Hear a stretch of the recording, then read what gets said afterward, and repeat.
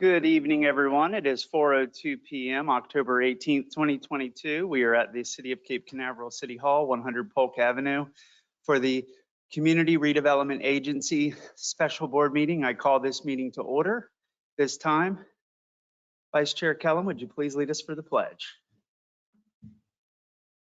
I pledge allegiance to the flag of the United States of America and to the republic which stands, one nation, under God, indivisible, with liberty and justice for all.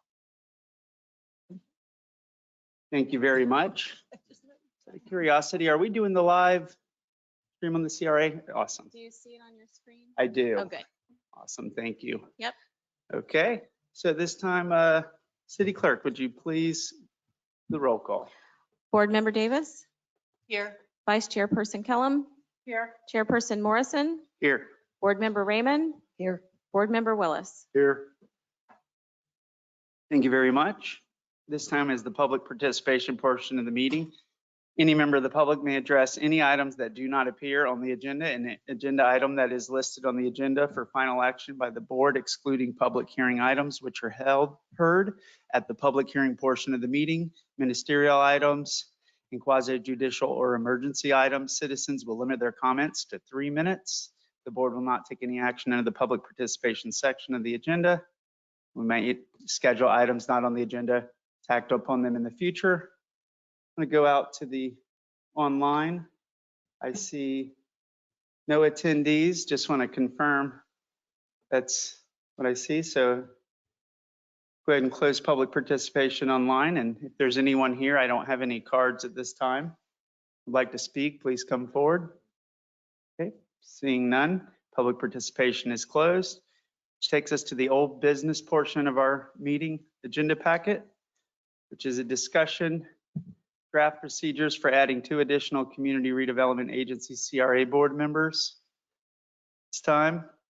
Todd, would you like to open up with anything on this? Yes, sir. I'd be pleased to. Thank you, Mayor. Thank you. This started discussion on June 21st, regular city CRA board meeting about adding 2 residents, and staff asked, or the board asked staff to come back with some recommendations and how we might go best about adding 2 additional members. So staff did what we normally do, is we'll go out and see, well, what do other cities CRAs, what have they done? And we found there's a number of ways that it's done, and they're listed in the agenda cover sheet there. For example, the city of Port Pierce has 5 city council members, but also a 9-member advisory board. City of Winter Garden, it consists of the city council and 1 Orange County commissioner. Also, they have a 9-member advisory board.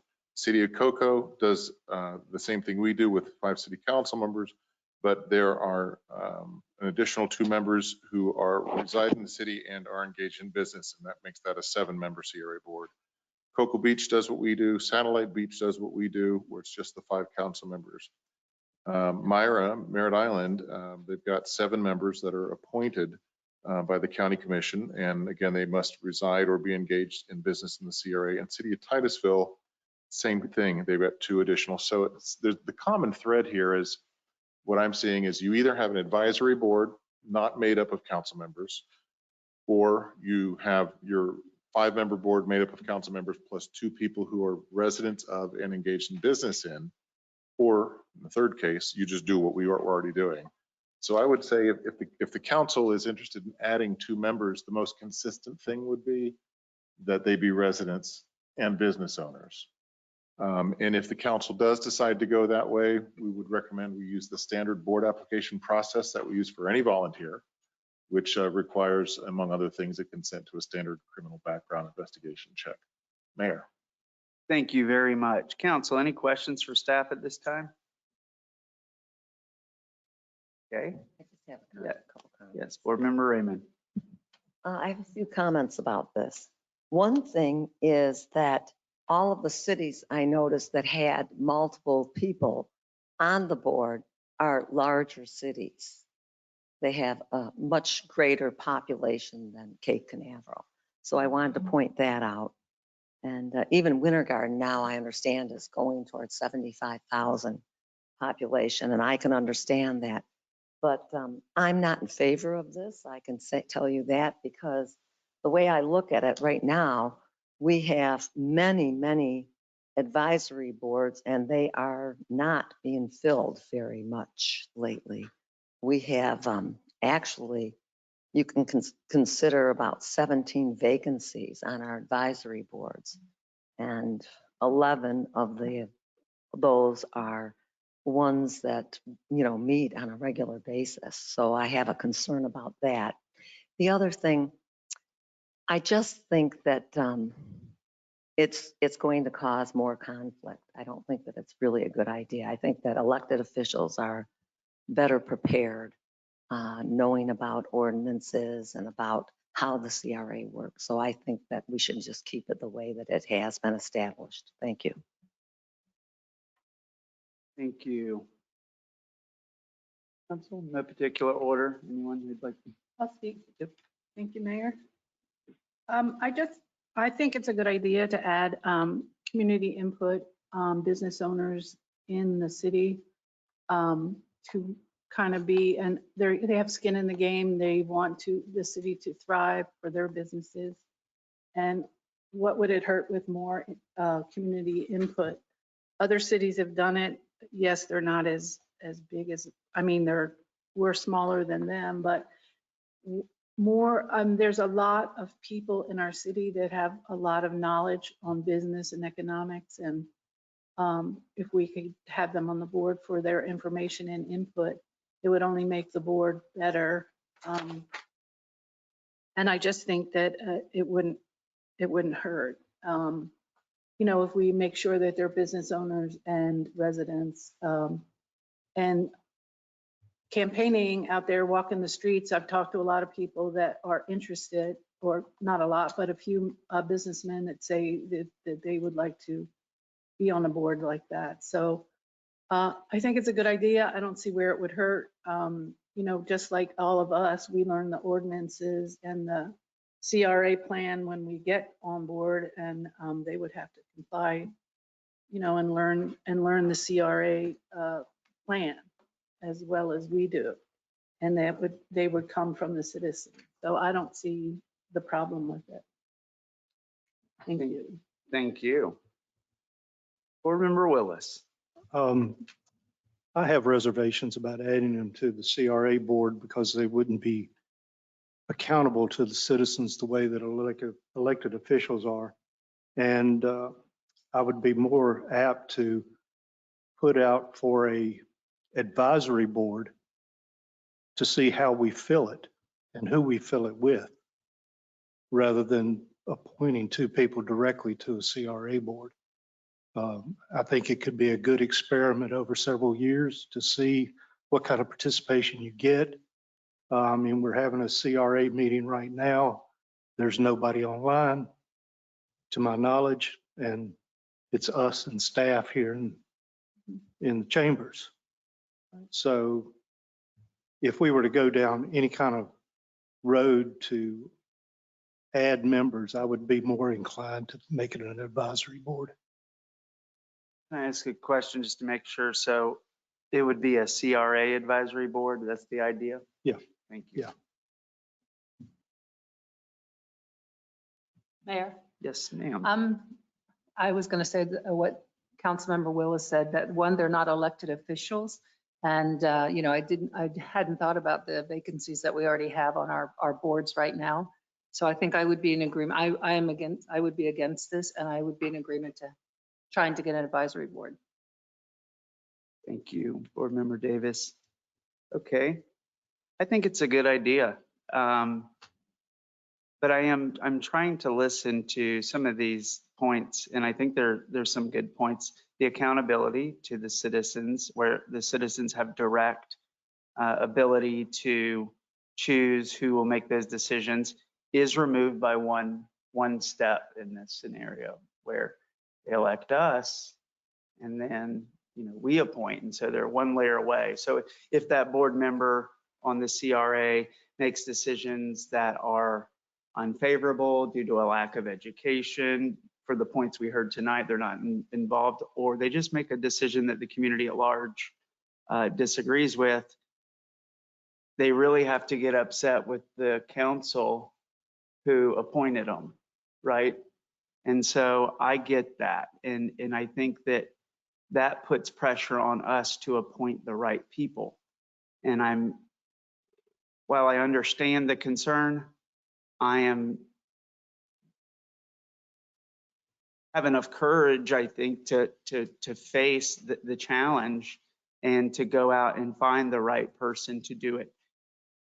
They don't give us this option for obviously elected officials on council. It's not like we get to appoint 2 private citizens to join us to make very similar decisions that the CRA makes. It is its own governing body. And so the magnitude of the decisions would be far greater than what we see on P&Z and even Board of Adjustment. So I get that.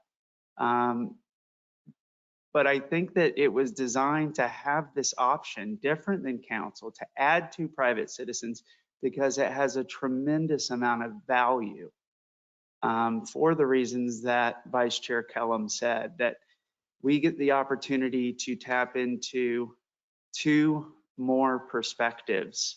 And we get to choose who those are as a majority. And so the idea that someone got on, it falls back on our shoulders. And so that's how I overcome in my head, the upside, the opportunity to bring that new perspective in is far greater than the risks of us appointing the wrong person and making bad decisions that comes back to bite us. I think we would still have a majority.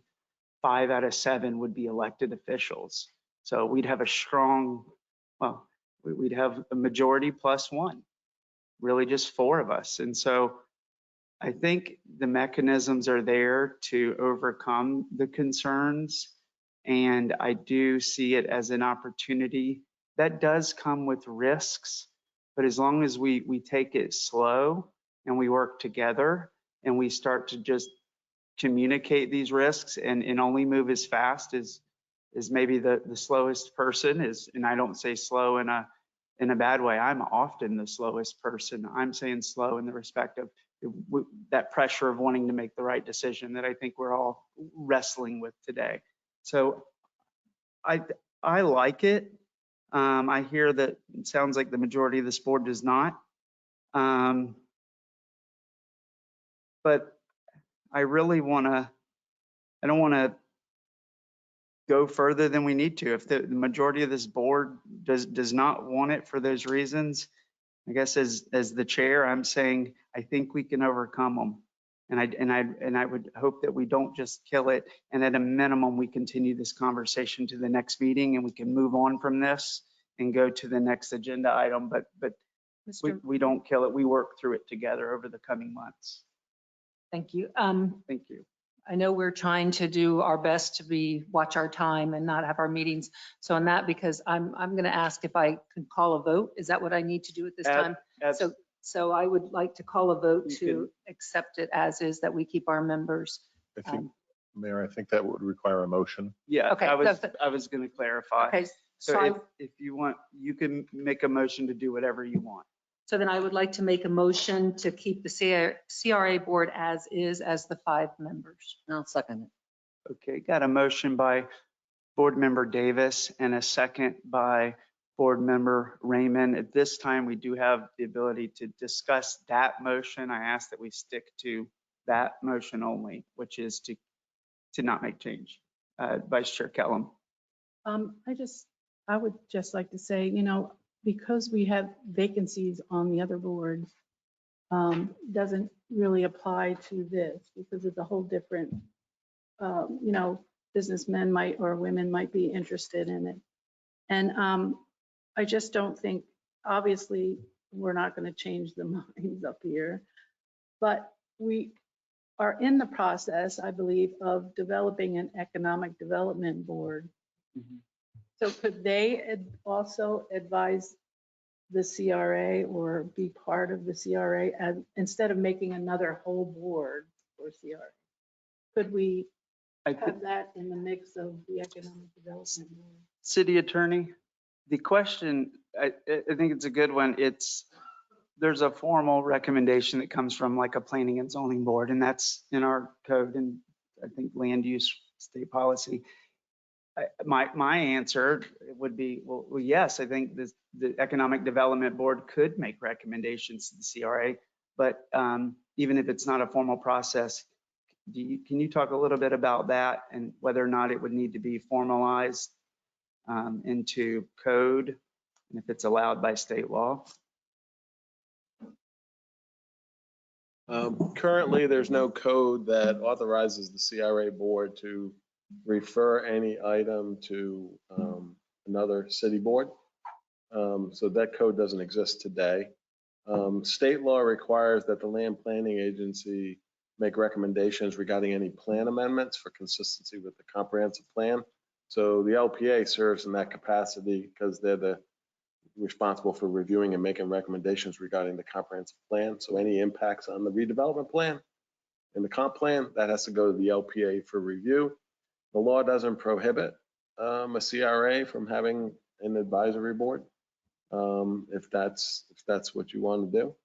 Well, I think the So that's an option. board member Willis brought up a CRA board.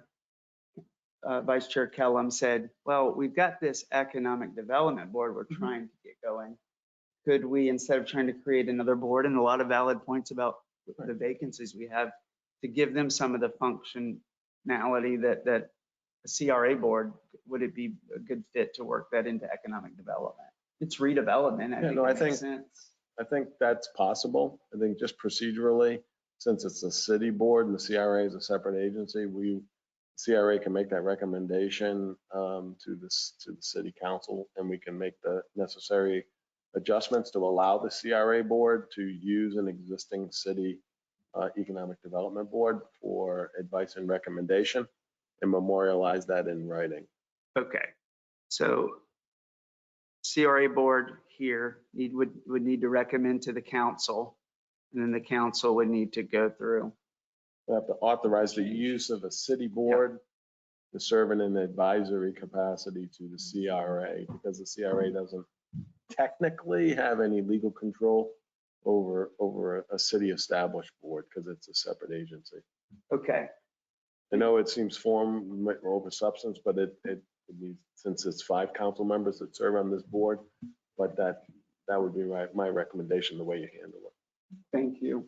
Mayor, I don't know if it's just showstopper, but the code calls that for the Business and Economic Development Board, they are not required to be residents. They can live outside of the city and be a member of that board, and they would be making policy recommendations on the CRA for the city council. Just want to point that out. They may be non-residents. I think we should take that up. The motion on the table is to do nothing and not change it. Vice Chair Kellum says, could we take one of the recommendations from Board Member Willis and kind of merge them, right? Am I doing? Yeah. Sounds like there's a Instead of trying process to that our create city another attorney, whole board. that we can do it. And so when this motion, we're about to vote on it, are you recommending that we make another motion to do that, or If After. council agrees, I think, Mr. Mayor, and we can do it through what Anthony said, or thing? Yes. I think, to Board Member Vice Chair Kellum's point about additional voices, adding 2 voices versus adding possibly 5 or more, wouldn't that be better? Yeah.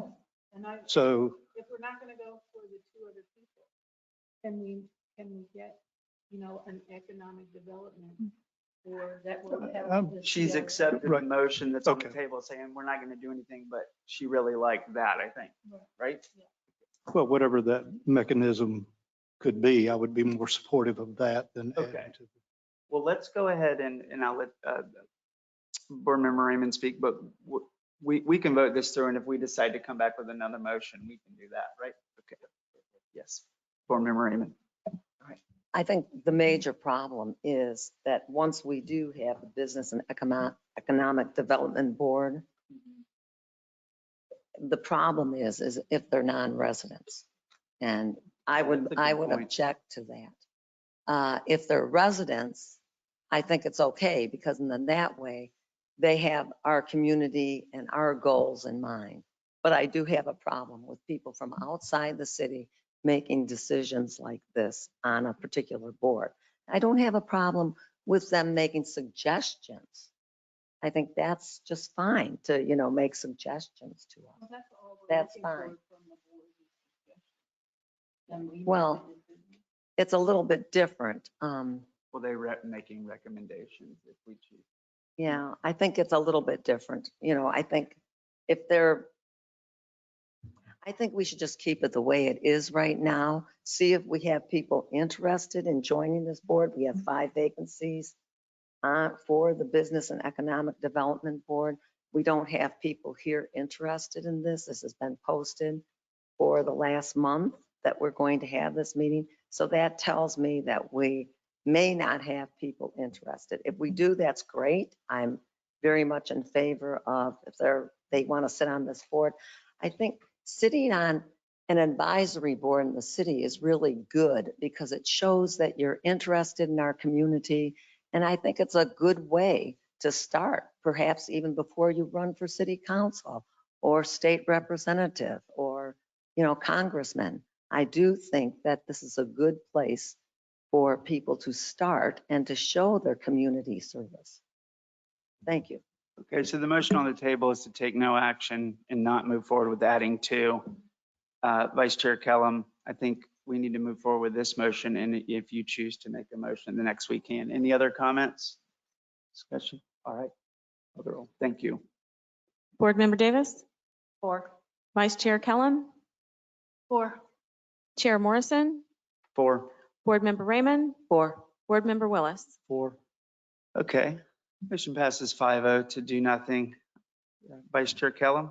Yes, I'd like to make a motion that I'm not sure how to word it. Develop the economic board that would also advise the CRA board, To direct staff to the direct staff to come back. figure out how we can do that. Second. Okay, so the motion is to direct staff to come back with a proposal on a board. It may not be economic development for the reasons you brought, or create a separate board or amend the code. Maybe we don't want our economic development to be private anyways. Maybe that's something we need to change in itself. And then come back at the next CRA meeting with it. Like I said before, I don't think it's a showstopper if it's the Business Economic Development Board making recommendations on the CRA. I know Board Member Raymond feels strongly about non-residents making such recommendations, but they are only recommendations. And when I think of all of our boards, and I think about the board that would potentially have the greatest impact on CRA expenditures and the knowledge of the business climate, for example, that makes sense why that board would be considered for this purpose. So I could see why you would want to do that, task that board with making recommendations. And I would just offer that it's just recommendations. It's not policy decisions. It's just offering things up to this board to consider. And also, if they're not residents, but they own a business, why wouldn't that be a great thing for them? Yeah. I can see the reason for that board being the board of choice for recommendations. Okay, so the motion is to direct staff to provide a recommendation Or on. to task the Business and Economic Development Board with recommendations on CRA policy and expenditures. Yes, that we will need to take up at a future CRA meeting, as I thought the CRA board needs to recommend it to the council, or is that what this is? Oh, I thought right now? that's what you were trying to do, is make the recommendation tonight. to I'd the love to city. do that, if we can do that. Yeah, you could do Well, that. You can make the recommendation to the council. city Yeah. council to task the Economic Development Board to serve as the advisory board to the CRA regarding community redevelopment matters. And so that would be assigned as a task to that board when the CRA believes it's necessary to get a recommendation. So you can tap into an existing resource Mhm. rather than create a new board Because the CRA could create its own advisory board, but that's not my understanding of the recommendation. The recommendation is to use an existing city board that already exists. As long as the city council blesses that and we assign those tasks to the Economic Development Board of the city, then they will serve It'll as be an your advisor. And this would be an ordinance change. Ordinance or resolution, I have to go back, I have to look at that. That was, okay, that was. I mean, why I that's thought we just- had an that's just extra staff, procedure. Because I thought you needed to go in and kind of dig in and. My recollection is that that board was created by ordinance with specific tasks. Mhm. So this would be Yeah, that's amending right. that ordinance of tasks. So it would be, okay. That's true, it is in So the it- ordinance, it'd be- I forgot about that.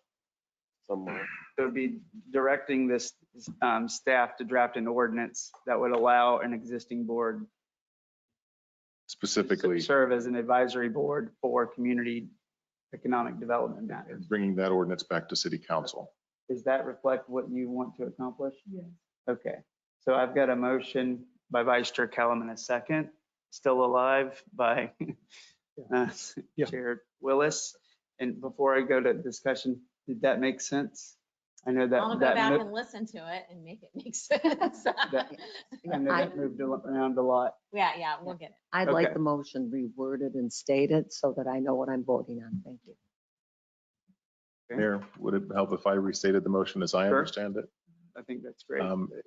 As I understand the motion is to recommend city council approve an ordinance authorize or tasking the Business and Economic Development Board with CRA recommendations on policy and expenditures. CRA policy and expenditures. I'm looking at Anthony because I think. he It might have could, the it could be, best it grasp. could, yeah, it could be broader than that. Not just policies and expenditures, but just regarding CRA matters. Okay. Okay, that's, yeah. That's better. CRA matters. I don't like the idea of CRA policies because we already have our CRA policies. So the recommendation is to approve an ordinance coming back to city council tasking the Business and Economic Development Board with CRA matters, Yes. recommendations on CRA matters. Yes, we are directing staff right now to draft an ordinance that would allow us the ability to task existing economic development board to serve as an advisory board for CRA matters. economic development matters. And CRA matters. That's a mouthful. Yeah, it is. So are you good with that? Yep. Everyone, any discussion? No? I'm sorry. Oh, no, that's okay. Just making sure you weren't thinking. Mhm. Good. And come out okay for you? For me? Yes. Yes, you are, well, one point. I don't know if it's super See, I technical. felt. You have it, except you're recommending, not directing staff, we're recommending that the city council direct staff to prepare a city ordinance. Because you're making a recommendation to the council. So at the council meeting, we can take that up and the council can formally direct staff Okay. to we're prepare recommending that to the city prepare an council- ordinance, right? That's Those council people. you wear different hats, obviously. Okay. So got hopefully it. the council will be receptive to your recommendation, but we'll Yeah, yeah. we'll I see. feel This is how insanity begins. Tough crowd. We're good, right? Okay, thank you. City clerk. Board Member Davis, 4. Vice Chair Kellum, Chair Morrison, 4, Board Member Raymond, Or Board Member Willis. 4. motion passes 5-0. Now we're moving on to item number 2, which is approve the fiscal year 2022-23 City of Cape Canaveral Redevelopment Agency Board meeting schedule and financial reporting requirements. Wait, oh my gosh. I I just read the minutes of the last meeting. have approved the minutes. Excuse me, please. Sorry about that. So yes, you are correct, Board Member Raymond. approve the minutes for the City of Cape Canaveral CRA Board meeting of September 21st, 2022. So moved. Second. Motion by Board Member Raymond, second by Board Member Willis to approve the minutes. Any discussion? City Clerk. Board Member Davis, 4. Vice Chair Kellum, 4. Chair Morrison, 4. Board Member Raymond, 4. Board Member Willis. 4. Motion passes 5-0. Thought that didn't feel right when I was reading that. So next, item number 3, discussion regarding the update of 2012 Community Redevelopment Plan. This is submitted by Vice Chair Kellum. Chair Kellum, you have the floor. Thank you, Mayor. We have brought this up a few times before, and what I'm trying to do tonight is to get consensus of the board to look at this plan. Everybody got a copy, and maybe, well, not maybe, but we need to update it. It's from 2012, and since then we've had a revisioning, a resiliency plan, sustainability plan, different things that need to be addressed, and, you know, to get to where we want to be, and the input of the citizens on what they want. I think this needs to be, we don't need to scrap it and start all over, but to go through it and apply the things that we've learned in the last 10 years to this plan to get us to the vision that we want now, and you know, hopefully schedule each meeting for a different topic of the CRA and how we can improve it and make it better and more suitable to what's happening today. And affordable housing is a major topic now, and you know, that is something that needs to be addressed. And you know, at the CRA meetings, Angela was there. There's so many different communities and different ways they do things, and I passed this out to y'all about the expenditures and the way it's accounted, and the project expenditures by sub areas. That would be a project that we could work on too, is to maybe make different areas mixed use district, affordable housing district, CRA's own land. You know, we could buy land as a CRA, attract developers, but there's a lot more we can do. This plan was originally done just to get the CRA off the ground and started, but there's so many options that can happen now. So if we can agree that we are going to take this on, the plan on, and revise it, update it, that's what, you know, I'm looking for tonight. It's not that we have to dig into it tonight, but to get consensus from the board or vote on it, make a motion, whatever we have to do to make this our priority for the next CRA meeting coming. Yes. Thank you very much, Vice Chair Kellum. Board Member Raymond. I'd like at least 2 months to, you know, really look at this carefully. I also like to make a couple of comments. I'm on Transportation and Intergovernmental Affairs for Florida League of Cities. And for the first time, it was voted that affordable housing would be our #1 priority for this year to go to the legislative body.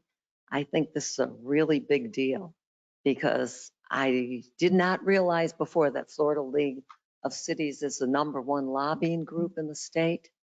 And it's always been a challenge. Usually it's been about 50-50. 50% of the group say we should go with transportation. The other 50% always has said affordable housing. The reason why I'm here, the reason why I'm on Transportation and Intergovernmental Affairs is affordable housing. Another thing that I realize as I'm out talking to people, that sometimes if we say workforce housing, it's a lot more acceptable by the majority of people. And I noticed that when we went to the CRA meeting, the academy, they did use the term workforce housing. And I've been talking to a lot of people about this, and really in Cape Canaveral, it is getting to be a big issue. If most of our workforce is being thrown out in a way to most of the apartments that are available because they just cannot afford it on the wage that they're making, I think maybe we need to use the term workforce housing more than affordable housing in many ways. And I do have a list that I just received, and I will get more into it after our December meeting, of 100 different developers who actually do workforce housing. We have never received a list like this in the past. And there were two very good talks, the last meeting that we had a few weeks back from the University of Florida. Very, very impressive talks about affordable housing. And I will share more and more once we get into this with you. I don't think that really now is the time, but I'm very interested. And as I said, that's the reason why I ran for office to begin with. Thank you. Thank you. So, Board Member Raymond, if I understood, a couple of months will be important for you to do this, to look at it yourself. And I assume you wanted to review and bring back changes. Is that mark it up, or are you just saying, No, just to really study it, got it? to study it very carefully. And I think after the December meeting for transportation and intergovernmental affairs, and we'll be diving more into the affordable housing issue and constantly asking our legislature to not raid the Sadusky Trust Fund. It's raided year after year after year. And I don't think we've ever received any money from that trust fund. It's mostly for cities that have populations over 75,000. I'm not certain, but I'm learning more and more. And as I said, it's been 5 years, but I still feel that I'm a newbie and just scratching the surface because it's so detailed, so very detailed. Thank you. Anyone else? Mr. Chair, I have a comment on affordable housing, if I may. Yes, please. This board, last time met, sent a response letter to the Board of County Commissioners about strategies on affordable housing.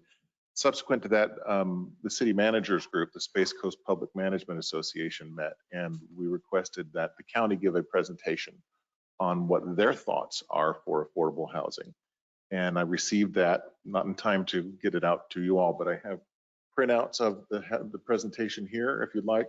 What this does is it talks about how the county sees the statutory references related to affordable housing, how the county's comprehensive plan matches with their goals with affordable housing. It gives a computation on what affordable housing is. It's good background information for the board on affordable housing, Mayor, if I could pass it out. Okay. I just want to make sure Todd's finished. That's all. Yes, sir. Thank you. Yes, Board Member Raymond. My question, city manager, did they by any chance mention on how much money from the American Rescue Plan that the county received that they would use for affordable housing? No, this was specifically for CRAs. Okay. Well, Commissioner Zonka wrote that letter to us asking us specifics about how much money and we were going to spend or what we were going to do about affordable housing. So I was just curious about how much money of the American Rescue Act that they received are they going to use for affordable housing in the county? Yep. We could certainly ask the question, Mayor of the county. Is there anything that you want to explain on this tonight for this agenda item, or? I find it interesting that Mr. Dickey and I went through their calculation on affordable housing and what actually is defined as affordable housing. Anthony, if I could look through your paper and direct it to you. And it's, if we have time, Mayor, for this. Yeah, I want to make sure Okay. that, oh, here's an extra copy. You can pass that down. Okay. That this is related to the proposal to revise the CRA plan. Strategies for addressing affordable housing for the CRA. Yes. Yeah, I just want to make sure that this is staying on track with what Vice Chair Kellum had hoped for your agenda item is. I think this could be a piece of it, but It's just a the piece. big, while we don't have a motion or anything on the table, this was just a discussion item. I think the point that I'm hearing is this is 10 years old, this Yeah. document. You think it's time to revise it. And I would like for for this board to say, do we think after 10 years we should revise it? And if we can get back to that, we'll be moving on track, Todd. So Okay. if you want to give a overview, I'm just saying I'm fine with it as long as we, I was just going to make one point. It'd probably take about a minute and a half, Mayor. yeah. If you turn to page 2 of that document, this point number 2, affordable housing definition. Mhm. The second bullet says Brevard County, since Florida statutes 163, 362A does tie CRA plans to the county's comprehensive plan, there is a definition included in their housing element. And the next page talks about Brevard County's housing element.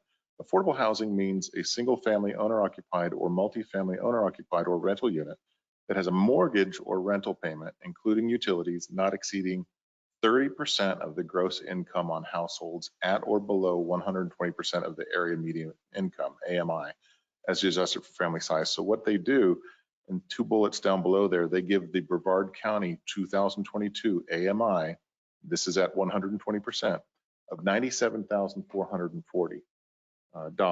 That's at 20%, 120%. So if we do that math on 97,440, you say 30% of that is what you should be paying for rent. 97,440 times 0.30, it's $29,232 per year. Divide that by 12. That's a rent payment of $2,436 a month is affordable. One more time, what is it? Right. What's the amount? Where? So I'm taking the number of 97,440. Yep. So 97440. And if you go at the top of that page, it says that 30% Mhm. of that number is what you should be paying for rent. So times 0.3 is 29,232, and that's in a year.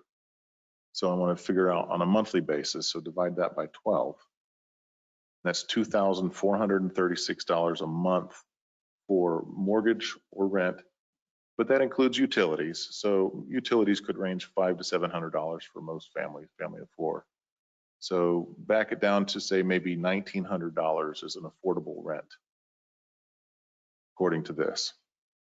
Wow. Okay, thank you. Mhm. I look And- forward to getting into this more. At a $13, figure this out though, at $13 an hour, Mhm. it can't possibly be sustainable. This is why we're so busy at St. Vincent de Paul. No, it I seems high. understand. It seems high.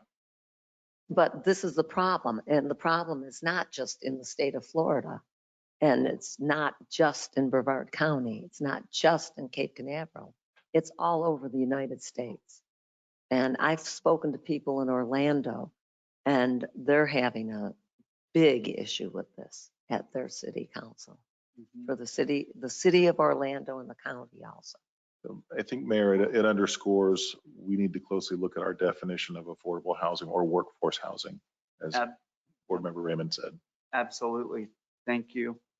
Board Member Willis or Davis, any comments on revising this plan? I'd like to hear thoughts, if you choose to, on whether you think that's a good idea.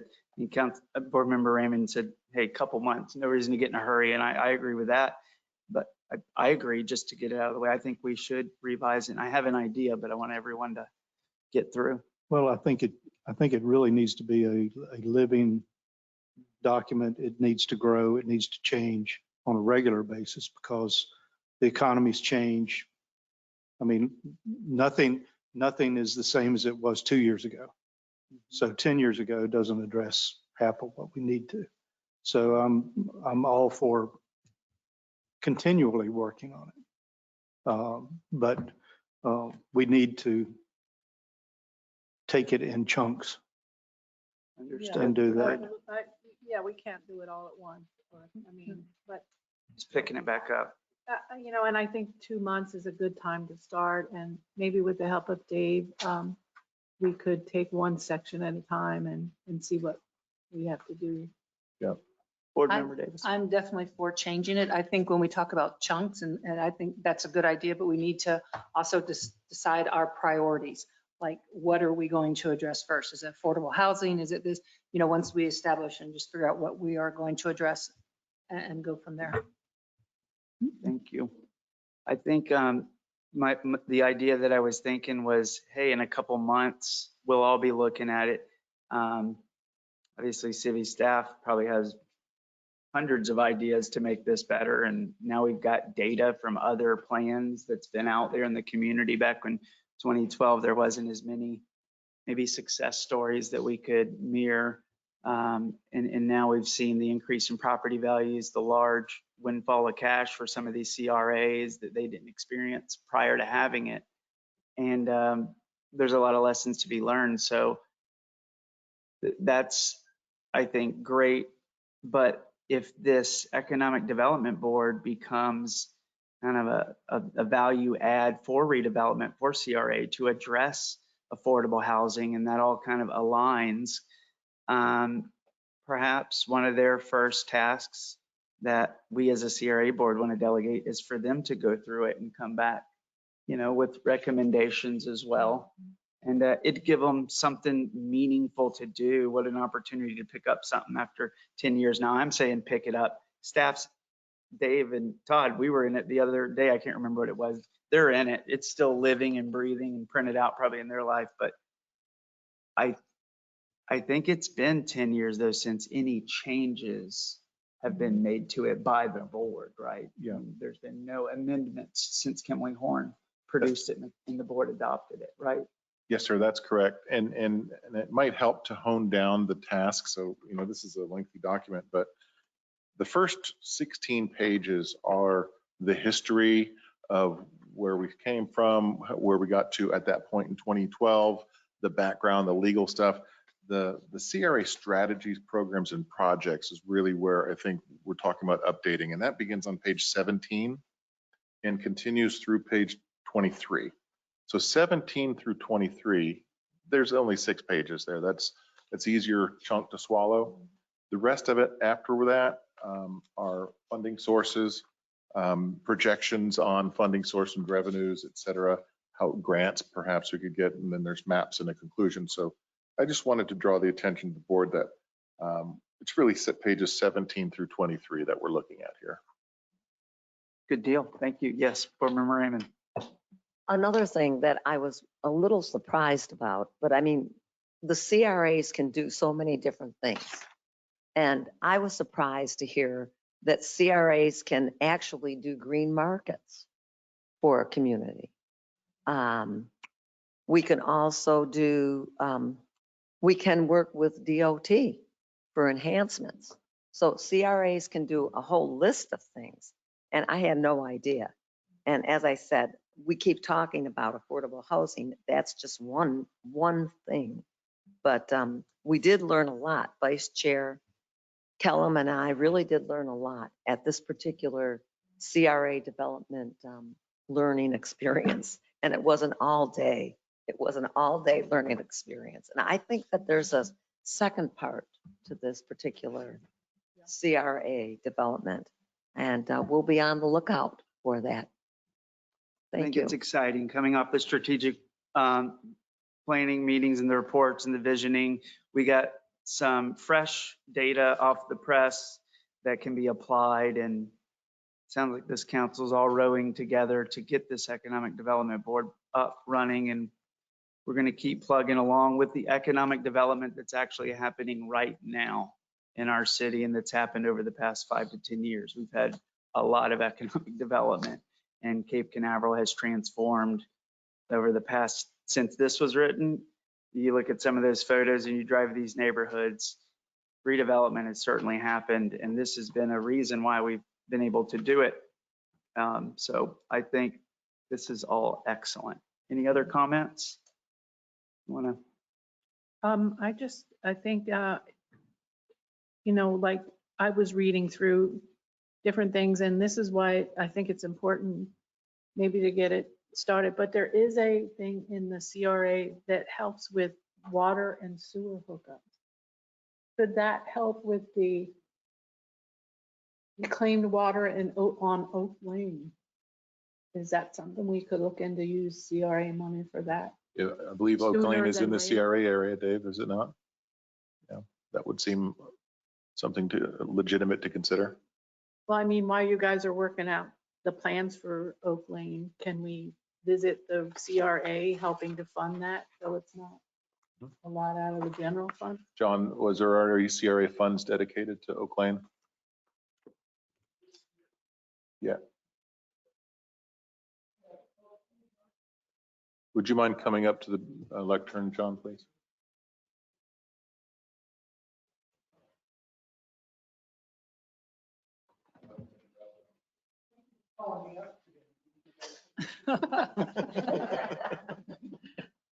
Let me see where the Oak Lane thing is.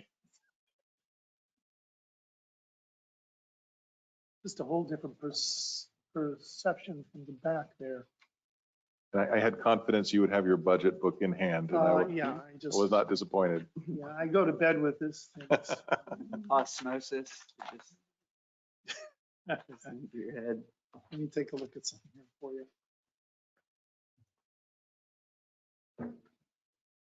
Yeah, so the CRA, Oak Lane, of course, this year, that's not a project in the CRA this year, but the Oak Lane is in the CRA. Exactly. So Yeah. there are opportunities perhaps. for There's some CRA opportunities. funding. I think one thing council has to take into account while we're talking about this is that as we move forward with the CRA, let's just say this, and you could look at page 53 of your budgets. You don't have to do it now, but you could say that the shared revenue from Cape Canaveral is like $1 million. I'm just rounding. And then the county matches it $1 million, right? And then, as we go forward, one thing we're on the hook for a few more years at this rate is about $860,000 for debt service, right? And so the 2 million and then the 867. And the only thing I want to bring to your attention is then what we're going to have coming up, and I don't know what the impact's going to actually be, and Dave doesn't probably either, because these are things we're going to have to work on. Presidential streets, how much money will the CRA be taking up for presidential streets?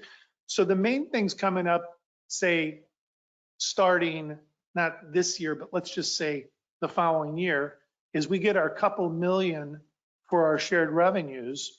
We have to pay our 800 and some thousand for our debt service for our previous loans and projects. And then whatever we have, our biggest expense after that is going to be what it is for presidential streets.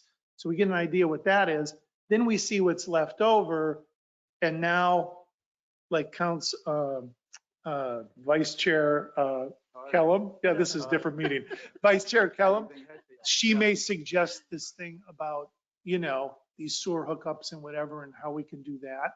And then you have the affordable housing element. So determine, let's just say we had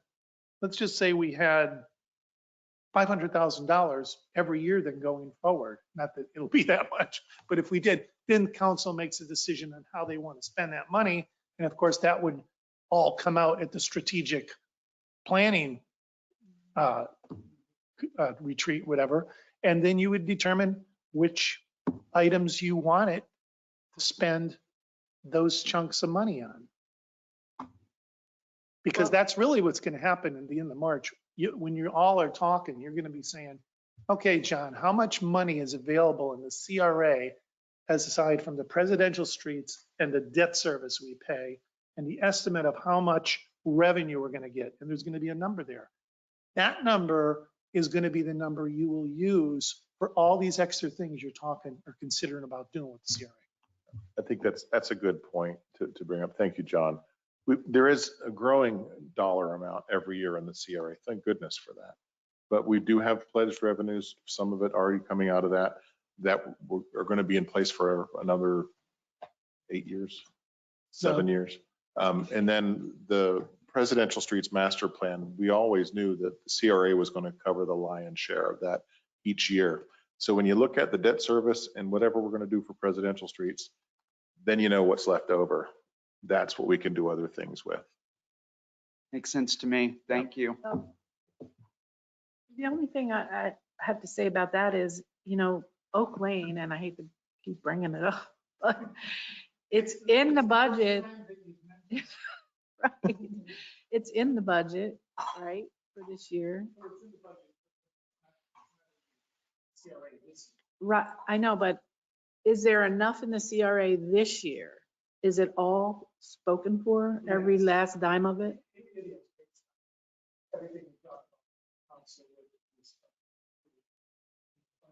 Had and also our Okay, 300K shortfall and making that up. okay. Yes. But next year, 23, 24, it's a new year. So that means Oak Lane's not gonna happen this year. Oh, no, I don't. I mean, Oak Lane's No, not. I'm joking. No, it's not. But you're trying to expedite Oak Lane? Is Well, that what I'm you're- just thinking if it is if it was possible in the CRA, if we had money to do the water hookup, that money wouldn't come out of the general fund. Yeah, That would save us some money. That's what I was thinking. But, okay.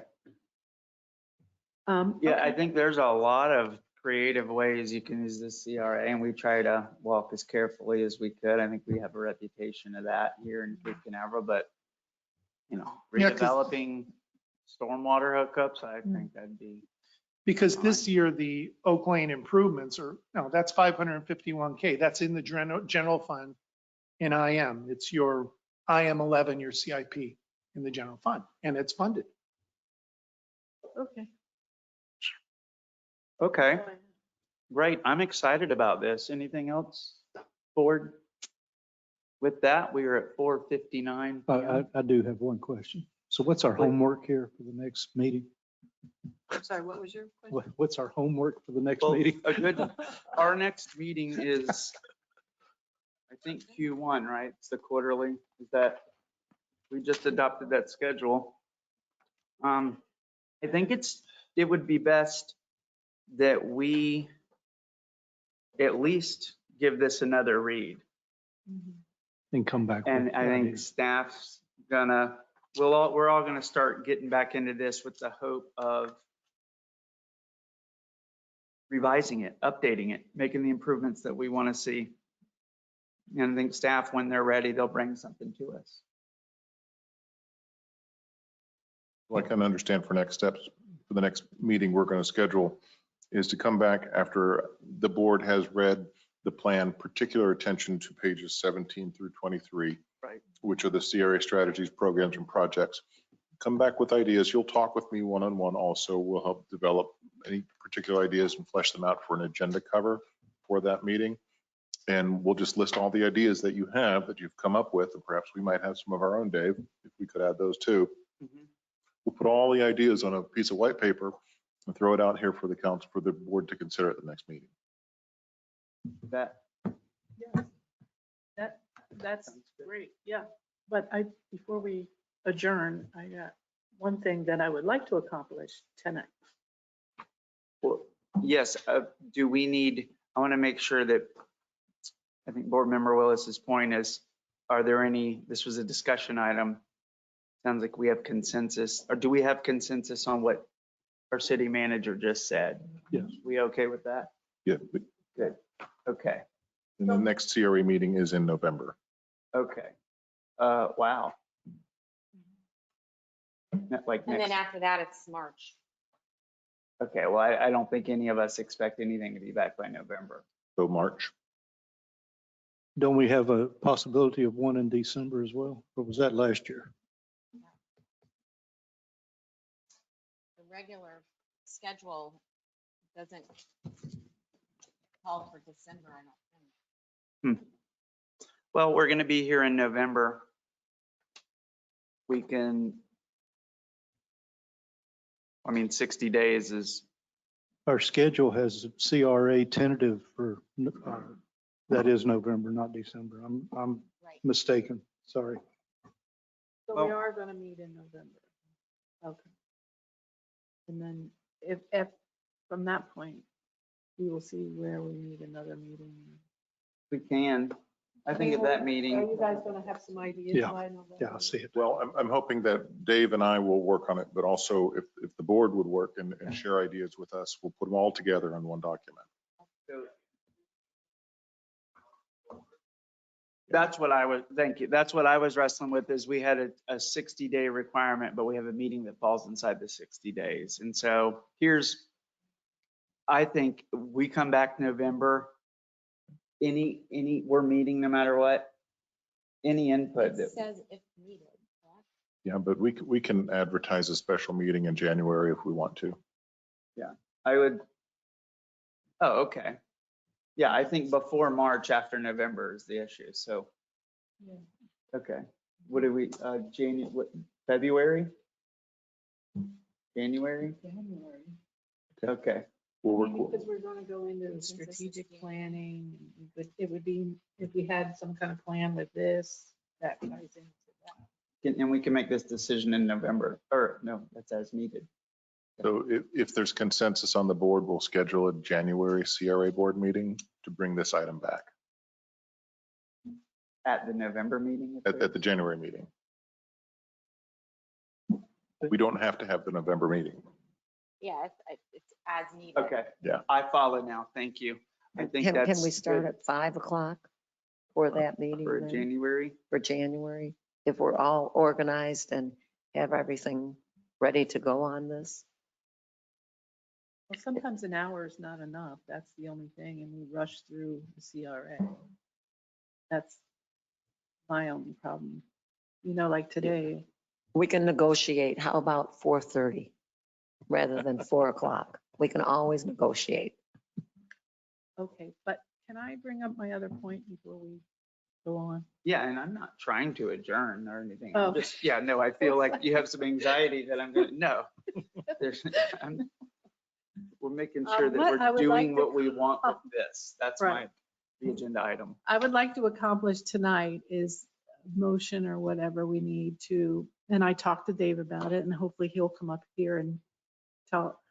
We have funding already for the facade, the painting, the this, the that, in the plan already. We have money there. I would like this year to get some kind of advertisement. This is what Coco does. It wouldn't have to be this, but it has the incentive program, what they're there for.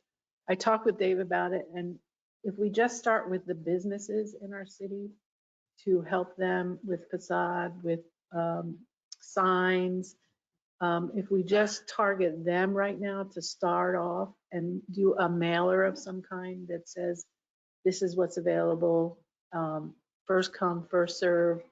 You know, if you need help with your business, painting, whatever, you know, come to the city, make an application.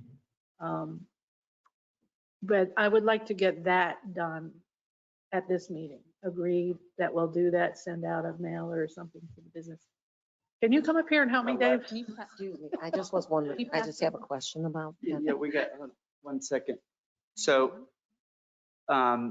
you want to clear, you want us to approve sending a letter to make businesses in the CRA district aware of the opportunities. Right, I know, Is that- we do it on the Facebook, on the community, but I think it's worth the extra effort to the businesses to send them a card. Hey, this is the way we can help you. We're a business-friendly city. So let's reach out to the businesses. We do have the money there. And make them aware. Yes, Dave, did you want to say something? And I want to check with board member Raymond, though, she Yeah, did. I just want to know how much money is in that fund. I have no idea. We How approved much money is 50,000. in that fund for this? Well, Yeah. thank you. That's all I need to know. Thank you. Yeah, Board Member Kellum and I spoke briefly about this several days ago. And one of her concerns was that the program or programs may not be fully taken advantage of because of a lack of awareness from some of our businesses and property owners within the CRA. So one of the things that I mentioned was what we've done in the past.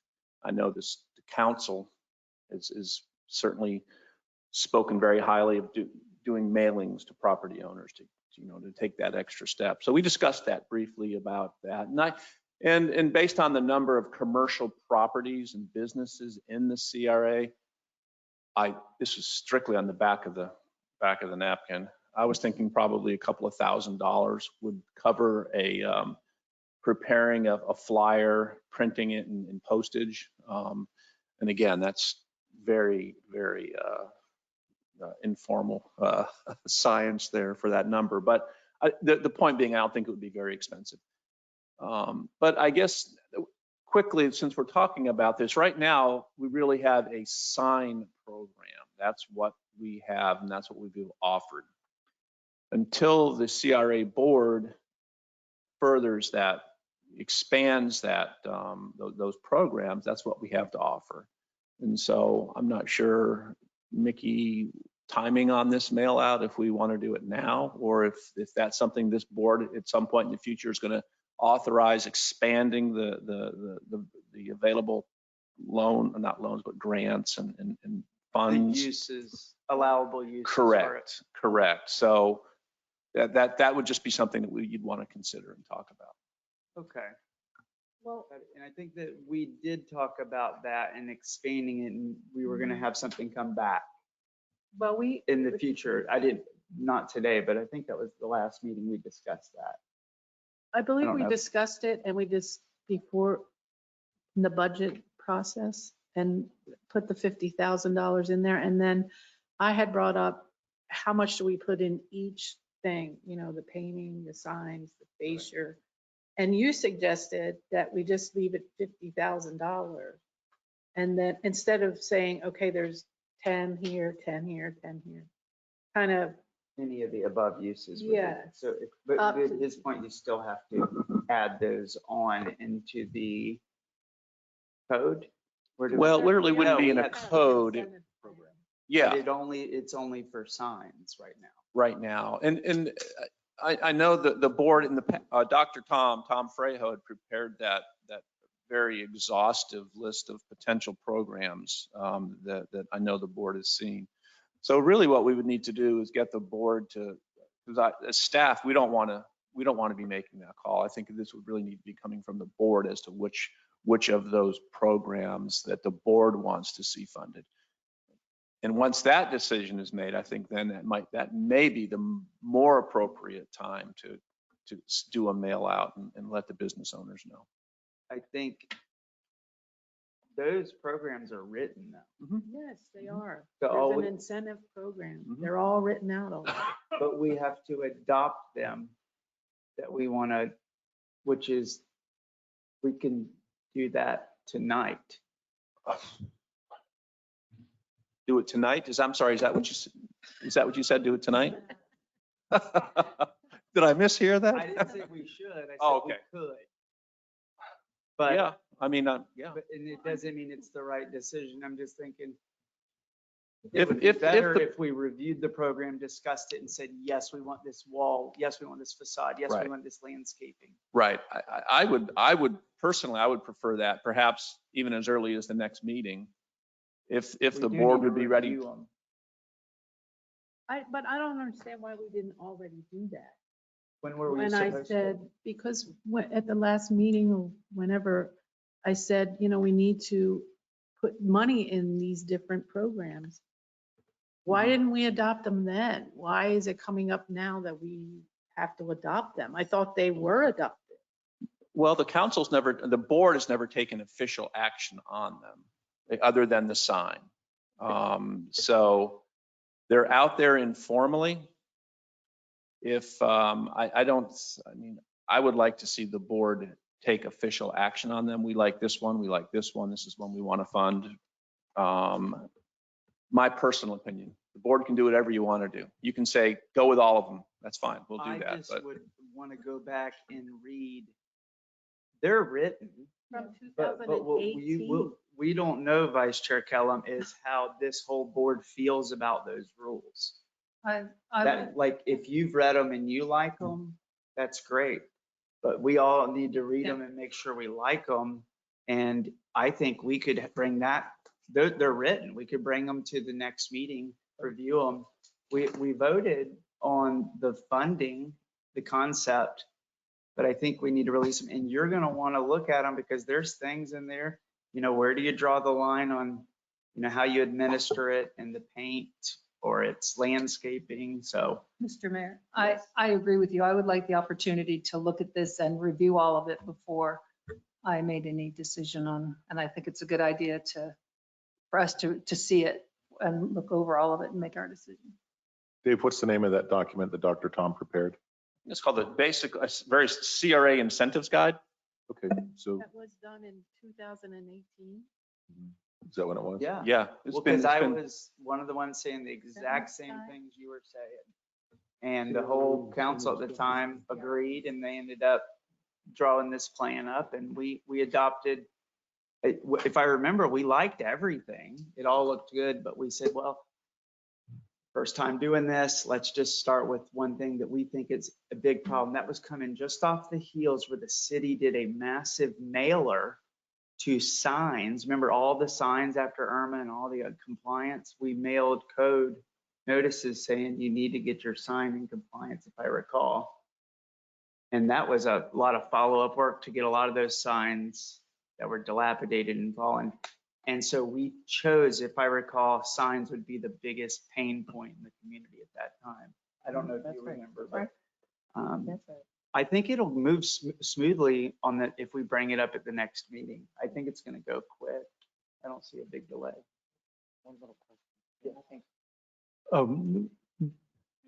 Of those funds, do we need to silo them in categories for signs, paint, whatever? Or is it, are we gonna just have X amount of dollars out there for discretion? Well, that's what I think Vice Chair Kellum was pointing out that we decided last time was we can do that, but it was better to say any of these uses with some rules. It needs to be thought through. Well, I don't understand why, when I talked to you and I talked to Todd about doing this, about getting some kind of publication out, that y'all didn't tell me that none of this is approved. Well, you always have to work as a body, of course, and you have great ideas, but they have to be approved by the body. I understand that, but you didn't tell me that when I Okay. was talking to you guys. Well, I apologize for that. Okay. As a rule, the council members and board members don't work autonomously. I get that, but I would have made this my agenda item if I had known that it Gotcha. wasn't approved.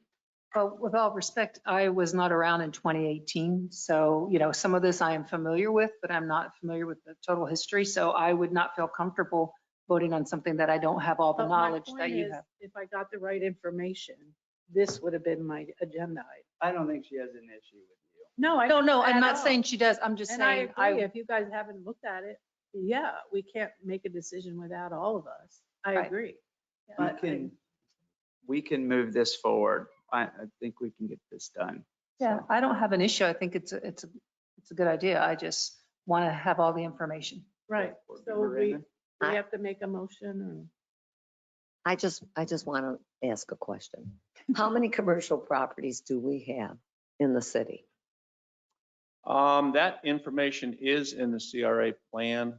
I don't recall off the top of my head. I was going to say, Just curious. And then when we send out the mailers, will we send the mailers out to all or just some? I mean, we have a lot of new development in the city. Will they also have that opportunity to go ahead? Well, it's just a question that I have, before we dig into this. I want to know some of these things. I mean, we have to, if we're giving it to one business, we have to give it to another business the opportunity to apply for the funds. So I'm just curious, how many do we have? And, if we're going to offer a certain amount, if we're going to break it down into $5,000 or whatever, what was the cost of the one sign, for example, the one sign at the car wash? Are they as I about, recall, there was a 5,000? max of 2,000 or 2,500 per sign. okay, I think it was 5,000. Total? total? Yeah. Total. Oh, and then you could do two. And then we would pay 50%, the CRA would pay 50%. Just a curiosity on that. Thank you. I appreciate that. I'd like to get an idea because it's only $50,000. And if we're giving about 5,000, maybe we would only have 10. If we're going to give 2,500, I'm thinking, well, maybe 20. So I'm just thinking ahead of that. Thank you. And it's good. I would be far in favor of lowering the total dollar and positively impacting people. A 70-30 we could do. These are the things we can talk about. But I think that program at the next meeting or review, and then how they promulgate it and get distributed, a mailer would be very cost effective. I agree with the math. 50 cents up, 60 cents maybe, 75 cents. Sure. Dollar, I For think would be the postcards. max you'd pay. So that's very valuable to get that out, but Mr. Chair, if I could repeat what I think I'm hearing about this agenda item coming up. It is the board wishes to review the possible expansion of the grants program. yes, which Looking is a at- different document. Yep, which is the document that Dr. Tom authored in 2018 as the base of that, and actually making recommendations on programs to expand into. And that would be the subject of this agenda item at the next meeting. I would just, yeah, and this might be exactly what you said, but that program is written. The former CRA board requested it and it worked hard. We got it. It's more about, this isn't the right terminology, activating, Yes. putting into a place Yep. what already exists and making sure we're okay with the program, right? So, Yes. yeah, I think staff isn't drafting new. Now, No. you might want to because you see something that you don't like anymore because times change, but for the Well, most part, One thing I would encourage the board to do is take a close look at the amounts, because there's some that are significant amounts. And if we have $50,000, we could go through that with one or two applications.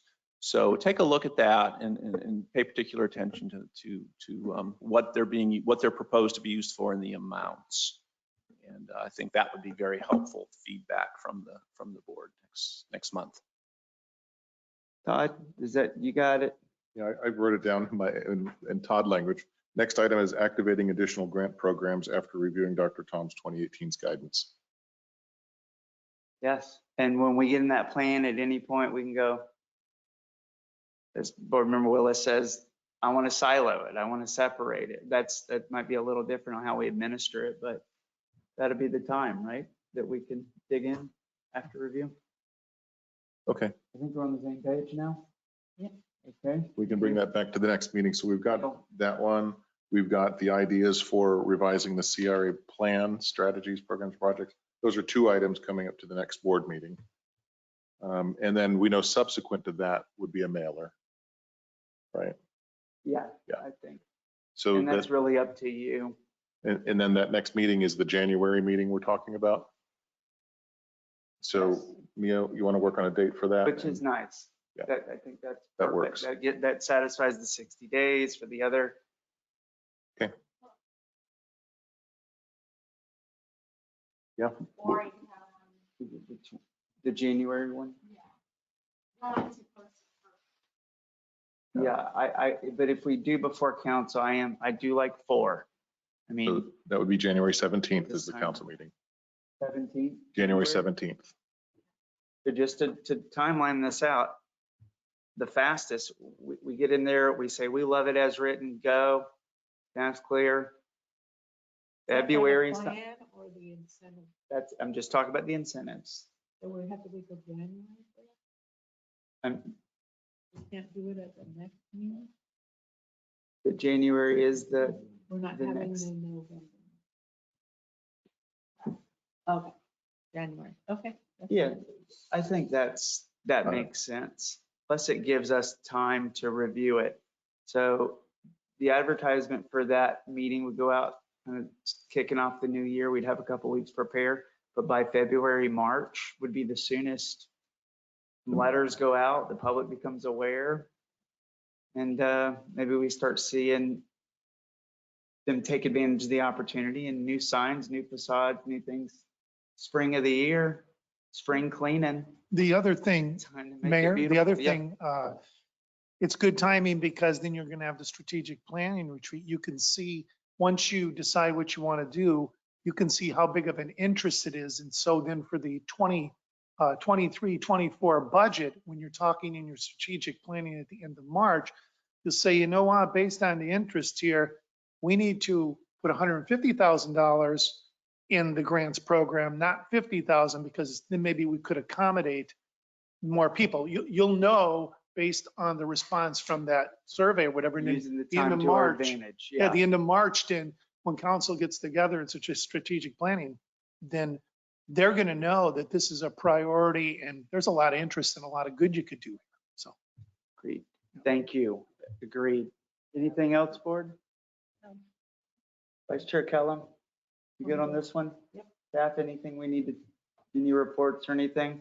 No, no, thank you. Okay, any CRA reports from the board? See everybody in a little bit. Okay, with that, 5:23, meeting's adjourned.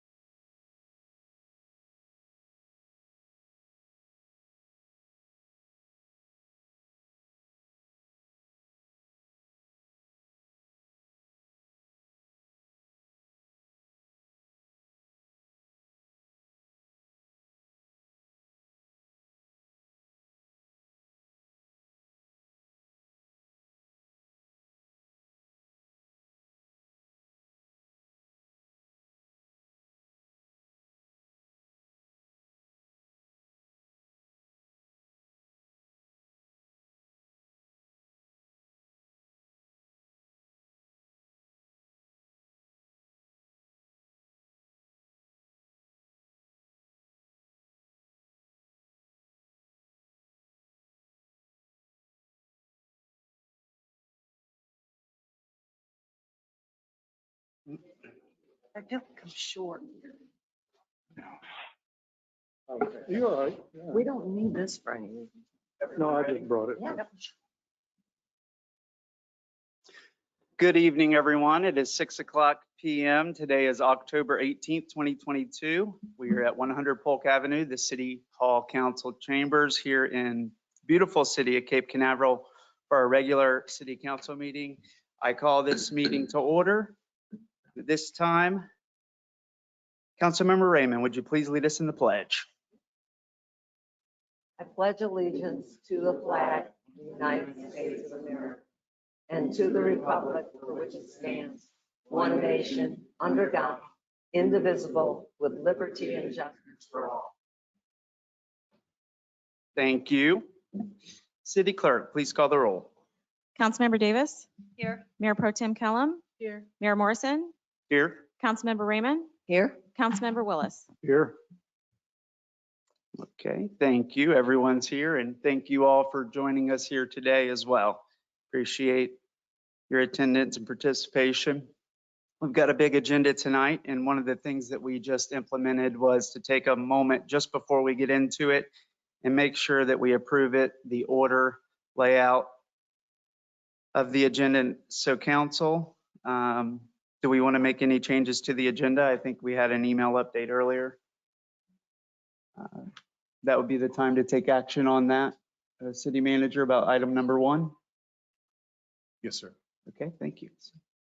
Looking for a motion for that. Make a motion to remove item 1. I'll second. Got a motion by Councilmember Willis, second by Councilmember Davis to remove item number 1 from the agenda. Any more discussion? Questions? City Clerk, please call the roll. Councilmember Davis, 4. Mayor Pro Tem Kellum, 4. Mayor Morrison, 4. Councilmember Raymond, 4. Councilmember Willis. 4. Council, any other changes that we'd like to see to the agenda? City manager, anything on your behalf? No, sir. Okay. Seeing no other changes, we can go ahead and move forward to the presentation and interviews portion of our meeting. Today, we've got a list of 5 presentations I'm excited about. And the first one is a proclamation declaring November 7th, 2022 as Color the World Orange Day in the city of Cape Canaveral, presented to Miss Janet Bernard. Janet, are you here tonight? Hi, Janet. Thank you. If you would like to join me up at the podium, I'd like to read this proclamation.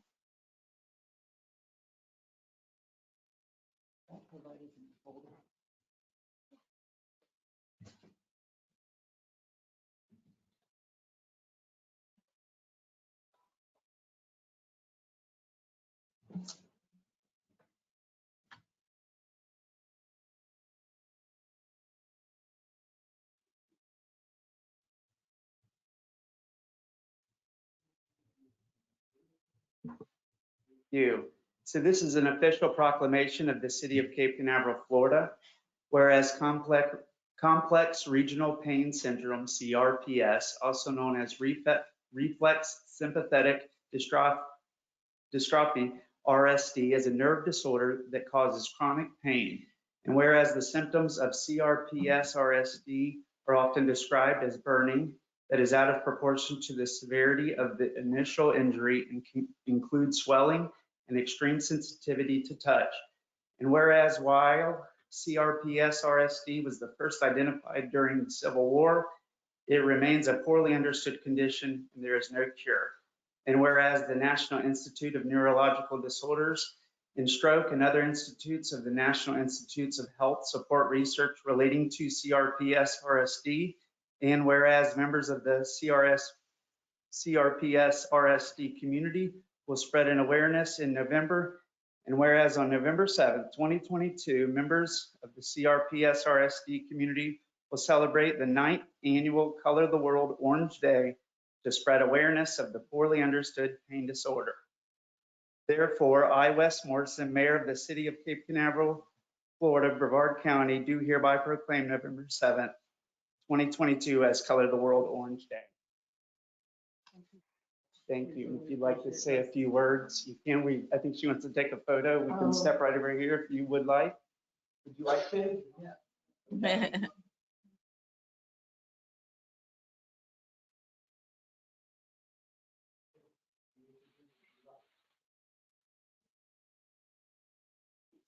Hi, my name is Janet Bernard. We lost our daughter in 2015 to a rare neurological disorder called complex regional pain syndrome, which no one has ever heard of. We had never heard of it. There's very little awareness, very little treatment. It's incurable. It's the most painful disorder known to man. No one knows about it. So any awareness is greatly appreciated. Doctors have a hard time recognizing it because there's little taught about it. So if the patient is diagnosed quickly, treatment started immediately, there's a chance that it won't spread. We weren't that lucky. So awareness is key to this very horrible disorder. It's called CRPS, complex regional pain syndrome. I'd like to thank Mayor Morrison for recognizing this. Thank you so much. Thank you.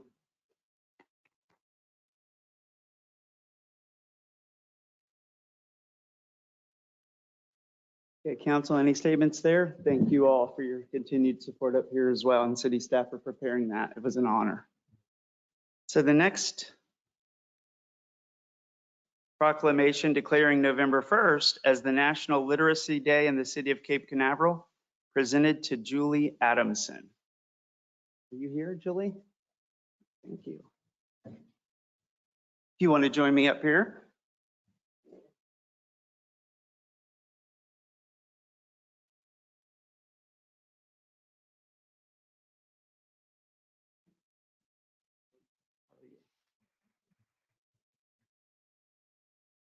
This is an official proclamation in the city of Cape Canaveral, Florida, whereas National Family Literacy Day, established by the 103rd Congress in 1994 and now making its 28th anniversary on November 1st, 2022, highlights the importance of reading and learning for the entire family and emphasizes the impact that parents have on their child's learning.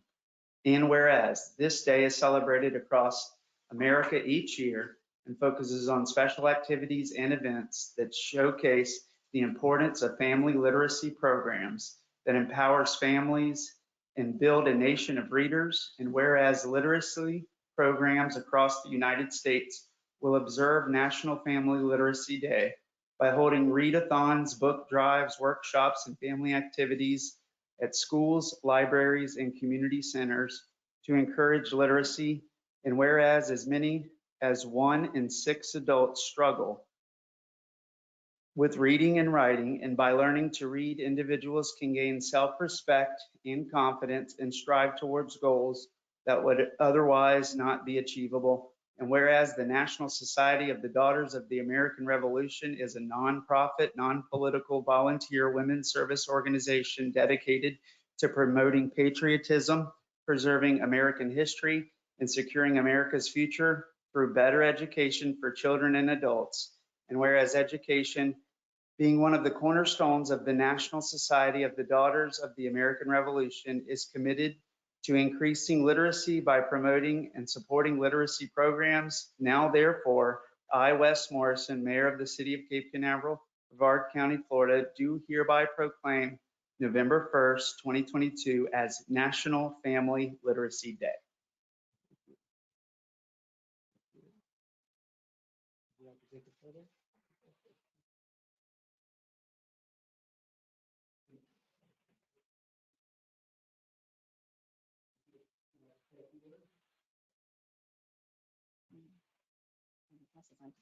I would like to thank Mayor Morrison, City Council, very much for letting us have this proclamation for the Cape Canaveral chapter, Daughters of the American Revolution. Daughters of the American Revolution is one of the oldest lineage-based organizations for women in the nation, and we are premised on history.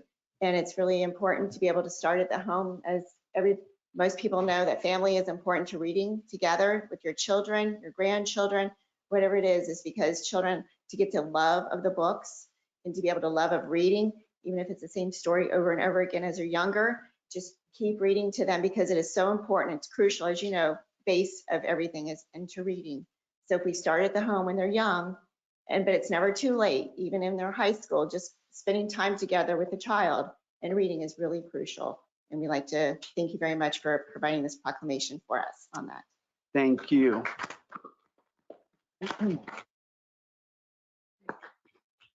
Thank you, council. Any comments there? Need to move on? Thank you. All right, moving on to this is a presentation to John Pekar in recognition of his 27 years of dedicated service, professionalism, and guidance as city engineer for the city of Cape Canaveral. John, are you here tonight? Hey, John.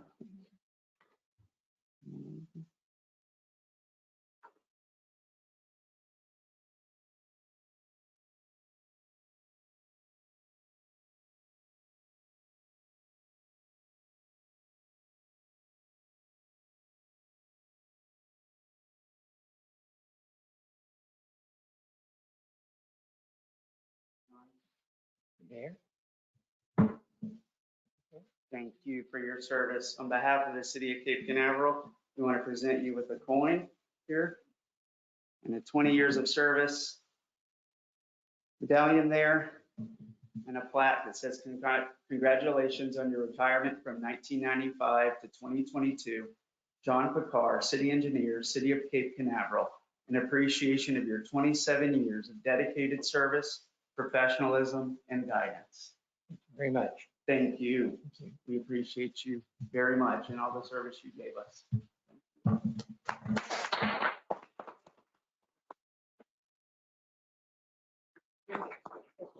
You can just hold the plaque. I think that's good. Thank you.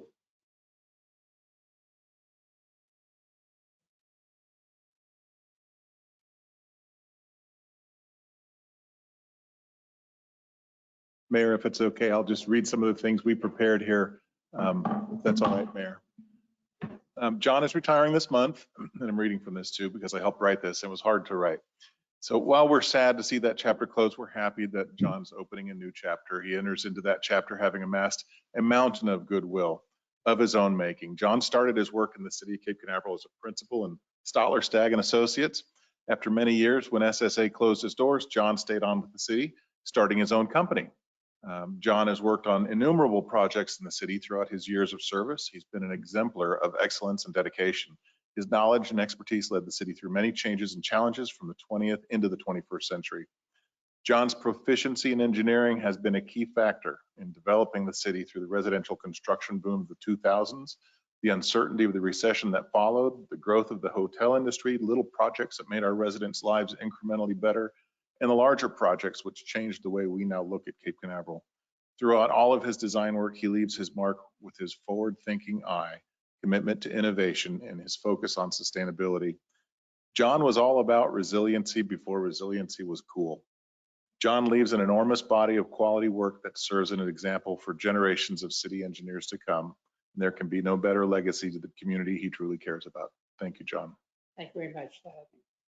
Like I said, I've been in this area for over 52 years working when I started with Stoller Stagg. So I've seen tremendous growth. I've seen the city just take off. I think it was a major point when we brought the citizens into the visioning sessions. And I've been so fortunate to work with such a great staff. The city has always had terrific people, strong leadership. And the more I worked as a consultant city engineer, I worked with the residents themselves. And they've all participated towards working towards goals. We really improved stormwater. We've done so many things. Some things are very visible. Some of the bigger projects are, some are not visible, but we've really come a long way. And I think with the aquarium and all the other things that are going to be happening to our community, this is really going to be a place to be. I don't see it slowing down at all, and I see an awful bright future for the city. And thank you very much. It wasn't work, it was all fun. I appreciate it. Thank you. Thank you.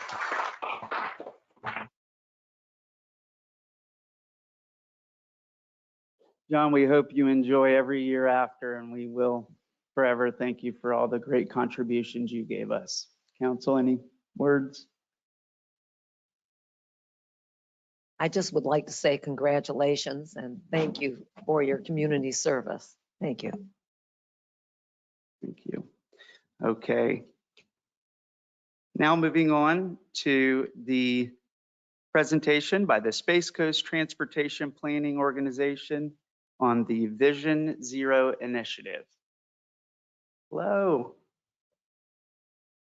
Good evening. Thank you for allowing me to be here. I have a presentation here somewhere. As they're bringing that up, Vision Zero, if you don't know, is the idea that the only acceptable number of serious injuries and traffic fatalities on our road is zero. How do you pick any other number? How do you go? And I mean, who wants to be the person in this room that says, okay, you know, this many people can die? I don't think there's any, well, hopefully there's not too many people that would be able to sit there and say, but it's long been accepted that we're going to have people die, but it doesn't have to be. So Vision Zero is that idea that we have to adopt that goal. This TPO did adopt the goal of zero back in, actually we adopted in 2019 with the idea that we would create a Vision Zero action plan, which we adopted in 2020. We worked through the process with a task force of people throughout the county. The Arlen Blau back there in the back of the room, thank him for serving on that committee. And we've gone out to the cities and we said, okay, we all need to be pulling in the same direction. So that's why I'm here tonight. And let's see if we can get this up and running. So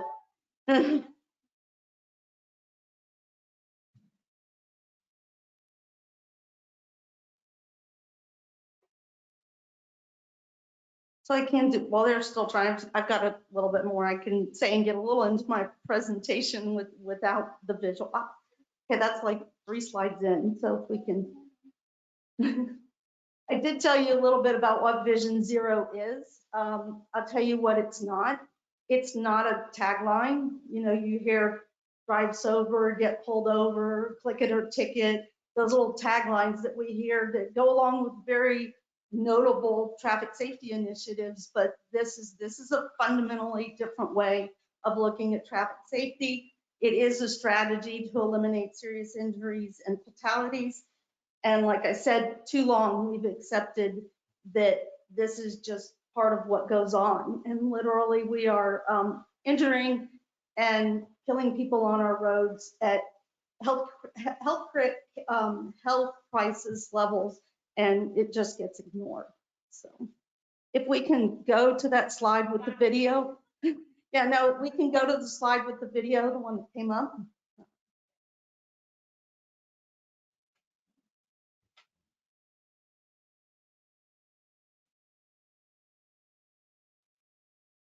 Yes, please. Did you know in Florida, an average of 800 pedestrians and bicyclists are fatally injured in traffic crashes every year? What do you think is a more acceptable number? Acceptable, maybe 50? Okay, this is what 50 people look like. Well, that's my family, my friends. So now, what do you think is a more acceptable number? 0, definitely 0. So I just wanted to show that because Vision Zero is about changing a culture. And, you know, we have to get past this. It only matters if it's going to affect me personally. But the reality is the rates that we have serious injury and fatal crashes happening, it very well could be your family member or your friend or your next door neighbor in the next crash. We had one of our employees sitting in the office yesterday. She got a call from Cape Coral that her parents had been in a crash. Somebody had run a stop sign. Thankfully, they're okay. But just like that, she was out of the office and on her way to Cape Coral to check on them. So again, it could be, and that's how we have to think about it. So what does the data look like? This is just, wait, back up to more. This is just comparing January to August 2021, which was our highest fatality rate ever. I've been at the TPO for 23 years, and I had never seen a number like we had last year. We had 105 people die on our roads last year. And if you look at 2022 from the same time, we're close, but we're one above in each category. And what, is this Brevard County? Yes, District this 5? is Brevard County. And our total fatalities, like I said, last year was 105, and we're one ahead of that. I've seen a few data runs that I like that looks like maybe we're trending down the second half of the year, but that can all change very quickly. Next slide. For what we call vulnerable road users, they are our pedestrians, bicyclists, and motorcycles. Those are the folks that really don't have protection when they're out there. They get hit by a car, anything over 25 miles an hour, and you really start to see destruction of the human body. It's not meant to take those kind of impacts. That percentage of vulnerable road users, that's the percentage of traffic fatalities year to date they represent in Brevard County. 59.6% is way above the national average. Brevard County, and this has been a trend that we've seen from year to year. So next slide, please. So how do we get there? Everybody's like, you're not going to prevent all crashes. True, that's not what we're saying. We want to prevent those crashes that are life-changing injuries or killing people. You're probably always going to have your little fender benders, but we'd rather put a car in a body shop for repair work than have people in the hospital. So we do that by designing a safe system. You have to look at it at all aspects. Safer roads, safer speeds. Speeds is such a big factor in the severity of a crash. Safe road users. Anybody know anything about the TPO? We spend our whole year going out and trying to educate people to be better road users. And we have to continue to do that. Safe vehicles is going to play a role in this. I have a car that pedestrians in the area. It gives me a little pedestrian, as the lane changing, that will play a role in it, but it's not going to be a total solution. And post-crash care. We need that hour after a crash occurs is so vital to whether a person survives a crash. And we have to make sure our emergency vehicles can efficiently get to a crash and attend to those folks that have been injured. Next slide. A safe system also, so the roadway system that we have now was designed on the fact, okay, we're going to design this, nobody's going to make a mistake, it's safe. Well, Vision Zero says we kind of thought about that wrong. Humans do make mistakes and they are vulnerable, and we have to share the responsibility for that. So what a safe system aims to do is, through use of countermeasures that we'll talk about here in a little bit, will be to design a roadway that when there is an impact, it's not a life-ending or serious injury impact. It's more of a side, a side swipe or something like that, but a result is a survivable crash. Next slide. So Zero begins with you, elected officials. We need support from all of our elected officials. Look into proven countermeasures, and again, we're going to talk about that. Be a safe road user yourself. Everybody in this room, we need to practice what we preach. Start the conversation at home. Who sits around their dinner table and talks about traffic safety? Nobody, but we need to. Talk to young people, talk the seriousness of this, and just have the conversation. Next slide. Okay, we talked about countermeasures. Now, one thing that I do want to say, we are not advocating for any particular countermeasure. This what we're talking about is not a strict plan on how to get there. We want to all agree on the zero goal. So we talked about designing a complete street, and all of these things add to that. There's things on there that I really don't know what all of them are, but you look at the back plates on, and most places in Florida have those now, but you have the sun shining, you can't see the traffic lights. So if you put a back plate around it, then that makes it easier to see. The city of Cape Canaveral, you guys are already doing some countermeasures. You have protected bike lanes, you have green spaces, nice parks for people to go. I was reading an article in the paper about, can't remember the name of it, but you guys are having a major development, presidential something, and it's presidential streets, okay, and they mentioned in there the improvements that were going to be made for bicyclists, and these are all things that fit within this Vision Zero initiative. And we do realize that the city council at Cape Canaveral had the opportunity to put a roundabout in, and you felt like that wasn't that right for you.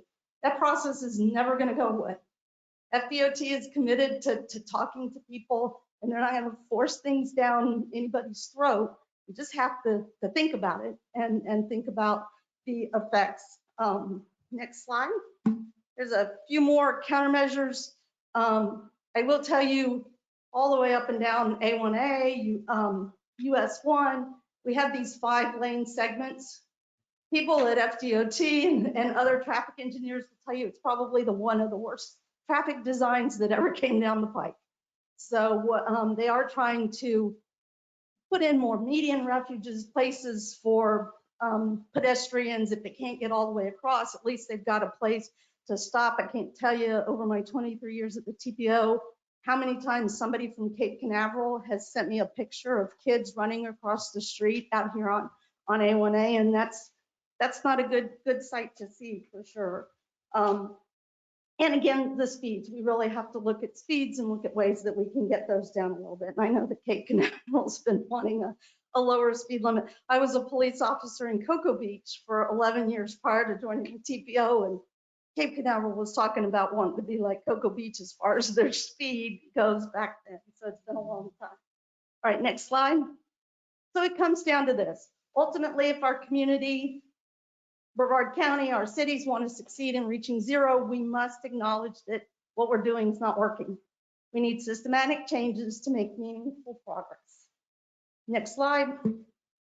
These are all the agencies, except for one, and I'll tell you about that in just a minute, that have adopted the goal of zero.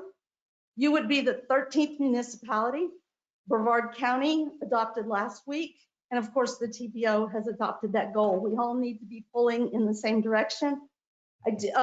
Brevard County, just because it happened so recently, you guys already have my presentation. So, and I don't jinx myself by putting it on there early, but they did adopt last week.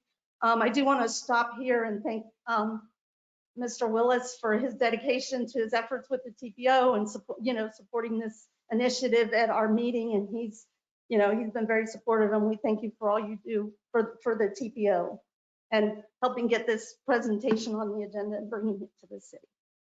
Right. And then am I opening it up to questions or anybody Absolutely. have? First of all, thank you very much. I appreciate it and excited to be a part of this list. And yes, council, any questions? I would just like to thank Ms. Smith for all she's done.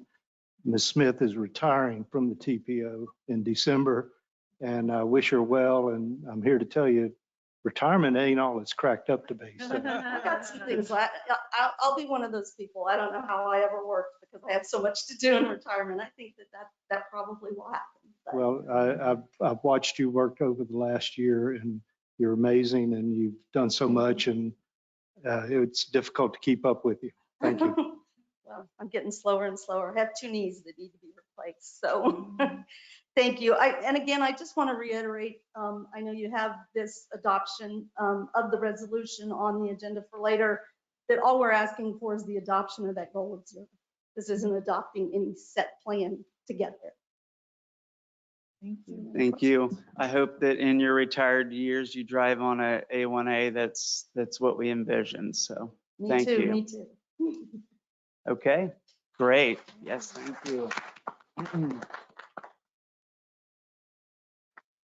Thank you. Okay, moving right along to the final presentation by Pro Champs on year-end review of short-term rental program. Mr. City Manager, anything you want to say here? Sure. Actually, I'd like Dave, if you wouldn't mind, coming up to the lectern and just telling us what we're expecting to hear from Pro Champs today. We are a year into this now with Pro Champs for our vacation rentals. Registrations, I don't have the latest number. The latest report you've got, Dave, perhaps if you could just distribute that to council so they'll have that of where we are with registrations for short-term rentals. And then we'll let Pro Champs make their presentation. Dave, unless you have anything else to add, and then council can ask questions. Thank you. And for those of you listening online or here tonight, Pro Champs, it's been said, is the company who manages some of the code enforcement around and compliance and registration around short-term rental policy here in the city. So, city manager. Yeah, Dave, anything you want to add to it? No, Mr. City Manager, I think that about covers it. Yeah, I may have something to add after the pro champ's presentation, but Okay. currently no. Come on up. Thank you.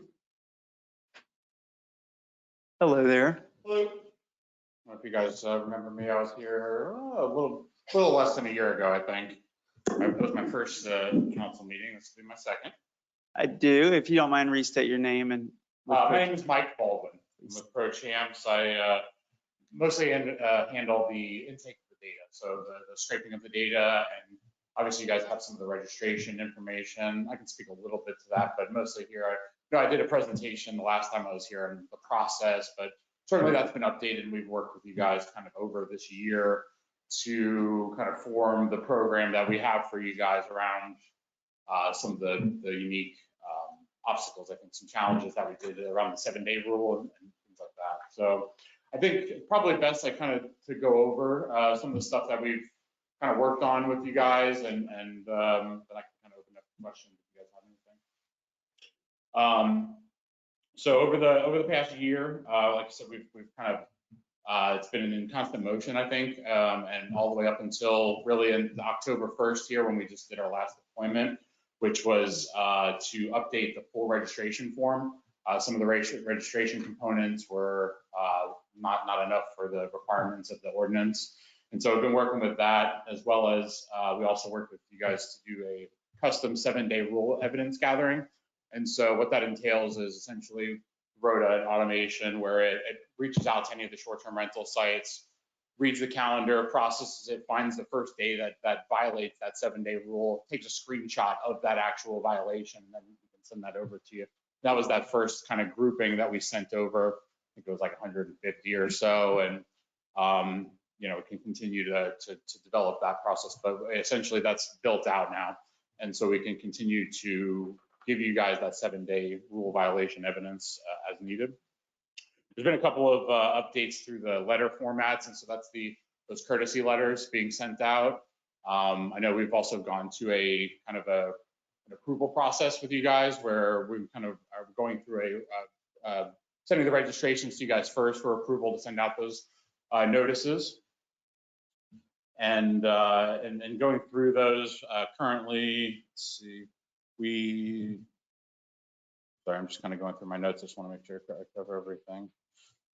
So where we're at today, one thing that we've added as well is we've improved our deduplication process. And so what that allows us to do is to suck in a lot more sites a lot more efficiently, right? And so typically we would suck in kind of each one of the listing sites and identify those individually. Now we're kind of combining those first. And so we're able to, right now we're, sucking in Airbnb, VRBO, which is part of the Expedia group. So we're getting, Expedia data, hotels.com. Let me just clear, I'm not sure if I understand the verb you're using. We're doing what to them?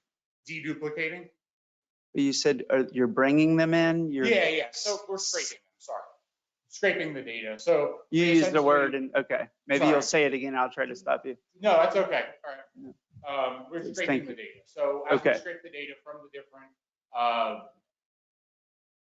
short-term listing sites, we first deduplicate those. So that way, when we do the evidence now, we are actually able to use multiple sites at once for that evidence. So it's a little bit more evidence at once for each property. And so we're able to expand out more with listing sites. And so we've already added the ability to do Vacasa and a lot of the other kind of listing sites that are on there. And so, like I said, I was just kind of listing some of them that we do, but now that we have cleared kind of all of the registration forms and the letter format problems and kind of all those, I think, growing pains in the first year, I think we're clear of all of that. And now, right now, just to give you guys a snapshot of where we're at right now, we just, since the registration form went live on October 1st, we see there's about 425 Airbnb or duplicated on other sites right now.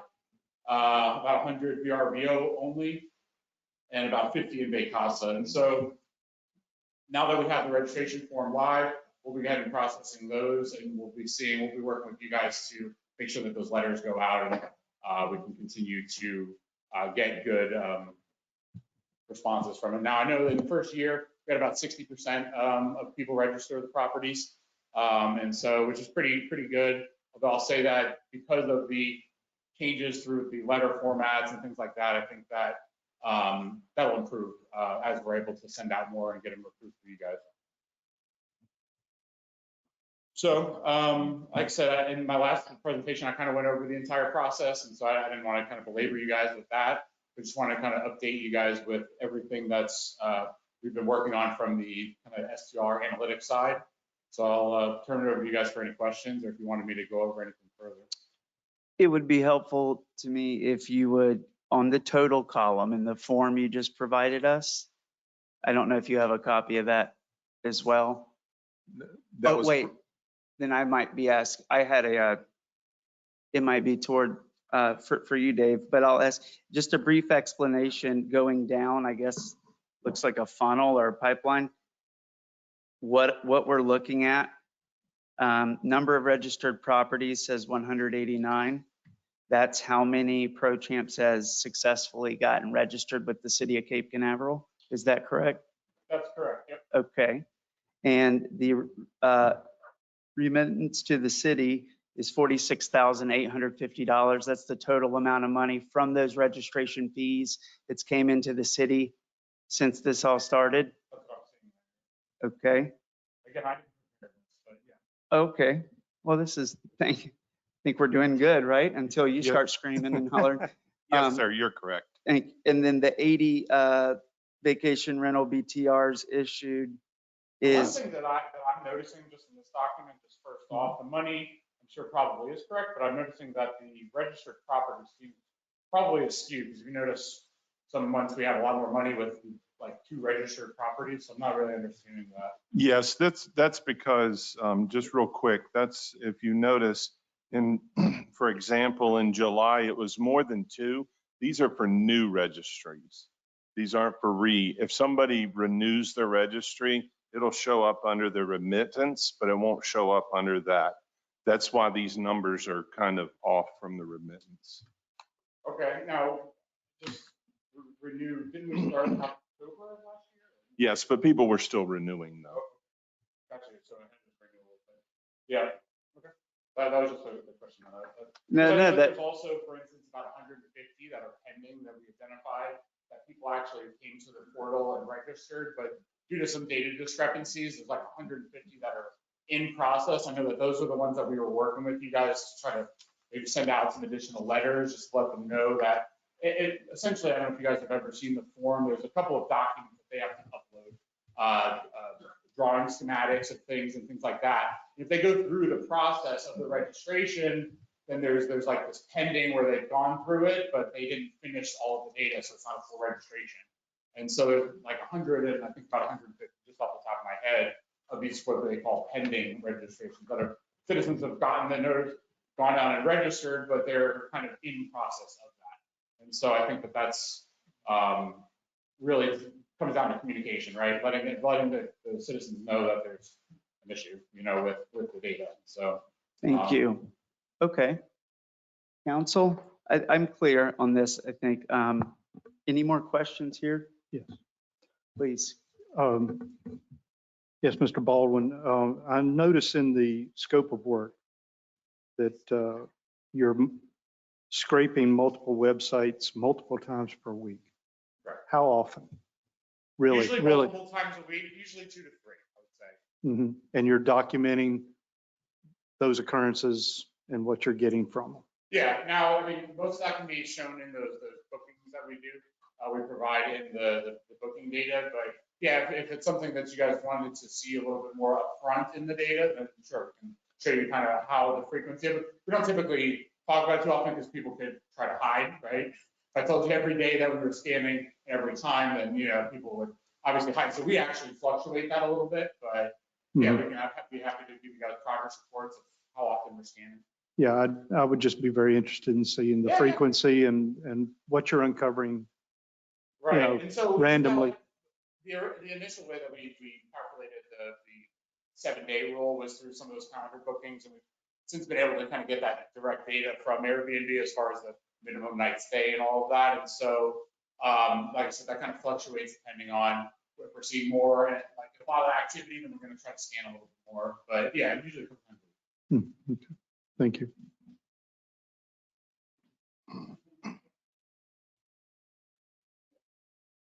On this paper that we got with the agenda item, it shows 200 number of registered property.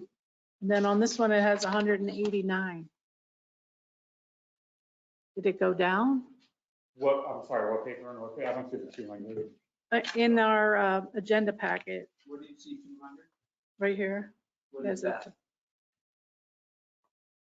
From September 21st, the report. Yeah. There is a chance that if, I guess if the, my guess is maybe a deregistered property. So people are taking their properties off the sites. Right, so I would have to clarify, I don't want to speak, without getting full information as to the origin of those numbers. My guess would be either, yeah, deregistered property, something like a sale of a house or something like that, where it was registered, maybe that and they did that. Or we can follow up with you guys for sure. But no, I mean, that would be the only case where I would see where a registration would go down.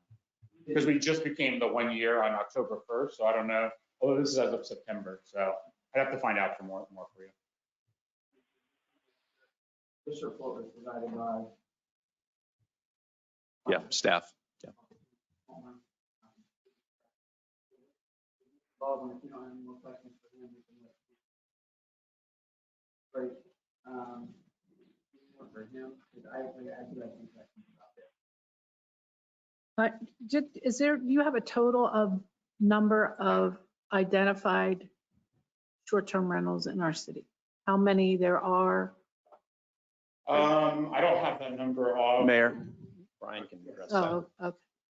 Yeah, Okay, I guess we we're have, done. yeah, I'm sure that we provided that number. I don't have that. Okay, thank you.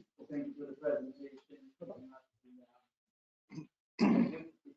mind, around us until this I have to say that there's a comment card about. Good. That would be a good opportunity. Okay, sounds good. I'll stay. All right, thank you. Yes, I did have a question for Officer Palmer, but Stay here. Yeah, I would like to know how many short-term rentals are the city aware of? Right now, ProChamps has identified 304. That's on the online portal right now. That number does fluctuate along with the number of registered and not registered. Right now, it shows 304 are total identified, fully registered, 33 registered with a data concern, 155 and not registered is about 116. That gives us about a 61.8% between the registered to identified. But yes. Identified 33, registered 155. Yes, so that gives you 188 on right now on the website. 61.8. Registered out of all those that Mm-hmm. are identified. And on this sheet, it shows that we have had one hearing in September. Yes, I'm sorry. Yes, that is correct. Our September magistrate hearing was postponed due to the hurricane. So that's actually being pushed to October. We don't show our October numbers here because we're in October, so that won't show till next month. Right. Okay. Well, I think that, I'm talking to a lot of people out there, and people are really upset about the short-term rentals. And it showed in our revisioning strategic planning and the revisioning that people are really upset about the short-term rentals. And there's lots of, just in my neighborhood where Mr. Russell lives and myself, there's several houses that are renting for less than 7 days. And, it's been a year that they've been doing this. And my question is, why haven't we enforced it? And where are we dropping the ball? Or, I think until we enforce it and the other short-term rentals see that we are serious about this, it's going to continue. There's people on social media that brag about, well, in Cape Canaveral, you can do whatever you want. It's not enforced. And that doesn't send a good message to other people that are coming to our city to invest in a business. And, I'm not against short-term rentals if they stick to the 7-day, but I am upset about the neighbors, especially in our neighborhood where there's children running around and there's people renting for a day. And the people that own property there don't know who their neighbors are on a daily basis. So I think somehow we have to do better at enforcing the 7-day minimum. That was the whole concept of doing this, was not to do away with short-term rentals because people have property rights, but to make them comply to the 7-day minimum. I'm really concerned that, after a year, we're still not there, not even close. So that's my concerns. Okay, yes, I'll address that. The 7-day is, the code specifically states that you can't rent for anything less than 7 consecutive days. A lot of the complaints that we get, the majority of the complaints that we get are for the 7-day violation. And the majority of those complaints come from citizens who look online and see that they're holding themselves out for less than 7 days. In other words, their calendar says a minimum of 3 days or 2 days or what have you. So when we get that complaint, we address every single one of them. However, advertising for less than 7 days isn't a violation. So what we have to do is we take that information that these citizens give us and we begin an investigation. And that investigation starts out with us contacting the property owner and kind of educating them on, if you put yourself out for less than 7 days, that is evidence that you could be renting for less than 7 days. And we try to talk to them about that and tell them, look, you have to change. And to be honest with you, it's about 50-50. I get changed. I'll go back in the system and I'll see the next day they've changed it to 7 days or 6 nights. So it works by reaching out to the individuals and educating them, because there's a lot of people out there that just don't understand. They know that it's 7, they just don't understand it. They kind of interpret it themselves. So we have to inform them of how it is. Once we've done that, if they're still doing it, if they're still holding themselves out for 7 days, then the investigation moves forward, and that goes into different things. We conduct site visits.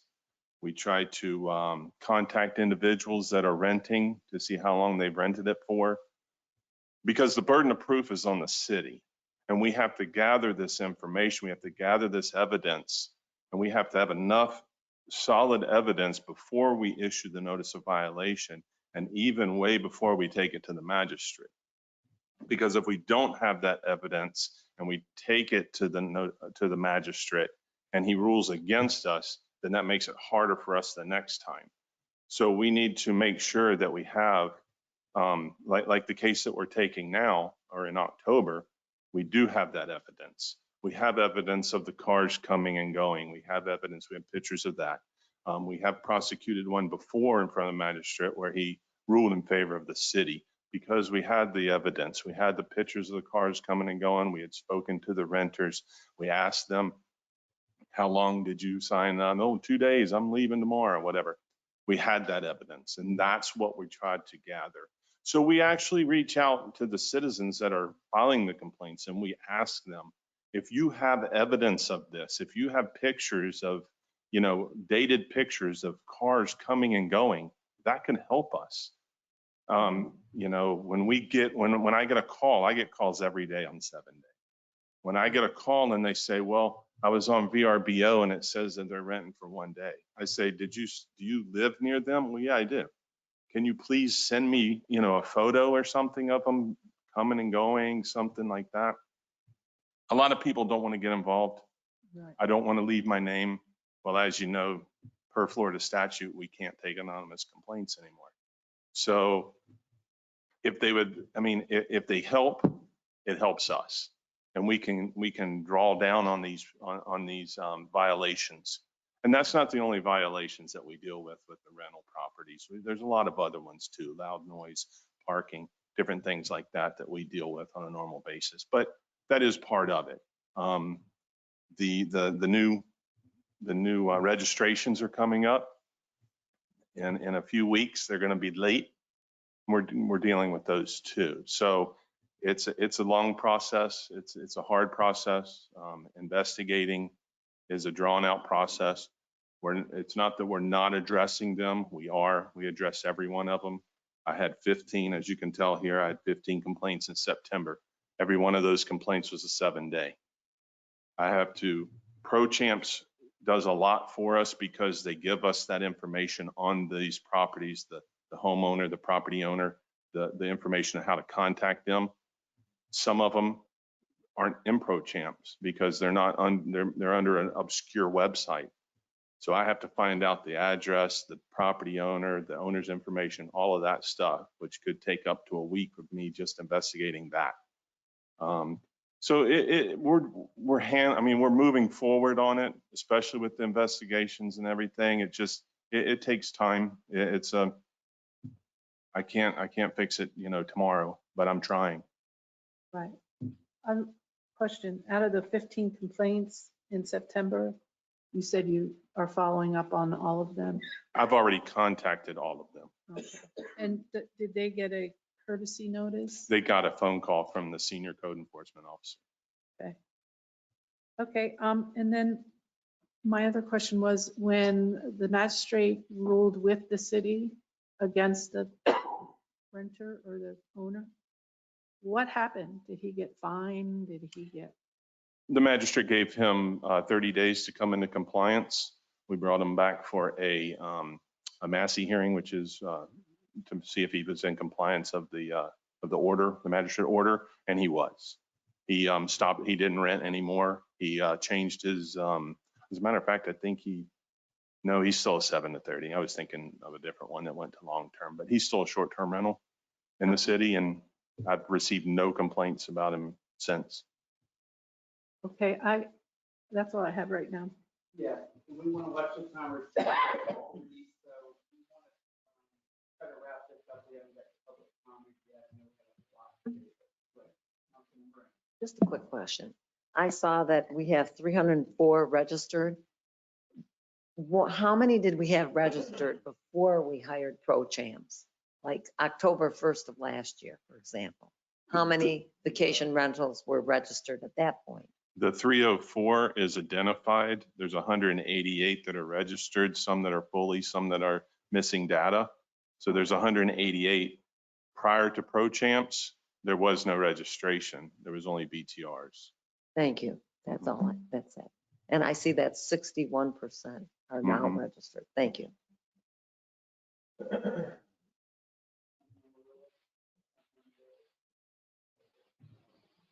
I have just put more thought. You feel like we were getting.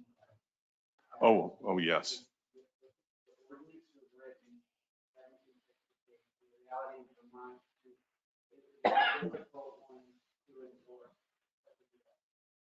And as we're going out and trying to gather what would be sufficient, you feel like by adding ProChamps on and some procedurals, we are getting better. Yes, it's a starting point, and it allows us to start. Before, we didn't have a starting point. We got a complaint, and we spent a month trying to figure out who the property, where the property was and who the property owner was. And then it took us another 2 to 3 months to figure out, what the evidence was and gather the investigation, everything to that effect. Now we have somebody that does that for us. So they do the beginning, the legwork for us, and then we take it over from there. So the process is actually working, actually going quicker now than it did before. Before, I mean, you're looking at over a year in a process, where now we've cut it back to, I mean, it could be a couple months depending upon how quick we gather that information. I think the ability to find someone who's been violating the 7-day minimum and prosecutor enforce that would be a measure of success. To the bad actors, the one other who's just running nightly hotels, part of defining success quantitatively. Would that be some sort of That's part of, that's only part of the story. I think what Brian has experienced is the educational outreach. Once somebody is identified as violating, and code enforcement will contact them, they'll say, oh, I didn't know, or I wasn't interpreting it that way. I'm sorry, I'll stop. I think the number of visits going down is a better measure of success, and that would come from your office. Is that a fair statement, Brian? Yes, I agree with that. Contacts. Number of times that could be a measure also, the number of complaints, but you're always going to have somebody, I'm sorry to interrupt you, but you're always going to have somebody that's going to feel that there's a violation. You're always going to have that complaint come in. As long as the number one thing for code enforcement across the spectrum is compliance. We're not here to lien properties. We're not here to fine people. We're here for compliance. So I think the best measure is compliance. If we get, 0%, there's no one in the city less than 7 days. In a perfect world. I'd like to add, Mayor, I'd like to add one thing, and I'm going to just piggyback on what Brian said, voluntary compliance. If Brian and his staff are able to work with owners, not just on short-term rentals, but on any code enforcement issues, if we can get voluntary compliance out in the field and we don't have to escalate it to the point where we take them to the special magistrate, we don't want to get to that point. And Brian, and we do have metrics on voluntary compliance in the field. And these guys do a great job with that. It's amazing what a percentage they fix before it gets to even having to send out a notice of violation, and then even taking the special magistrate. So anyways, thank you. Just one more question. When somebody applies for a BTR for our city, we had talked about, when this all started, educating them that this is what you have to do. Besides BTR, you have to know the rules. It's 7 days. Is there some kind of pamphlet they get, or is there on the website, does it explain everything that they need to do to be in compliance and make sure they're, if they know it's 7 days, they don't have any excuse that I didn't know. And if it comes right from the beginning of their application for a BTR. And that's on the online portal. The code, the city code that governs everything is on there. And they have to, I think they have to acknowledge that they read the code and that they acknowledge that, yes, I'll abide by the code. Our business tax receipt office could answer that question a lot better. However, I have spoken with her numerous times, and she has informed me that she does tell them when they get a business tax receipt for a short-term rental, and that's 7 to 30 days, that they are bound to that set over 7 days. Okay. Thank you. Thank you. Got any final statements on that? No, I would just like to thank Mr. Baldwin for being here tonight. I would also offer that you guys built a wheel for us. And we're still kind of honing off the rough edges of that wheel as we're learning. I suspect we'll continue to do that probably for another year.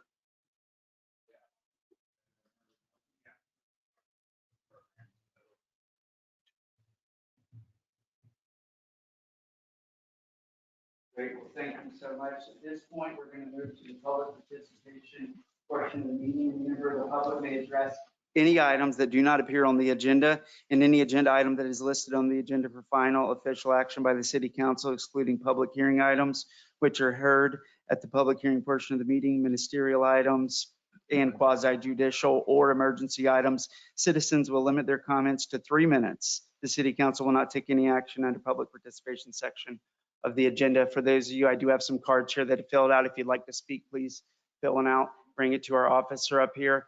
The lights here in front of me, green means go, the 3 minutes begins. When it goes yellow, you got about 30 seconds. So we just ask that you please do your best to wrap it up. And red obviously means stop.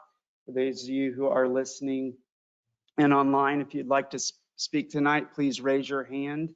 I will recognize you, unmute you, and start the 3-minute clock at that point as well.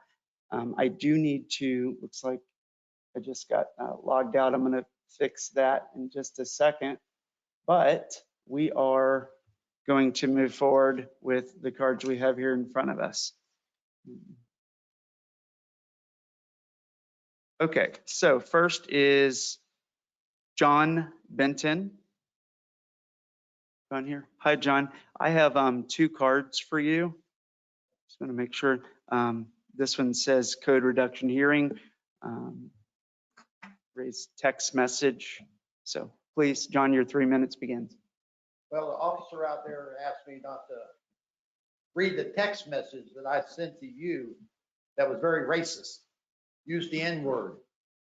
You should have called those people out. They caused the problems with my code enforcement issues. But because of that officer, I'm not going to read it. So you better hope I don't come back here and do it again. You owe me a code reduction hearing. You found me guilty of living in a warehouse.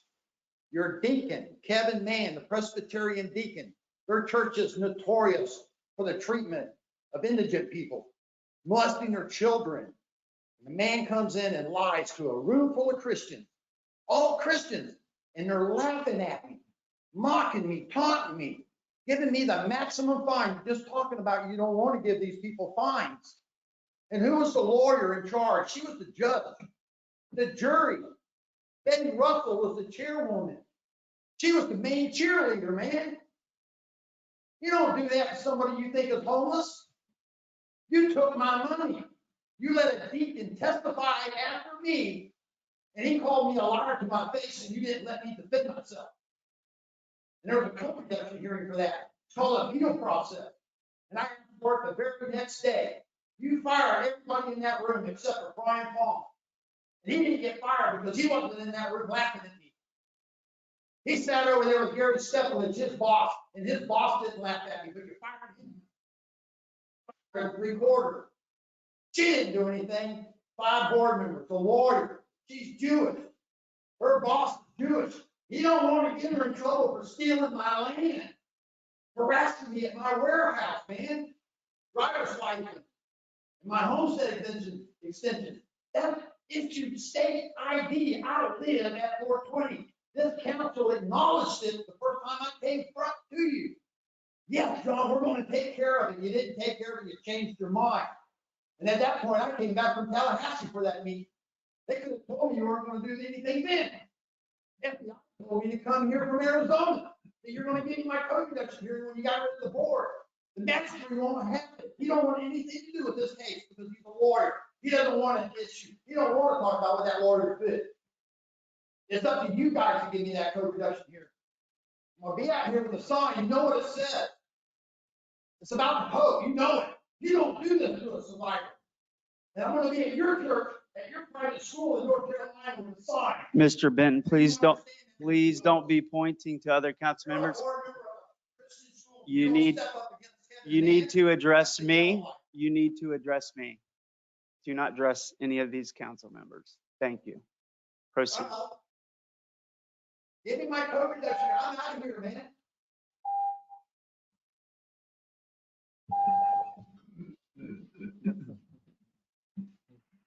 I'm not gonna, no. Okay. Hi, council, everything good? The next one I have here is Miss Larissa Talley. I think I'm reading that correctly. I hope I did. This was the card I referenced, Mr. Baldwin. Thank you. My name is Larissa Talley. I'm a resident here in the Cape Canaveral, and I registered 3 years ago, run my business very faithfully, pay all the fee, license, just to make registration right. It's nightmare, believe me.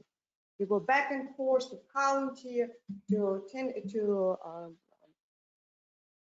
Titusville, then you have to do the short-term registration license, and it's all kind of pile on you because no one tell you what's the process, what is the step. You just learn on your own. I spend a lot of time, maybe some overpaying. I register, I pay my bills, everything was fine. 2019, COVID hit us pretty bad. We couldn't rent, but we had to pay the bill. Then hotels built in the Cape Canaveral. People can rent by one night. We can't. Poker Beach can. And they don't have any violence. The renter's not worse than ours. They're totally fine. And a lot of people answer to the question. They do change from short term to the long term, or they selling and they buying in a Cocoa Beach because it's much less restrictions, much easier to rent. Now, a year ago, we have Fortune, $300 on the top of everything. Competition, COVID, and property tax increase, insurance just skyrocketing. And I spoke to Champ and I asked, what is the benefit for me as an owner of the Airbnb? I have a long speech, it will be good, we will have less competition. No, I don't. If I look in Airbnb, 1 day, 3 day, 5 days, everywhere, it's the same as the last year. And I said, okay, if people will more register, you will have more registration fee. Is the 300 fee going down? Yes, it's possible. Did it go down this year? Probably not, probably will go up. So my question, what is benefit for me as Airbnb honest owner? Having a pro champ, plus all these rising expenses every year. I don't do this often, but I would like to respond to that the best that I possibly can. I speak for me as one person, certainly not on behalf of this whole council who can speak for themselves, but collectively, we have a 7-day minimum rule. I think we just heard about that. So all short-term rental owners should abide by that rule. Would you agree? I abide it. And you do. Yes, and I get letters still. I don't know So- who complained on me. I got So letters. there Yes, are and I have folks, to take my time you want to follow the rules. and explain that I didn't break the rule. Why? There are folks out there that do not abide by that rule, i.e. your competition, right? I think that would be folks out there who are doing 1 day. They still do it. And so the statement is that there has to be some mechanism to enforce that. And that's what the city's really struggled with. And that mechanism takes labor and time. And those fees go towards that. For the record, I didn't vote for that. I think we can come back as a council and adjust those fees. And that is something we can talk about. And I don't disagree with you there. That's fine. $100 is reasonable, but not $300. $300. Only top all of this. My income going down, down, down. And at the end, do I want to continue that? I don't know. If it's going to be profitable, I don't know. In 15 more seconds, because I know I spoke in your time. So please, if you need anything else to say. No, but please consider fee or something different, but it's just too much for the Airbnb rental. Thank you. I appreciate that. Thank you, Mr. Bowen. Thank you. Okay.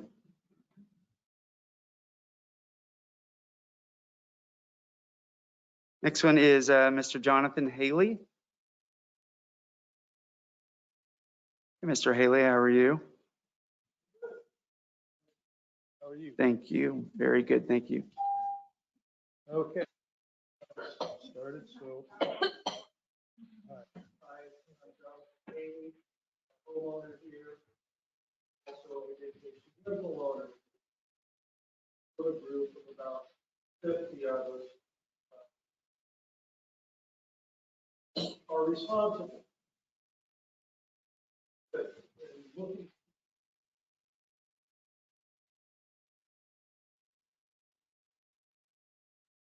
only been getting one.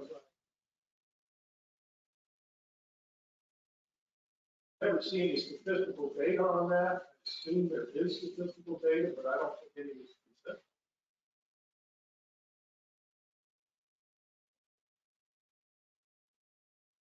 That would be before you start levying $300.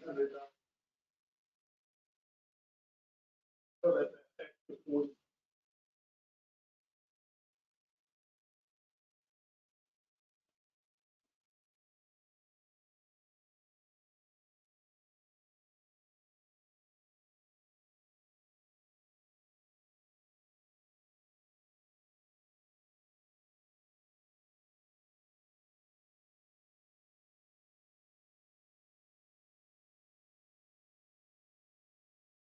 Sounds like to me.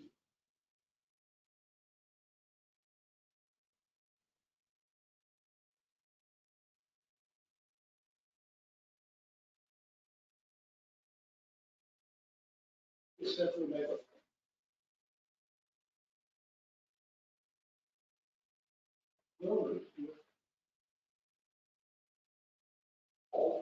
knows the address. So how?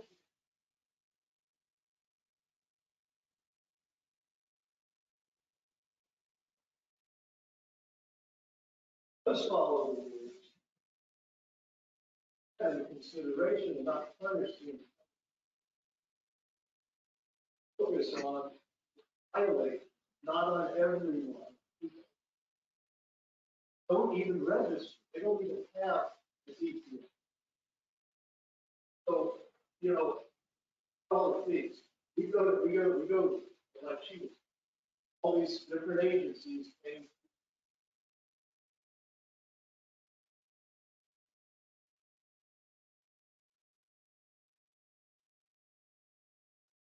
I want my business to work. I don't want bad rivers in my, or bad actions out there. I want that address.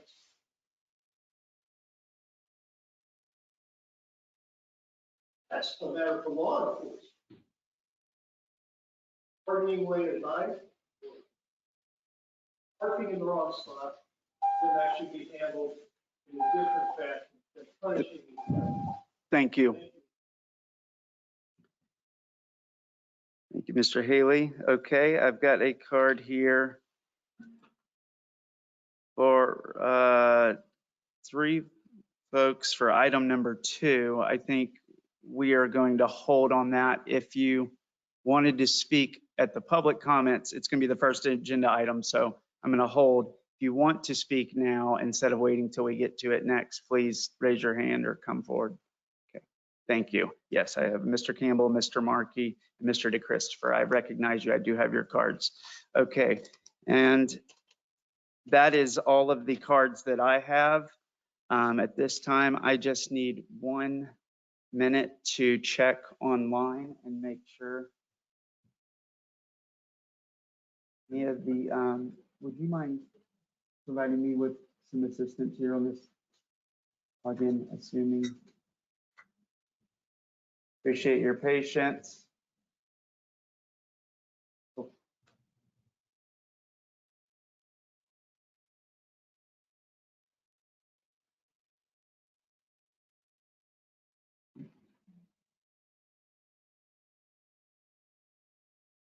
Oh, to put it in.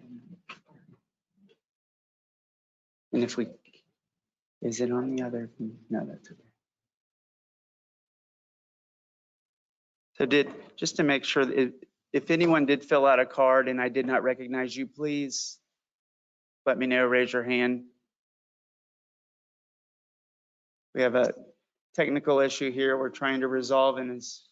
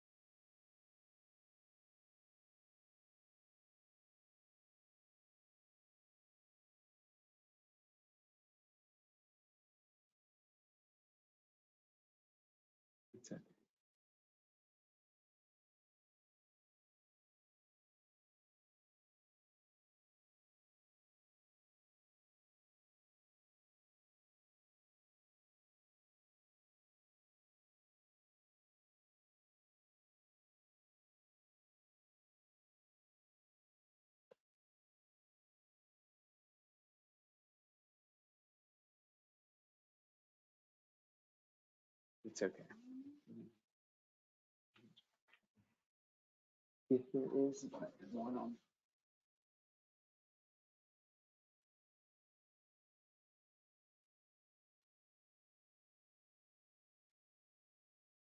Okay, thank you all very much for your patience there. Just had a technical issue we tried to resolve.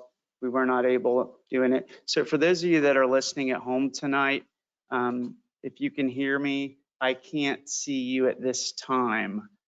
So if your hand is raised and you want to speak, please accept my apologies. We are doing our best to work through it. We will be taking a break here and hopefully we'll get this resolved. And if we do, I will do my best to give you your opportunity to speak. So we will close public participation, but I will come back to you and give you an opportunity. With that being said, not seeing any other items here, we are able to now move on or close public participation and move on to the old business portion of our meeting.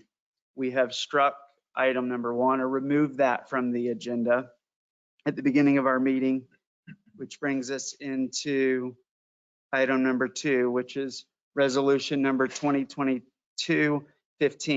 Before we go into that, I want to check with the council and see, do we need to take any break or anything? Good? Good? I know it's been, okay, great. So resolution number 2022-15, I'm going to go over to our city attorney. Oh, I'm sorry. City manager, do you want to give it? Overview. I'd be glad to, Mayor. Thank you. Yes, thank you. Resolution 2215 is for the division of vacant land owned by Mike and Colette applicant, husband and wife, located at the eastern terminus, Eastern Central Boulevard and Ridgewood Avenue, Cape Canaveral, Florida. Parcel IDs are on the screen, into 2 lots for development purposes. The applicant, Mike DeChristopher, is here tonight, and he will explain more and answer any questions. He's requesting formal approval of a lot split to create 2 parcels at this location.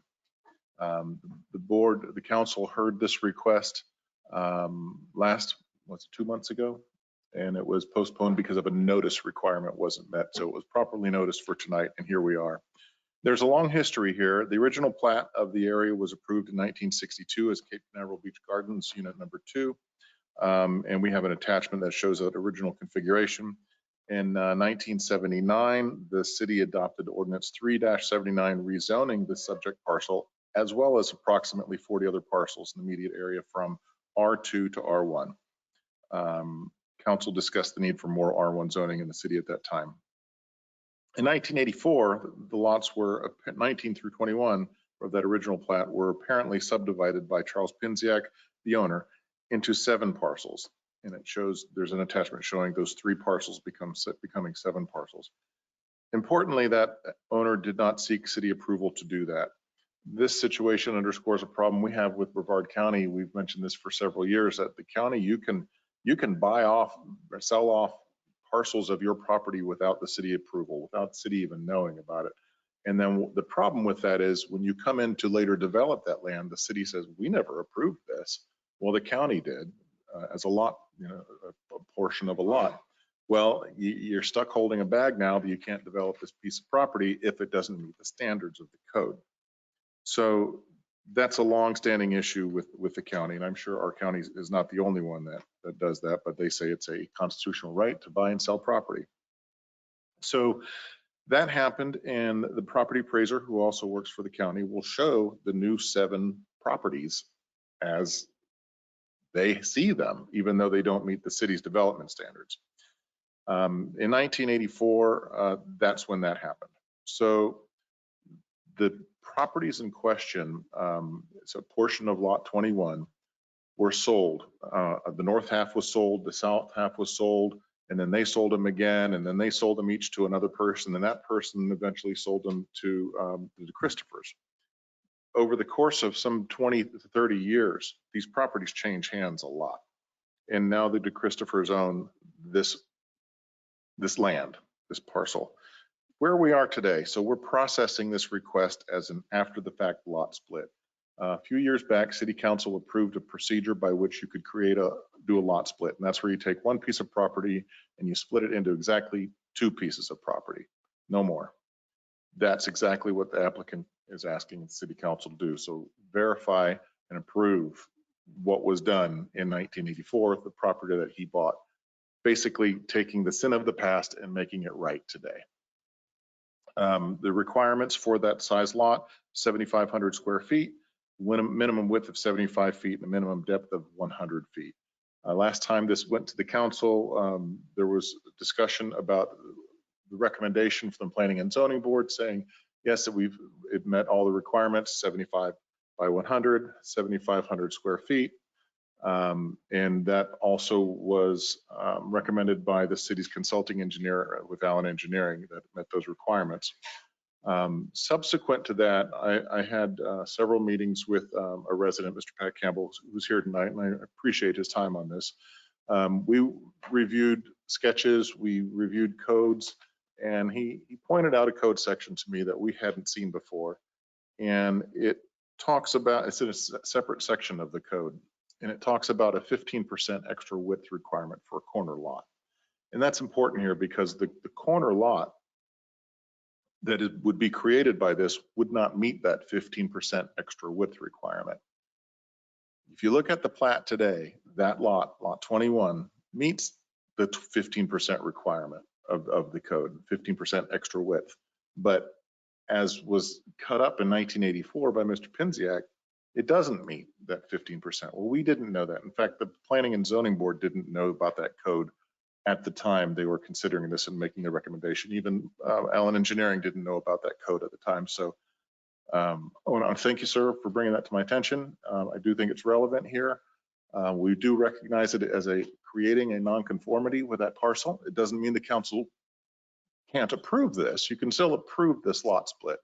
But if you do approve it, we recommend that you request the applicant seek a variance for that 15% issue. So where we are is that on the fourth page of the agenda item, there are basically three options that we've identified. Option number one, council can just deny the whole application and be done with it.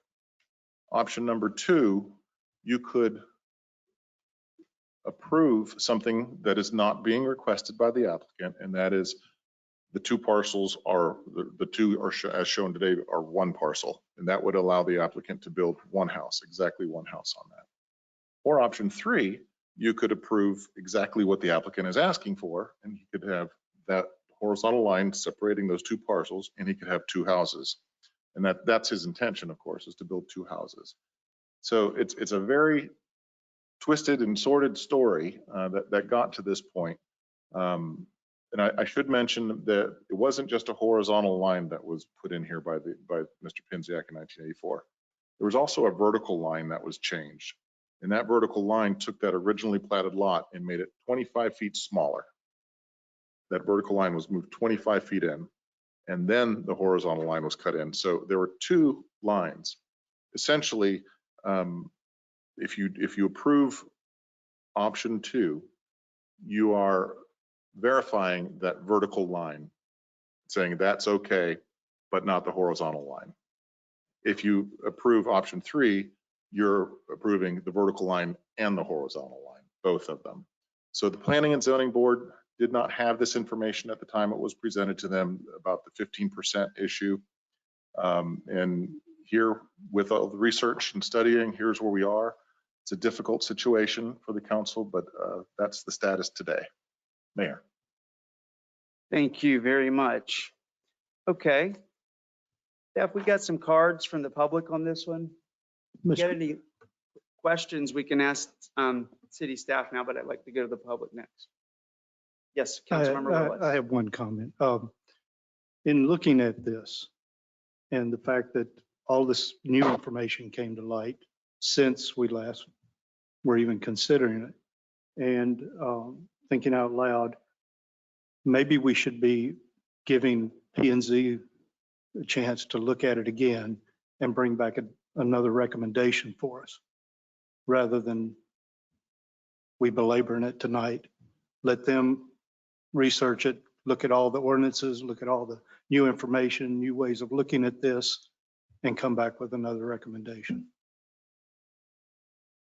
I think that that's something that we can consider. Is that a motion? Well, Make a motion on that? No, I think he just shared an idea. But I would want to hear from the public or those who want to speak first. To me, we're reviewing a lot split application, and I want to hear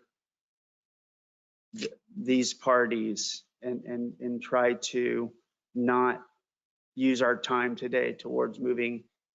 Maybe we end up there, but well, I don't want to do that now for me. well, and I'm just merely bringing that up to save the time of everyone. They would make those presentations to the P&Z board also, because It may not need to go back to P and Z, but if the whole council, yeah, It's new information. yeah.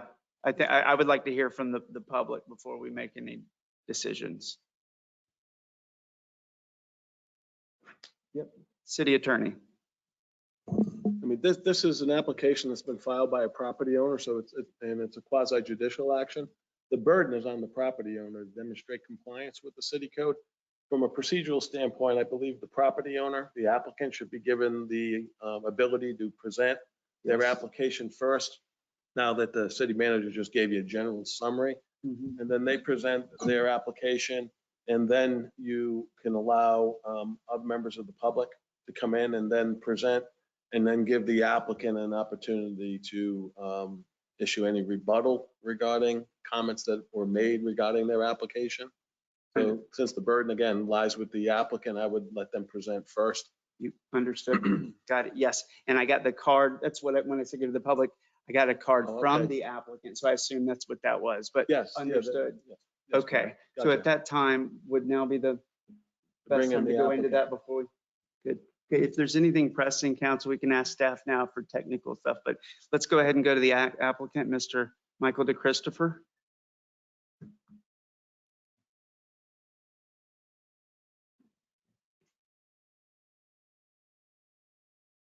City attorney, how do we recommend managing time here? Is this give him a presentation time slot of 10 minutes? Or you could start off with 10 minutes, and then members of the public, Okay. 5 minutes each? Yeah, I think that'd be. And they can always request additional time, and then the council can consider whether to grant it. And, as a quasi judicial matter, we should keep repetition to a minimum, present the information to the council, try not to be repetitive. Does, at the P and Z board meeting, there was a swearing in. Does anyone need to be sworn in tonight? Anyone who's going to testify, normally we would do a group swearing in. The attorneys don't have to. I would remind the attorneys that they are members of the Florida Bar and are always under oath. Anyone who wants to testify tonight, can you please just raise your right hand? And I think Mr. Campbell, you also, okay, Mr. DeChristopher. And do you affirm to tell the whole truth, nothing but the truth, so help you God? Okay, let the record reflect that those that are testifying have been duly sworn. Mr. Mayor. Okay, great. Mr. DeChristopher, thank you. On the application. Mr. Mayor and council members, I just want to read from a letter that I wrote here. It's in 1962, the city of Cape Canaveral adopted ordinance 1262 regulating subdivision of land and defined a subdivision as a division of land into two or more lots or parcels. The subdivider or developer would then have to file an application for platting the new land that was subdivided. It's nothing new, I'm sure. In 1962, the subdivision Canaveral Beach Gardens Unit 2 was platted in the public records of Brevard County. This plat contained 9 blocks, namely 1 through 9.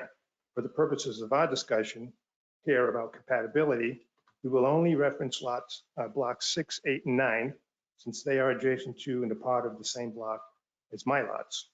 These same blocks contain all single-family homes, most built in the early 80s.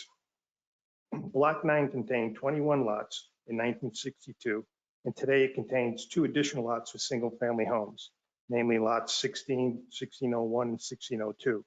These were done without the requirement to plat when it was subdivided. Block 8 contained 8 lots in 1962, and today it contains 18 lots, all of which no plat for the subdivides were required. Block 6 contained 8 lots in 1962, and today it contains 12 single-family lots. Only one was required by the city to plat when it was subdivided. So all total, there were approximately 15 single-family lots that were subdivided, and only one subdivide did the city require a plat for the subdivision. All these subdivisions took place in the late 70s and early 80s, around the same time that my lots were split up in the county property appraisers records. In conclusion, I would specifically point out to the council that I am asking for the same lot split in size, dimension, and compatibility with the property located at 151 East Central Avenue owned by Mr. Tom Larkins. My lot is nearly identical in every aspect as his lot when it was subdivided in 1980 with the construction of his home. I have met all the review criteria as outlined in Ordinance 98-66 lot splits for the City of Cape Canaveral. I ask that the council consider approval of my lot split as it was for Mr. Larkin and his predecessors. But I do have one question. That's the end of my statement. I do have one question as far as the 15% rule. That's for new subdivisions. I'm already in a subdivision. So I'm not asking, we're not talking about subdivisions here. We're talking about a lot split. So when was that 15% rule added to the code? Was it in 1962, 1981, 1984? Mayor, Because that would be relevant to what the city council here has to think about when they decline or approve my request. I'm not sure exactly when that section of code was brought in. My point in bringing it up tonight was that the original plat, the plat that the city currently recognizes, meets that code requirement. And this action as requested in the application would theoretically not meet that. So thereby creating that degree of nonconformity by this action. But I didn't do that. That burden, that was created by city council at the time when they adopted that ordinance of this 15% rule. So the reason why I'm asking is because there's an identical lot at 151 East Central, just like mine. And it was allowed to be built without platting. It was allowed to be subdivided. There was no 15% rule enacted then. In fact, in that same block, number 6, there are some lots there that are less than 75 feet wide. Some of them are just 37 feet wide in the rear lot line.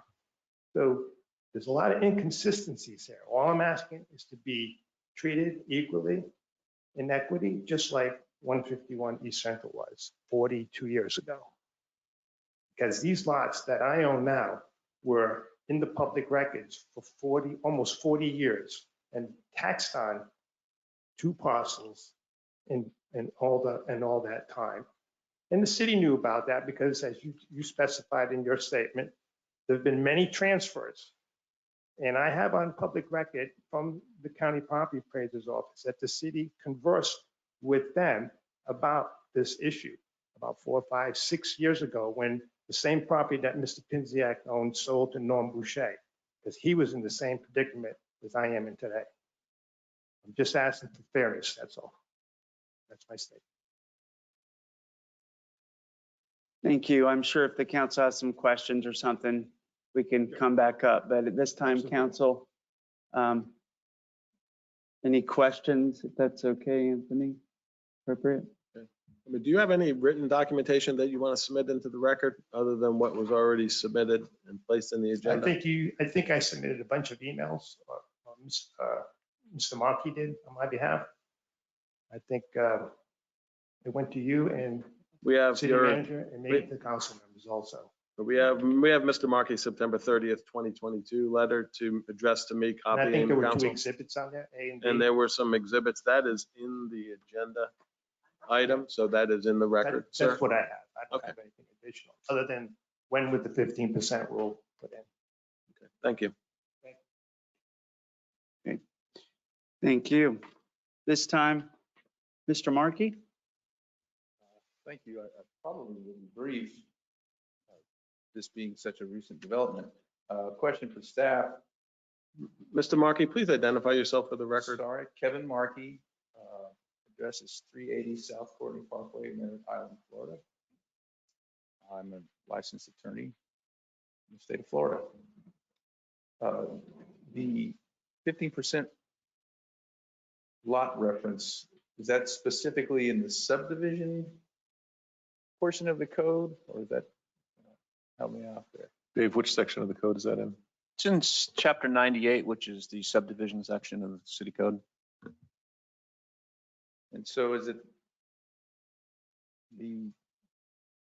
perhaps not the advocated position, because you've given the council an opportunity to consider what you consider to be some compliant options. Is it the position that would potentially be in violation or contrary to the requirements of the lot split codes, which was, let's say that's 98-66. So to rephrase that, you're thinking that the proposal possibly creates lots that would not be compliant with other provisions of the code?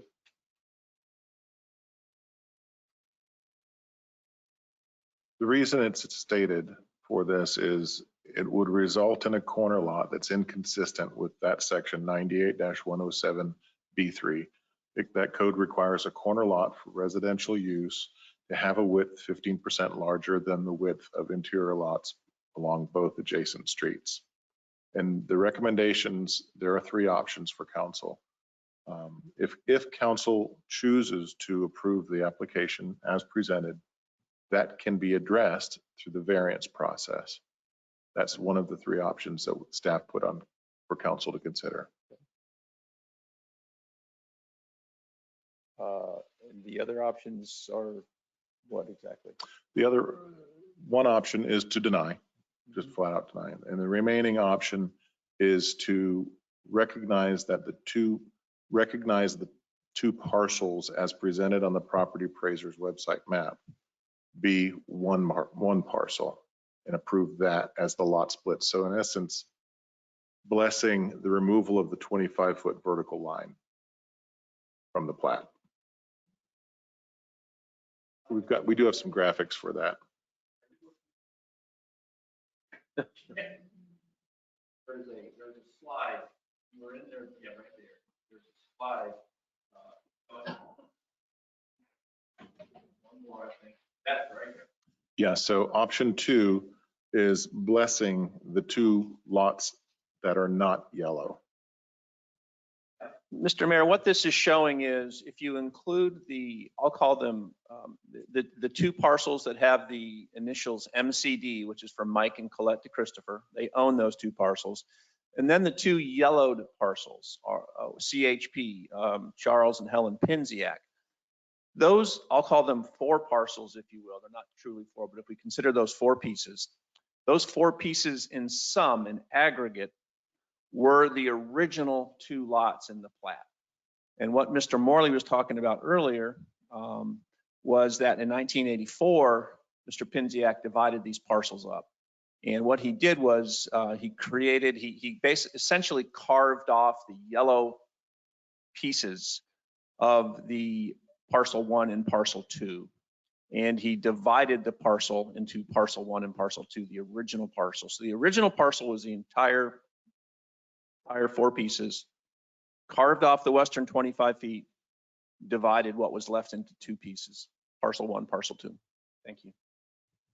David, what slide number is that for the record? Do you know? I don't. Let's see that. So that would be Mia. Can we please go back to the beginning of the slide presentation, and we'll just have to count them down. 1, 2, 3, 4, 5, 6. Next slide. Parcel, slide 6, thank you.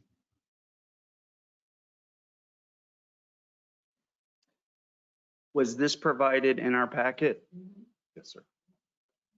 Mine's in No. black and white, so the No. yellow is. It was not part of your packet. I don't remember seeing it. This was a slide that was prepared for tonight's meeting. Yeah, that's correct. Would you like to go through all the slides? Would that be helpful?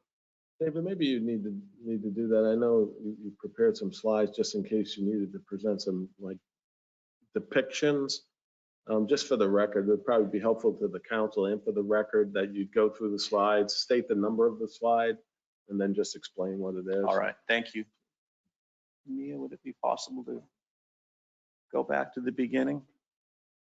We'll start at parcel 2, I guess. Slide 2. Parcel 2, or excuse me, slide 2.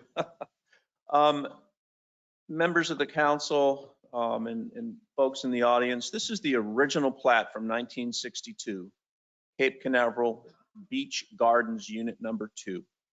And specifically, this slide was included to show the original configurations of lots 19, 20, and 21. Lot 21 are the 2 parcels, or a portion of lot 21 contain the 2 parcels at subject this evening. Lot 21 is the 2 parcels that Mr. Christopher currently owns, as well as that 25-foot section that we just looked at. That is totally within parcel 21. 19 and 20 are, you'll see why that's important here in just a second. Mia, could we move on to the next one, please? All right, this is just a blow up of the 3 parcels that we were looking at in the original plat. This will be slide number 3. And the important thing here is to notice the dimensions of the lots. They're all 152 by 02 feet in depth. And they're approximately, lot 19 is 125 feet, lot 20 is 125 feet, and lot 21 is 150 feet. Next, David, please. and David, just lot 21 is the original platted lot. Yes. Which it has at issue this evening, right? Correct. Yes, lot 21 is at issue this evening. Again, as I mentioned earlier, lot 21 includes presently today the 2 lots that Mr. DeChristopher or the subject parcel that we're here this evening talk about, as well as the 25 feet. And you'll see, I want to specifically point out the 150-foot figure up on the north side of lot 21. All right, this is what we have today. Lots 19 and 20 and 21, we had 3 parcels. Now we have 7 parcels today. These were carved up and divided by Mr. Pinziak, we believe in 1984, as a result of researching the public record as contained in the Brevard County Property Appraiser's Office. And the initials on these currently indicate the owner today. CHP, again, you can see in the bottom of the slide, Charles and Helen Pinziak, and then the 2 parcels indicated here with MCD are Mike and Colette DeChristopher.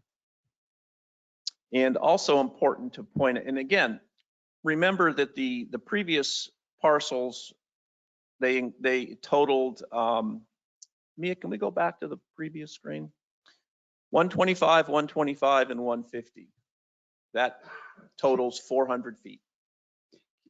Mayor, do you have a question? No, nope. Sorry. Okay. Okay. I'm gonna hold. Okay. Mia, can we go back? So 400 feet. And now if we look here, these 4 parcels essentially equal 400 feet. So this is just an indication of that 400 foot is still there, but it's just a different lot configuration today. And that was a result of the 84 splits. You can see that the, well, it is what it is. Next parcel, or next, geez, I'm going to figure that out yet. Next slide. This is a copy of the proposed lot split survey. You can see that the proposed lots are 125 feet. And then you can see the 25-foot swath or portion of the original parcel that was removed from the original parcel 21. Next slide, please, Mia. All right, we've already discussed this one. This is when I say this one, this is 6. This is the survey indicating the proposed lots as well as the 25-foot portion that was removed from the original parcel 21. Next, please, Mia. And this is an email that we received from the city's consulting engineer based on his review of the proposed lots in September, indicating compliance with the city code. I won't read this verbatim, but that's the. Was that provided in our agenda packet? I don't believe so. No. I saw it came in on 9/2. Was there any reason why?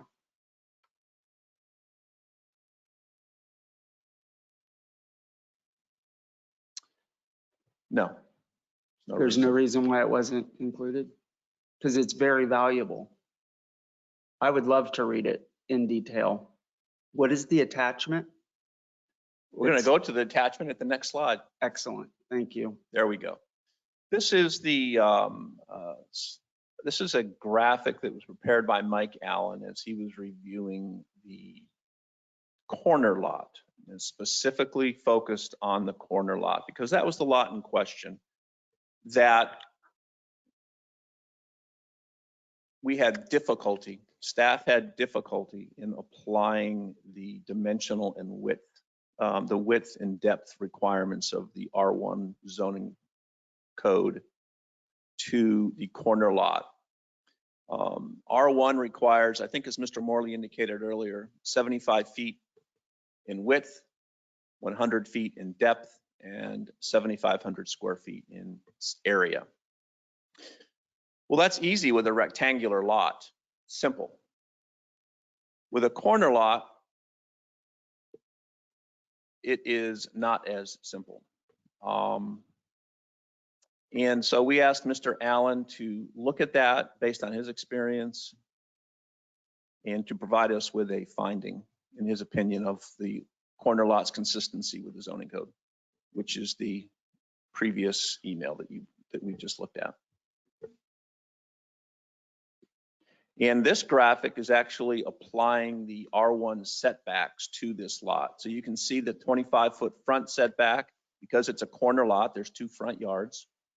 So that's been applied to, I'll say, the portion of the lot that fronts on Ridgewood, as well as the portion of the lot that fronts on Central. On a corner lot, these would both be considered front yards.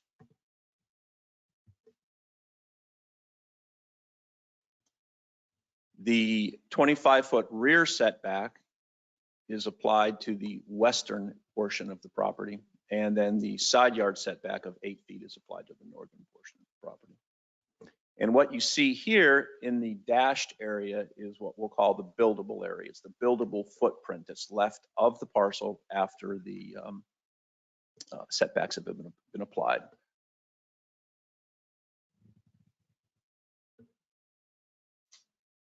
Yeah, I believe that's the last slide. And yes, that's Mr. Markey's letter is also included. Yep. I just want to stay on track. I will get to you in just a second. So I got a public comment, or I got allowed some time for Mr. DeChristopher. Mr. Markey, you were up there, and then we shifted over to, what was the purpose of showing that? I want to make sure I'm understanding the purpose of those slides. I think as Mr. Garganese indicated, this is a very complicated situation. And oftentimes the old axiom is a picture is worth 1,000 words. I know it helped me greatly as we were trying to figure out and apply the code standards to draw it out and to have graphics to look at. And there's a lot of history here. There's a lot of pertinent information that felt like needed to be included to aid the council in your deliberations and your discussions. And so it was, and that's what we included in the presentation this evening. To demonstrate how you did what? Applied the code? It tells the story of how the property was sliced up over the years. And the words I tried to convey could only go so far. The graphic really puts it out there. So, okay, this makes sense now when you see the graphic. That's why it was included. No, I mean, and I obviously understand the benefits of the visual. Would you mind going back to the former drawing? For example, this isn't the history. This is talking about the future. That's showing setbacks. What was the purpose of this exercise? This was an attachment to Mr. Allen's email that was included. Mr. Allen email was included because it demonstrated what he believed at the time was evidence to say that this lot split met code. That was dated September 2nd. That was before the 15% thing was found out. This was an attachment to Mr. Allen's email.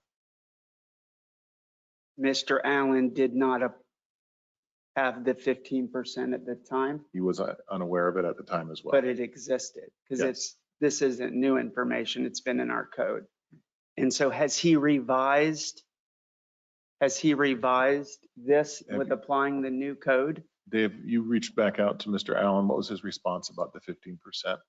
Yeah, he indicated he was unaware of it, but I've not specifically talked to him about applying the 15% to this scenario. No, he is not opined on that. Okay, I want to get back on track, but I just want to make sure I'm understanding this in the intent.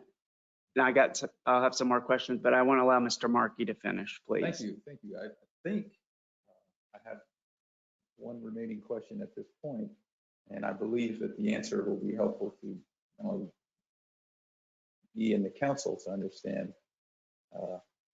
just a little bit of chicken or egg quantity that we have. All of Chapter 98 principally deals with subdivisions, which is the division of some land into 3 or more parcels. There is the lot split component contained within Chapter 98. And so my question is, if you look at, as I look at 104, and I don't know if you have a slide that you can share with council. What is 104? 104? I'm sorry, 98-107. For the code section. Yes, the code section. And it starts by saying the size, width, depth, shape, and orientation of subdivision lots, which again is a defined term. This is not a subdivision lot, it's a lot split. So I'm just curious as what the position is on the interpretation of that. Subdivision, again, is a defined term. Yeah, I will agree with I just want to make sure, who are you addressing your question to? Staff. Okay. But I thought it'd be helpful for you as well. So Dave, you are the planning official per the code that is responsible for administering lot splits, right? It's okay. I just want to make sure you are the applicant or representing the applicant and you're asking our planning official. Yes. Very important. Thank you very much. You want me to answer? Go for it. Absolutely. I mean, he has the right to ask you questions regarding this hearing, so. Sure. Yeah, if you look at the definition of subdivision, and Mr. Markey is correct, it is a defined term in the city subdivision code and the zoning ordinance, and he is correct. It is 3 or more lots. And at that point, it invokes certain requirements of the city code. Now, whether a lot split, which is only a dividing a parent tract into 1, so it's technically 2 lots, does that trigger the subdivision requirements, which are 3 or more? That's the question that Mr. Markey is posing. It's a good question. I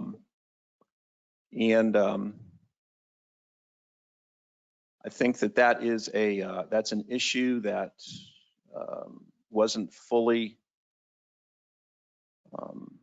I know that the planning and zoning board, we didn't discuss that at the planning and zoning board level. That was not an item that was fully vetted at that point. And the reason it was brought up, and I'm reiterating, is because the original plat from 1962 meets the 15% requirement. The proposed action would not meet it in theory. So I'm sorry. You are making statements right now, and I want to put credibility or validate them.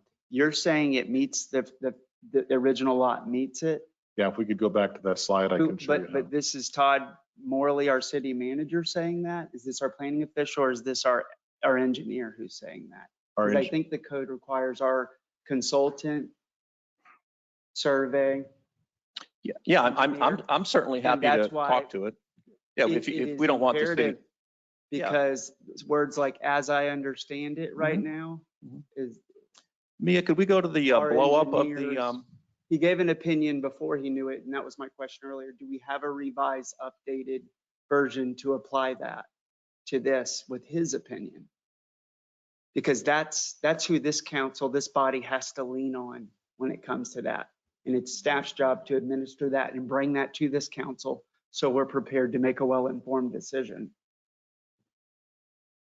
Can we go to the blow up of the lot, the 3 parcels that show the dimensions? I'll keep going. One more. No, keep going. That one right there. Yeah. And we're going to talk about the 15%. Oh. Okay, if you look at, did we want to talk about something else, or are we okay to move forward with this? Okay. If you look at the 15%, if you look at the code says that a corner lot has to be 15% larger. The width has to be 15% more than the adjacent parcels. In this case, you can see that the lot 21 is 125 feet in width. Now you times that times 1.15, which is 15%. I don't know. I think it was 141. 143, I think. 143. I don't have the exact number, but it's in the low 140s. I want to say, let's just say it's 143, which would be less than the 150 is in excess of the 143. So it is in excess of 15%.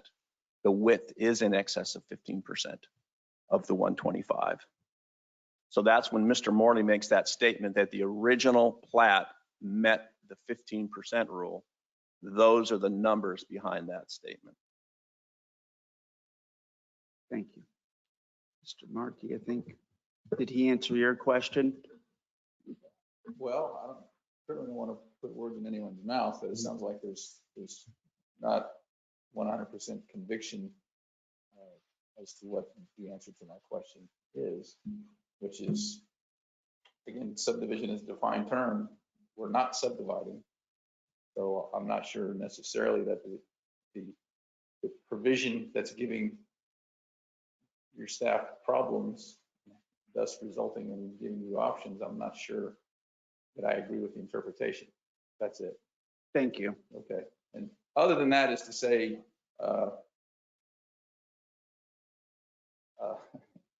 I've been a member of this community my whole life. And I've known Mr. DeChris for a long time. He built my house. I don't think this is as big a deal as it appears to be being made, to be honest with you. But I understand you want to comply with codes and do things the right way, but I think that he has. And so I'll stand by for a rebuttal. Good. Thank you. And we might have some questions later, Okay. but overall, thank you. Thank you. Okay. I've got speaker cards here. I just want to follow in order. Mr. Russell, I see your hand being raised. Did you want to speak? Do it. Well, we can, if you want to fill out a card, I think you can. I don't know about swearing in or if this is going to be any testimony. Okay. Okay. Well, then you have not been sworn in. One, you need to fill out a speaker card when you're through speaking. And then if the mayor is recognizing you to speak, you need to raise your right hand. Affirm, tell the whole truth, nothing but the truth, so help you God. Mr. Russell, you are duly sworn. Okay, thank you. I don't mind if you fill out a card at the end if you want to go ahead and speak. I just saw you sitting. Or I've got another card here we can go if you want to wait. So, Mayor, I just want to put something forward that might help you solve this dilemma in the present. A lot of history associated here that we didn't hear in the P&G board. However, I heard a statement from Mr. Christopher about another piece of property identical to his that is already approved configuration identical to his. Is that true, Mr. Christopher? Have to cover it again. Is there another piece of property identical to this property as he's requesting it? Does it exist somewhere in the city right now? So his testimony is that there's a lot at 151 East Central that is the exact same configuration as what is being requested tonight. So I think he's got the classic definition of a hardship. If you go into the little green book, and it talks about hardship, the applicant has to prove the hardship. What is it that I can't do that is being allowed elsewhere in the city under the law? Under the laws, this same situation exists elsewhere in the city. It just got said. So therefore, he's asking for the same treatment. But it has to be a variance. He has a hardship. He's not allowed to do with his property what's been allowed under the law somewhere else in the city. That's hardship. And that's all I have. thank you, Mr. Russell. You leave a card with our officer before you leave. I would appreciate it. Okay, I've got Mr. Pat Campbell.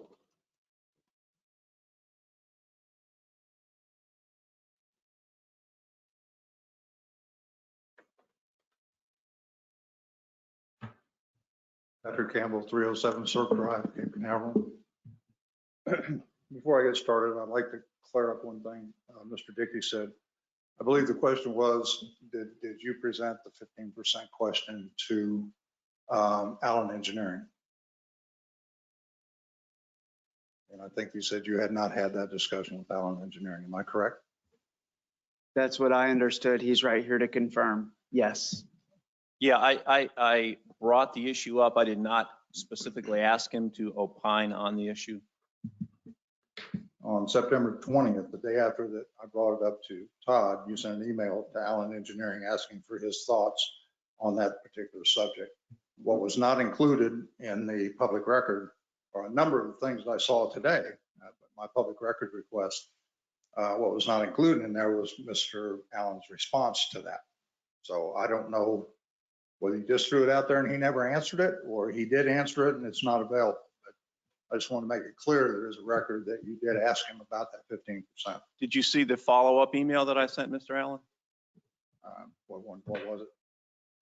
Pardon? Well, which follow-up email? I got lots of emails.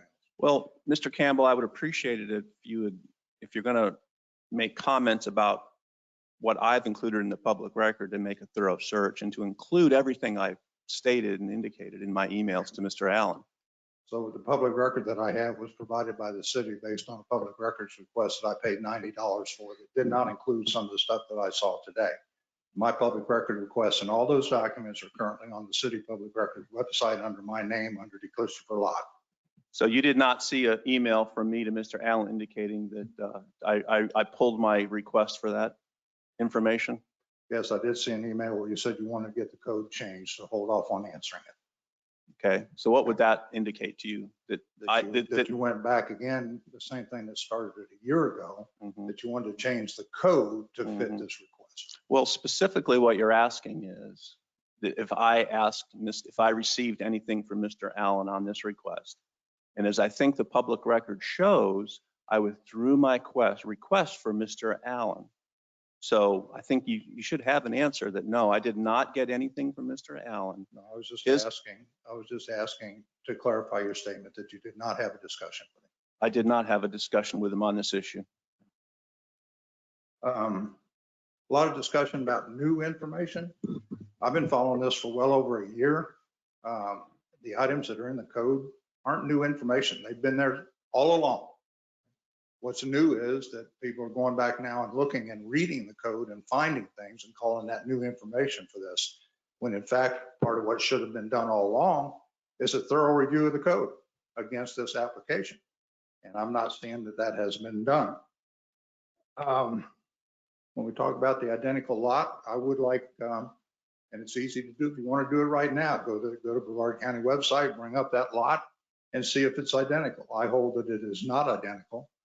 And in the package that I presented to all of you yesterday, where I gave you a condensed version with detailed summary of everything that I've seen over the past year subject to this, you will see that the lot that's being called identical isn't even close to being identical. Plus, it's years ago. It may have very well been different code, different laws when that was done, if it was done. And what I saw was if you apply our current measurements to that lot that's supposed to be identical, that's not, it fits our current code when it didn't have to. So I'd encourage you to go back and actually look at the lot that's being referenced. Tonight, you're asked to rule on a lot split application. My feeling is our ordinances are not suggestions or questions. Okay? Our ordinances should be applied. I agree they should be applied fairly, okay? But they should be applied as written. The resolution before you tonight is not complex.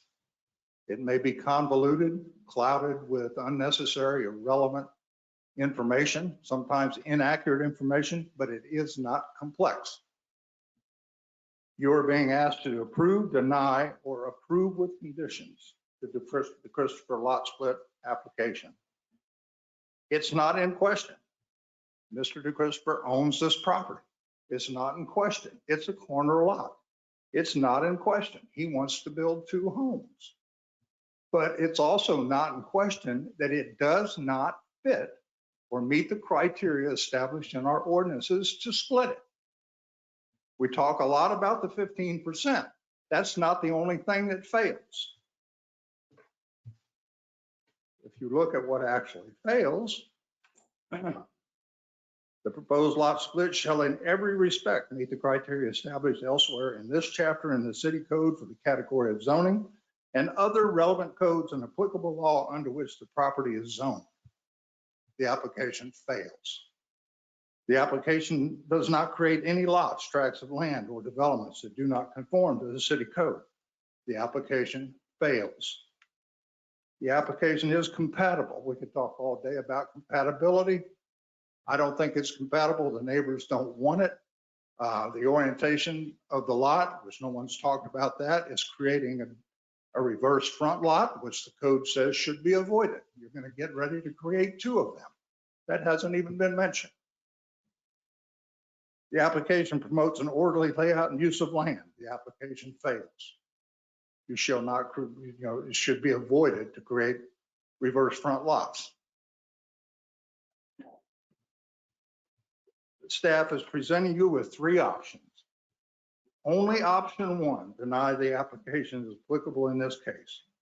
Option 2 does not pertain to a lot split, has not been asked for by the applicant, and is nothing more than a standard development or permit request. Take that lot, build a home on it, ask the city for approval. Don't need an option 2 to do that.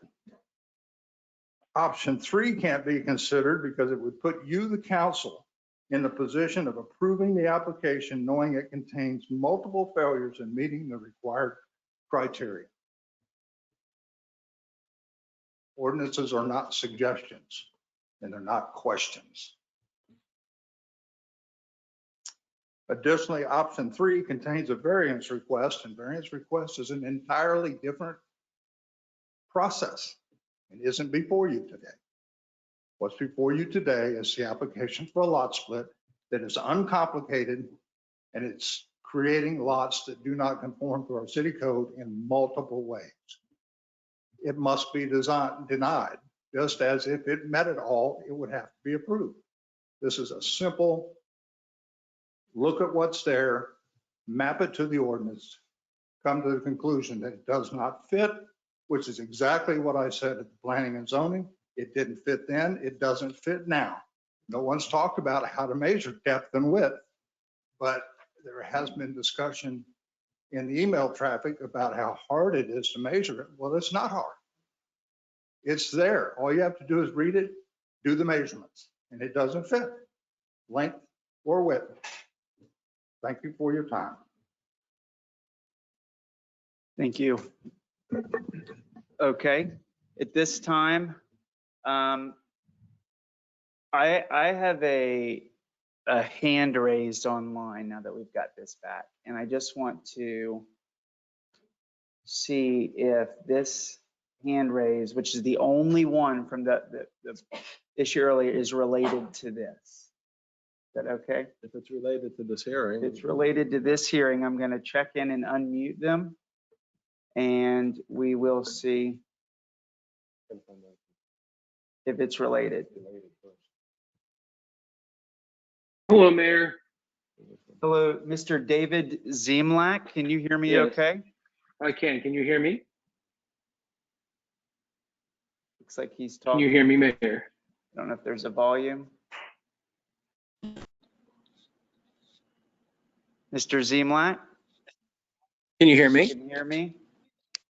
I can hear you. Please speak into the microphone. Make sure that you're not muted on your side.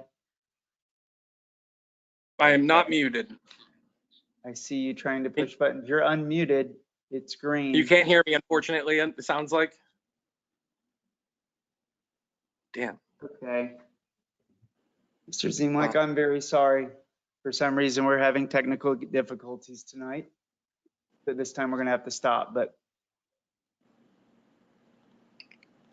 if you don't mind, you can email me if this was related to this issue, and if we take a break, I'll be sure to come back. So with that, we're going to go ahead and mute you back because I still can't hear you. Sorry about that, public. Okay, coming back here. If anyone filled out a card and I did not call you on this item, please raise your hand. Okay, I think we've heard everyone. This time I want to come back to council. I would like to request a quick break, if you do not mind, before we take this up and dive in. I think this is a good pause, if that's all right. Can we take 10 minutes? That's but 1 second, City Attorney. If I can just ask one question of Mr. Markey, just for the record. Yes. Before we break, very quick question. Mr. Markey, Mr. Campbell's testified and he has presented like a 20-page document to the city council. And I forwarded that document to you last night, so you would be aware of it on behalf of your client. Did you receive that document? Thank you. Thank you. And while that topic is I think we all received those documents, and I was provided with printed copies as well that if needed. So with that, it is 8:13. Let's try to get back here by 8:25. Thank you. Tim.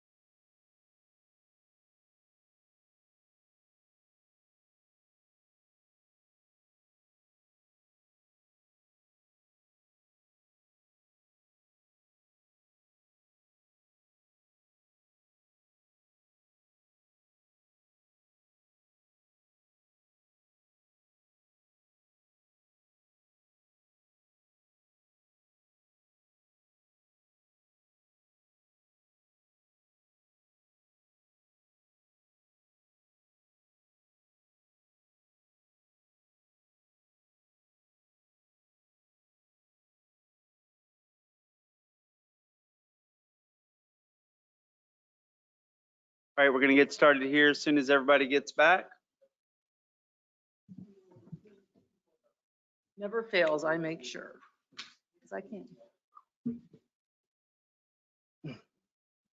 All right, as everyone's coming back, we're just finished hearing from the parties, the applicant, and some of the folks as we work through this quasi judicial matter, resolution number 2022-15 for the lot split for the DeChristopher property. And I think we're done with that portion of the meeting. City Attorney, I just kind of want to keep working off of you, bringing it back, make sure we're following procedure here. This time, we're going to bring it back to council. Right, I would give the applicant an opportunity just to rebut, if they want to rebut anything that they heard during public input. Okay, good deal.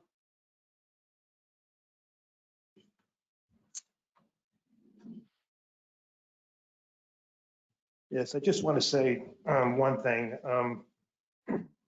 that the gentleman brought up. I'm not lying when I say that my lot is identical to the one down the street that got split up without a replat or a lot split application back done in 1980. It is nearly identical. It's 0.22 acres, the one down at the corner at 151 East Central, and mine is 0.21. So, and the measurements, the width and the depth, basically the same. So I'm not asking anything different than the one that's down the street. And what I plan to do there is to build 2 expensive homes on the ocean, one from across from the ocean, one for me and one for my brother. So with that, I think that's all I need to say. Thank you. Thank you, Mr. DeChristopher. Okay, coming back here to the attorney, are ready for council discussion, staff input, anything else? Good. Council, heard everything. Anybody wants to start in no particular order, feel free. All right, I'll start. I feel due to the hardship case and the variance, I think that we should go ahead, and it's been going on long enough. And I believe that Mr. DeChristopher has vowed that he wants to build the 2 houses, and I think it's a great improvement. I'll tell you, I'm bike riding all the time, and I'm sick and tired of seeing those unkept lots. And I think that $2 million houses will be a great improvement. They're facing toward Ridgewood, and I think it is a hardship. I think I want to vote in favor of giving the lot split to Mr. DeChristopher. The way that I look at it, it's a big improvement over what's there now. So I believe that with the variance and the hardship, I feel that's the right thing to do. And he's been waiting over a year, and I think it's time to make a decision. And I think this is the best decision that we can do right now. And I believe that this is the way that I feel about it. I think that it's the right thing to go ahead, consider it a hardship, give the variance, let them put these $2 million houses. I think that it's a great improvement to our city. And I will be happy that I can see those improvements. Thank you. Thank you. I just want to bring it back and for the public and for ourselves, the agenda item is a resolution that essentially either approves or denies a lot split application. P&Z board took this matter up. They made that same consideration. It was, I believe, a 7-0 unanimous recommendation to approve the lot split application. We ran into some public notice issues. I think when we were originally going to take it up following P&Z's recommendation, and now it's before us tonight. We've heard testimony and staff's added information, and I say that because the hardship that you bring up, I don't know where that fits into this. I think what we need to be talking about is, does this meet the criteria? Or does it not? And if it doesn't, then we need to handle ourselves accordingly based on that, voting opposed, or if we do believe it supports the criteria or meets it, we vote in support of it. The way that I understand it, and I'd love guidance from our city attorney, is to bring up a hardship. Hardship can be something we discuss in the future, but that's not what's before us tonight. So the three options that staff put together here is where I'd like for the council here to really focus in the agenda packet. And if we're adding a new one with this hardship, sure, we can talk about that and add as many options as we want. But number one is really the only one. 2, 3, whether or not we do that or not, we cannot escape the fact that we have to make a decision to either approve or deny, as I understand it, on this application. And the other options that I see here, when we start talking about conditions, as I understand, you can certainly approve with conditions, but if you disapprove, meaning they did not meet the criteria, I'm not aware of a process where we would add conditions on that when they did not meet the criteria. So, council, I'm talking to you is, if we approve, we can add conditions, but I don't see how the scenario where he didn't meet the criteria, we deny in our judgment, and then we add conditions. It's like, no, you didn't meet the criteria. Now, if the applicant decides to go back and go through a variance process or come up a different path that is going to allow him to do what he wants, that's fine. But that's not what we're voting on tonight. City attorney, do I have a good grasp? Anything that I missed or needs to be clarified? Let me address number 3 of the staff recommendation, because I think that's what Councilwoman Raymond was alluding to. And to your point, Mr. Mayor, I would agree with you that what you have before you is an application for a lot split. And that application is to divide the property into 2 recognizable development lots, at least pursuant to Cape Canaveral standards.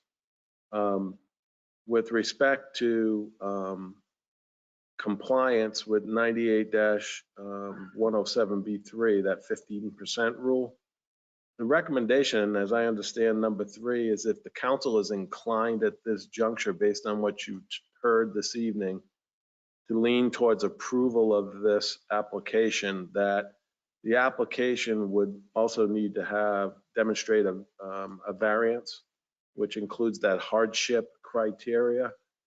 And if the council is inclined to lean towards number 3, I would recommend staff and council that the applicant make that variance in hardship case to the Planning and Zoning Board pursuant to the variance procedure under the subdivision section. And then that variance recommendation, along with the recommendation on the lot split, would come back to you for final consideration, because there is a variance provision under Chapter 98 subdivisions and lot splits that is not technically before you in the form of an application. And that, like the lot split application, goes to the Planning and Zoning Board for a recommendation first, then goes to the council. That's number 1. Number 2 condition is if the council is inclined just to flat out deny the application tonight because it doesn't meet the criteria for a lot split, at the very least, recommendation number 2 is asking the council to recognize what exists today and that is owned by Mr. DeChristopher and his wife as a developable lot. That is number two, is that the council recognize what's left of lot 21 as a developable lot. What I mean by that is the west 25 feet of lot 21 is owned by Mr. Penziak's, or at least it's under his control. And that was separated from the originally platted lot 21 in roughly 1984. And there's nothing Mr. DeChristopher can do about that, because he just does not own that 25 feet that was taken away from lot 21. So to restate, I think the recommendation number two is if the council wants to deny this application, at the very least recognize that what's left of lot 21 that's owned by Mr. DeChristopher and his wife is recognized as a developable lot where Mr. DeChristopher could then pull permits to build one single family home. And option one is just to deny the application outright and don't recognize what Mr. DeChristopher has and his wife has of owning the remaining portion of lot 21. My advice would be option number one. I would advise against that.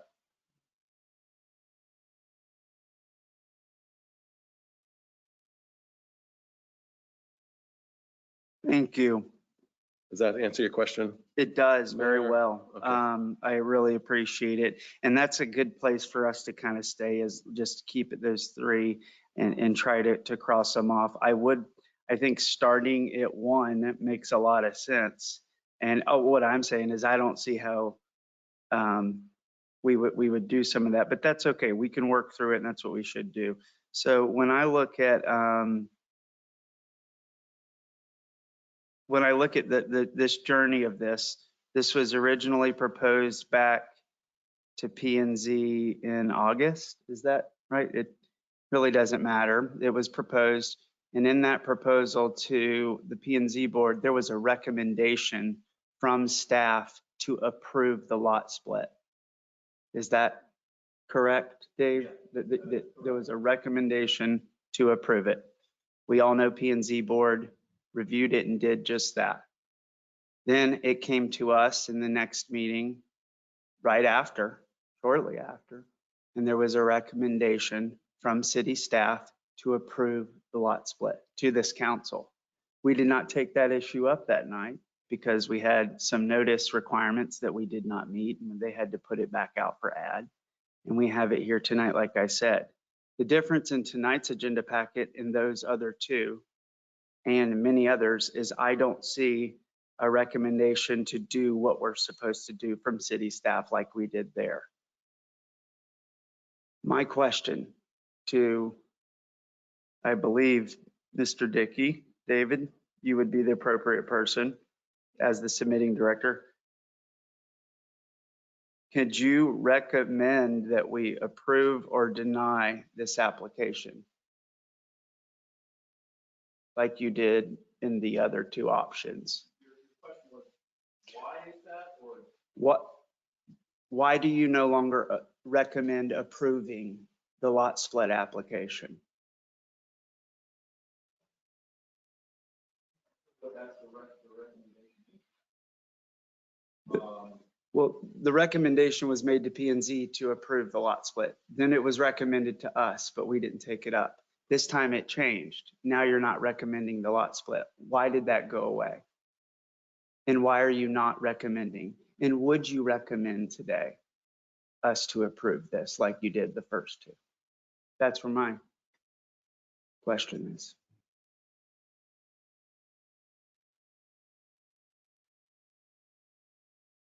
I can try to answer that, Dave, if you're not. Want to weigh in on it? I'll be happy to. No. Go ahead. The only significant difference is the 15% width. That creates some tension in the decision for council to consider. Obviously, it's a multi-step approval if council does approve it, because it has to go back to the planning and zoning board, then come back to the council. So The recommendation is if the council is inclined to deny the applicant's request for the proposed lot split, the city manager recommends the council approve option 2. So there's a developable option. The only difference is the 15%. So would you put an option on here, the inverse of number 1?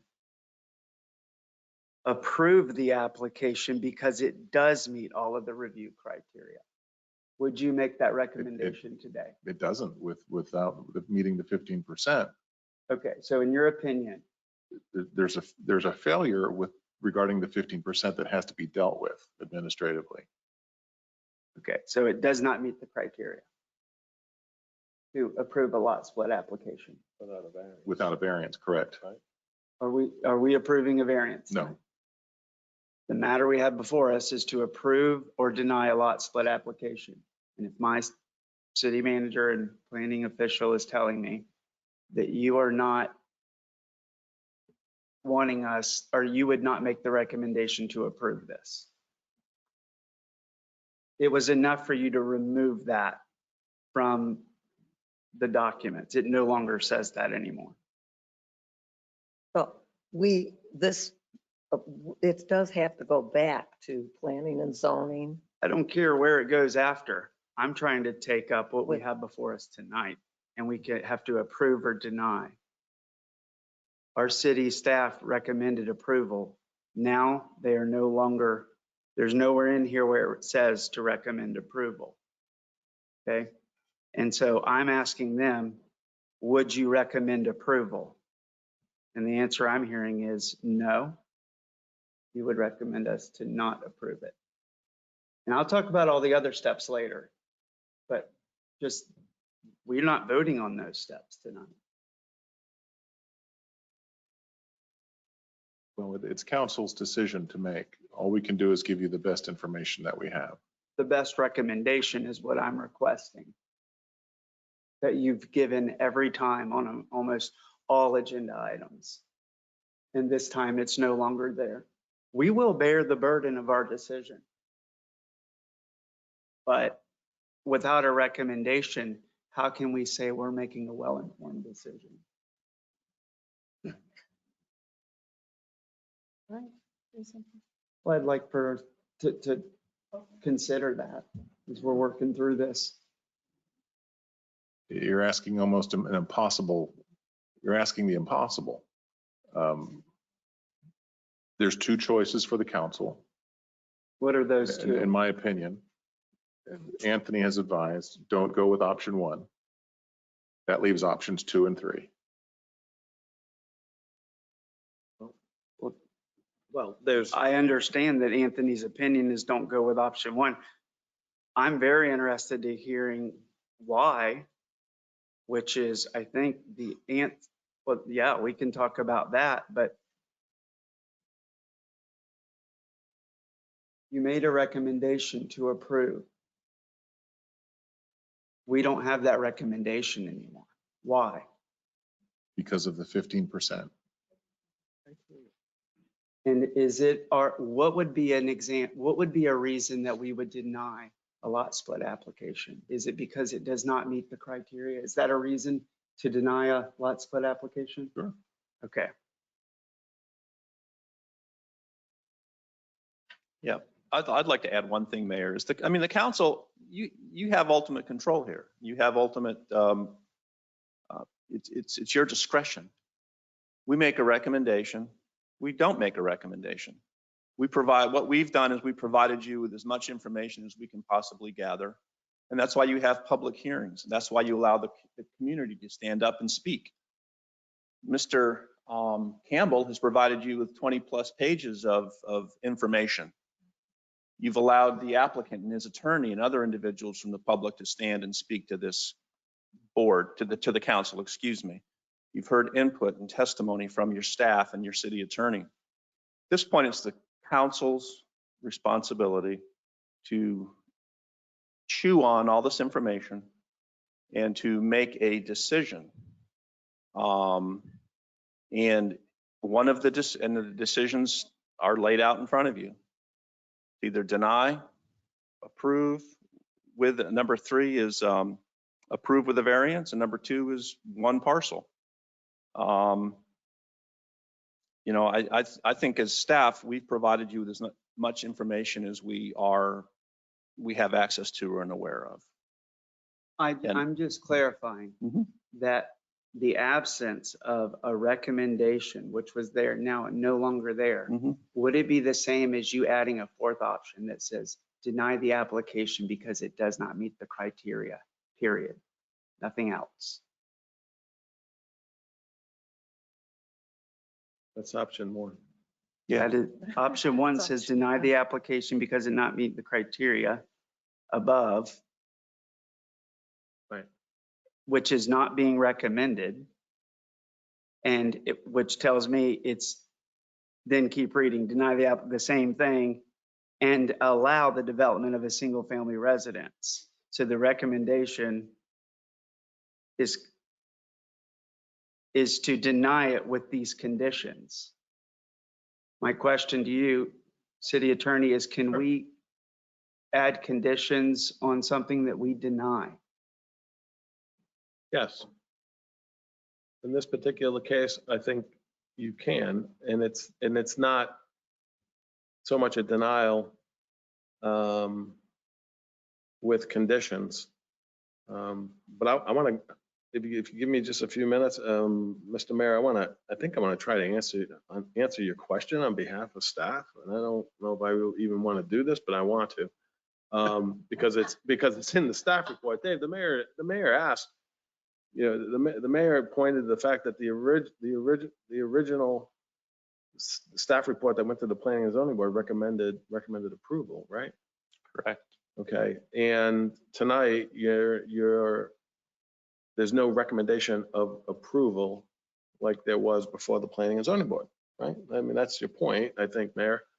And why? And the staff report goes over the criteria, and your staff report says it doesn't meet the application as presented for the 2 lots doesn't meet the criteria.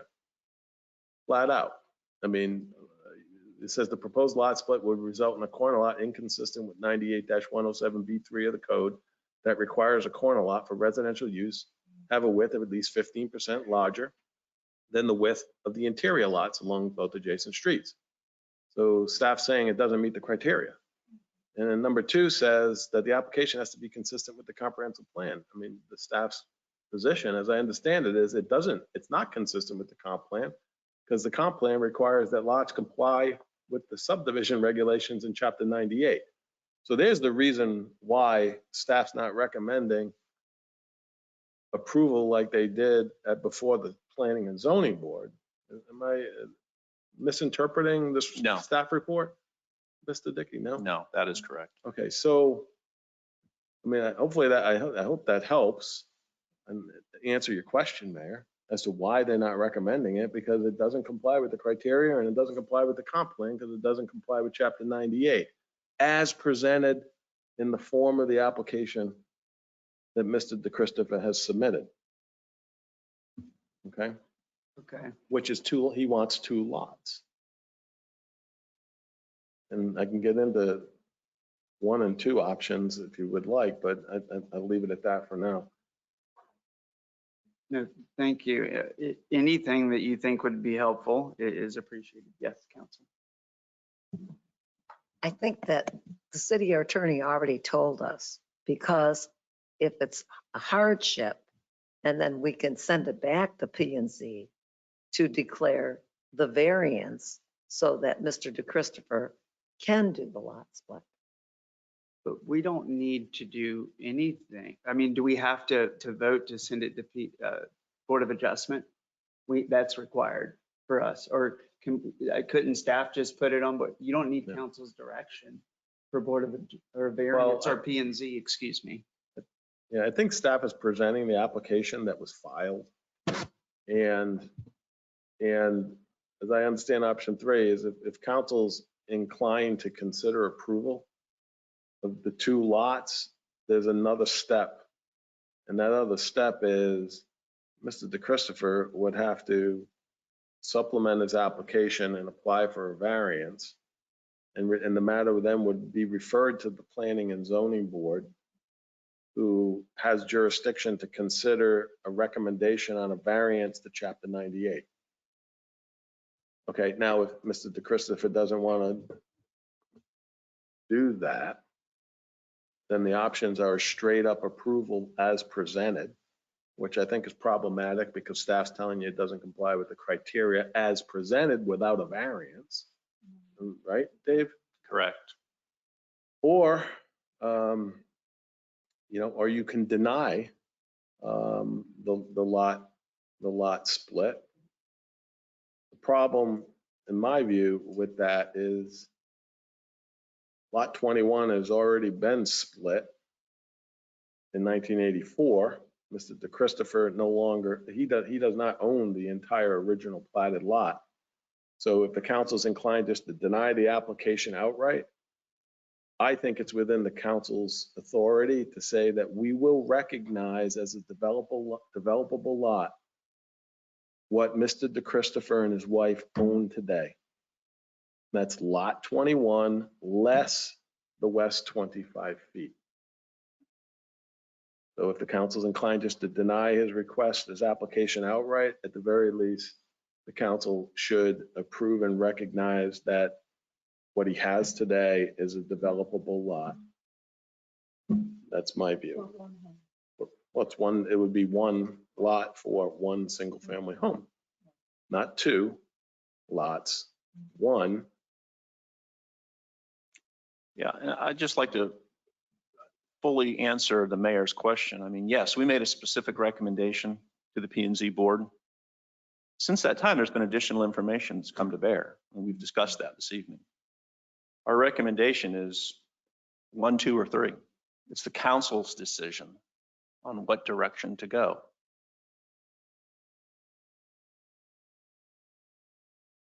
Mayor? Yep. It is possible for us to send it back to P&Z. And I mean, number 2, Mr. DeChristopher doesn't want, he wants 2 homes. I don't, we can't deny his application altogether. I don't think we should. But like Dave said, since the P&Z board, there's more information that has come out. As far as Alan, the engineer, what's his opinion on the 15%? We don't have an answer to that. So why can't we send it back to P&Z? You have to approve or deny. Are you saying take no action? Is taking no action an option tonight? Can we not table it and send it back to P&Z? This is my issue. And that's why I don't want to seem stubborn, but I think we, and I tried to frame that comment, we have an obligation to do something with this. He has rights. Right? And so if we table, what is the reason we're tabling? Send it back to P&Z and resolve the 15% issue. Could we table it? I didn't think we could. I think it would be, if the council needs to obtain more evidence for purposes of making a decision on the application, council can do that. If the council wants to refer this application back as it's currently submitted back to the Planning and Zoning Board for a recommendation on the 15% rule, I think that's within the council's prerogative because the Planning and Zoning Board did not give you a recommendation on the 15% rule. But the application currently does not include any request for a variance. So if you refer it back to the Planning and Zoning Board, absent a supplemental application, they're only going to give you a recommendation on the 15% rule. That makes sense? I mean, not the variance. Because that requires, I mean, if they were going to consider a variance to the 15% rule, then the property owner would have the burden and the ability to present testimony and evidence as to whether or not they're entitled to a variance to the 15% rule. So you got if you want the planning and zoning board as the application currently stands to give a recommendation on whether it complies with the 15% rule, you can do that. The variance issue is not currently at issue. It would require a supplemental application, in my view, by the applicant. At which point, if that was filed, then the planning and zoning board would, under the normal course, make a recommendation to the council on the variance. That's what the code states, that they have that jurisdiction. That's how I see it, at least. I have a question. We could deny option 1, deny it, or option 2, it's a single lot. But that doesn't prevent him from coming back and petitioning for a lot split again, does it?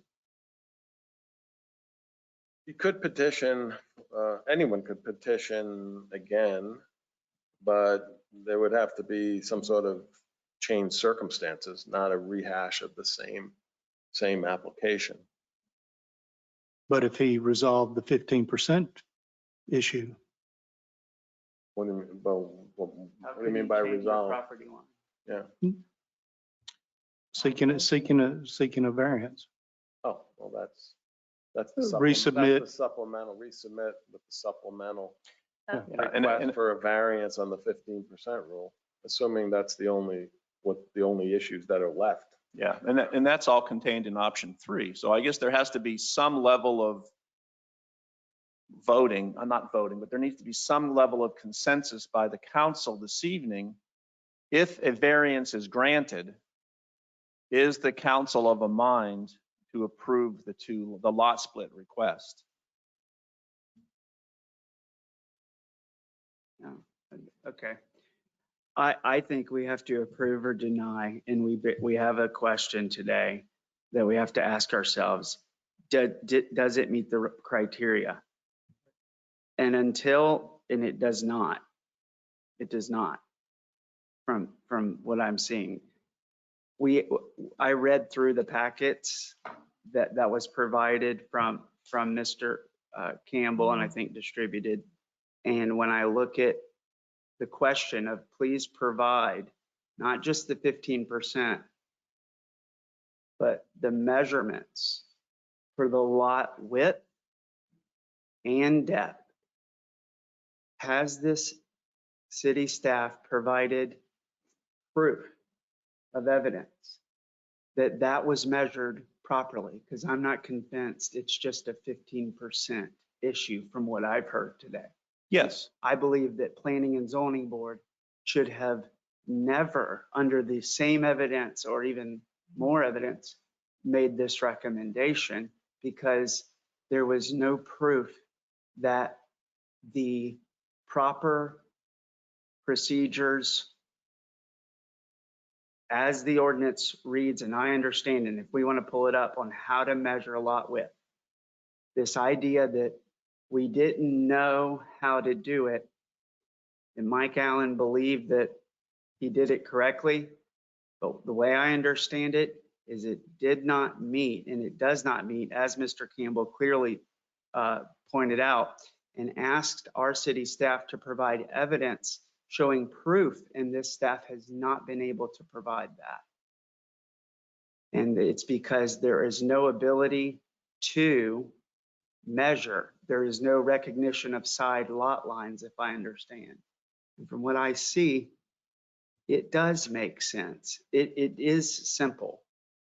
So I agree with that perspective that you can measure this out. But I'm not the consulting survey engineer. I've heard opinions, but we have a person by code who's required to tell us. And the fact that we don't have it after all this time, Mr. Campbell sent a series of emails that went on for almost 2 months.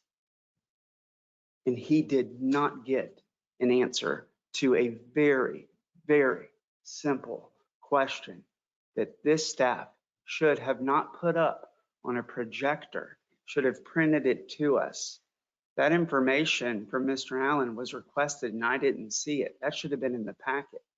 The administrative procedures that we follow for a lot split, I don't see any checklist, nor do I have to see a checklist. But when we say at any point, can we see how that was measured? And we can't produce that.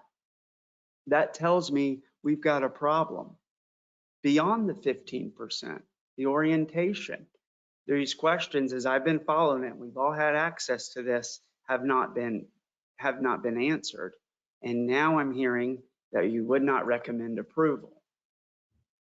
And so for us to go deny, but that we have to put something on the end of deny, why? This man is not being deprived of his right to build a single family home. He couldn't build anything, nothing under our code. It's got to sit there vacant. Currently, the reason why he's requesting a lot split is to have the city recognize developable lots that were approved by the city. Okay, he wants 2. What he currently owns was subdivided without, as I understand it, without city approval in 1984. So that's what triggered this whole part of this review, is that the current land that Mr. DeChristopher owns, that piece of property has not been recognized as a developable lot because it's only a portion of a platted lot number 21 that the city council approved in 1962.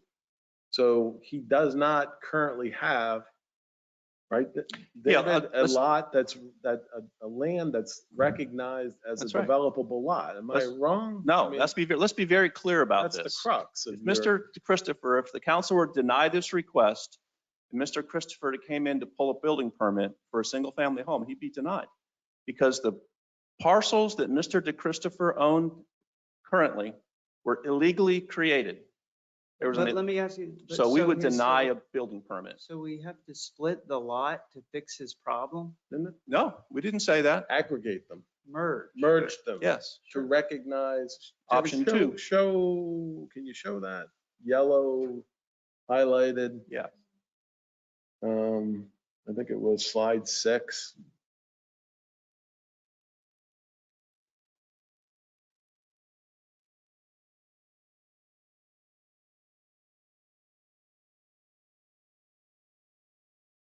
What option 2 is saying, and correct me if I'm wrong, Dave. I will. If the council wants to deny Mr. DeChristopher's application to create 2 parcels of land, parcel 1 and parcel 2, that the city council should recognize the parcel 1 and 2 combined as one developable lot. Because the city is never officially recognized. The city is never officially But recognized. is that what's before us tonight? I'm all for recognizing the lot. I get that. But what does that mean? We've never had to recognize a property since I've been serving. Because we've never dealt with illegally subdivided properties. Is there a process to have your property recognized? We're here tonight to do that. We just say it upon you are recognized? No, we're following a code process of lot split. That's what I was asking. No, but a lot split, we are not having a recommendation to approve a lot split. We got recommendations to deny a lot split. Correct. But this other thing, to recognize property, I don't understand what that means or why that's relevant or what is the process to have your property recognized?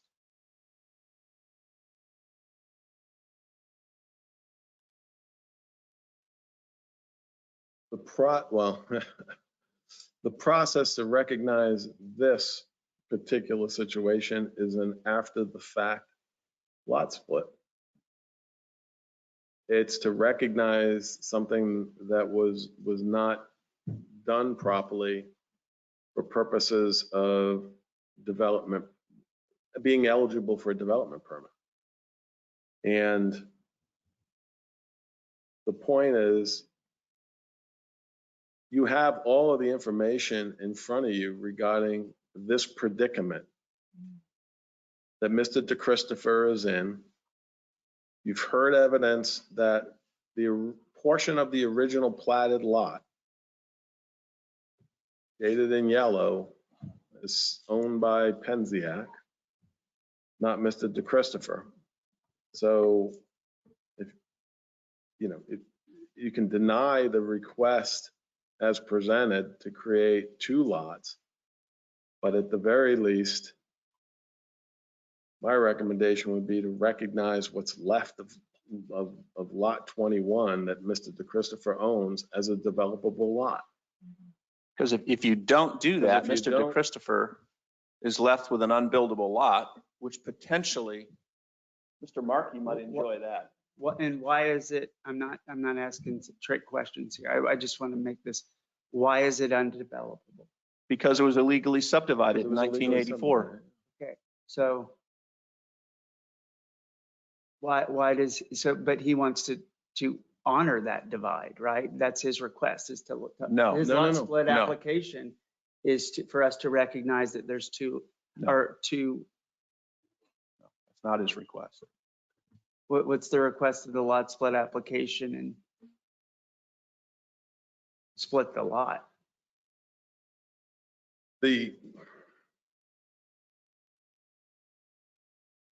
I'm trying to figure another way to explain it. His request is to recognize 2 parcels, parcels 1 and 2. You can see parcel 1 to the north, parcel 2 to the south.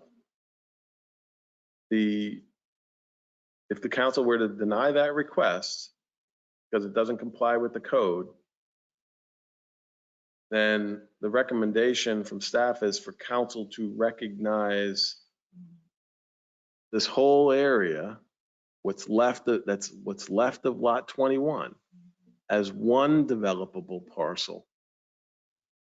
That one developable parcel owned by DeChristopher is the remainder of lot 21, originally approved by the city council in 1962. And that's, so option number 2 is not to recognize what Mr. DeChristopher is requesting, 2 lots. It's just to recognize the remainder of lot 21 as a developable parcel of land. And if I have to spell it out, I will, because we don't want to. There's property rights at issue here. And Mr. DeChristopher should be at least afforded the right to develop on the remaining lot 21, in my view. That's the issue with number 2. I just don't know what ordinance or code we're following to recognize a lot as developable. We just have to approve or deny a lot split. May I ask a question, Mr. Mayor? Yeah. And this as well, I just, out of my own curiosity, with the lot that is identical at the other end, 151, I believe you said Central? 151, thank you. Did Penziak ever own that? How was that lot? It's split and it's on a corner. Is that something that Penziak owned and was sold later, or is this totally separate owners, or? As far to my knowledge, he did not own that piece of property or a parent tract to that piece of property. Okay, I have a question. Okay. Why would he take 25 feet? What? You can't build on that. Why would he? Well, the 25 feet were added. You could go back. I'm sorry, Mia. No, we're playing. Yeah, that one right there. The 25 feet, you remember the original lot was 150 feet.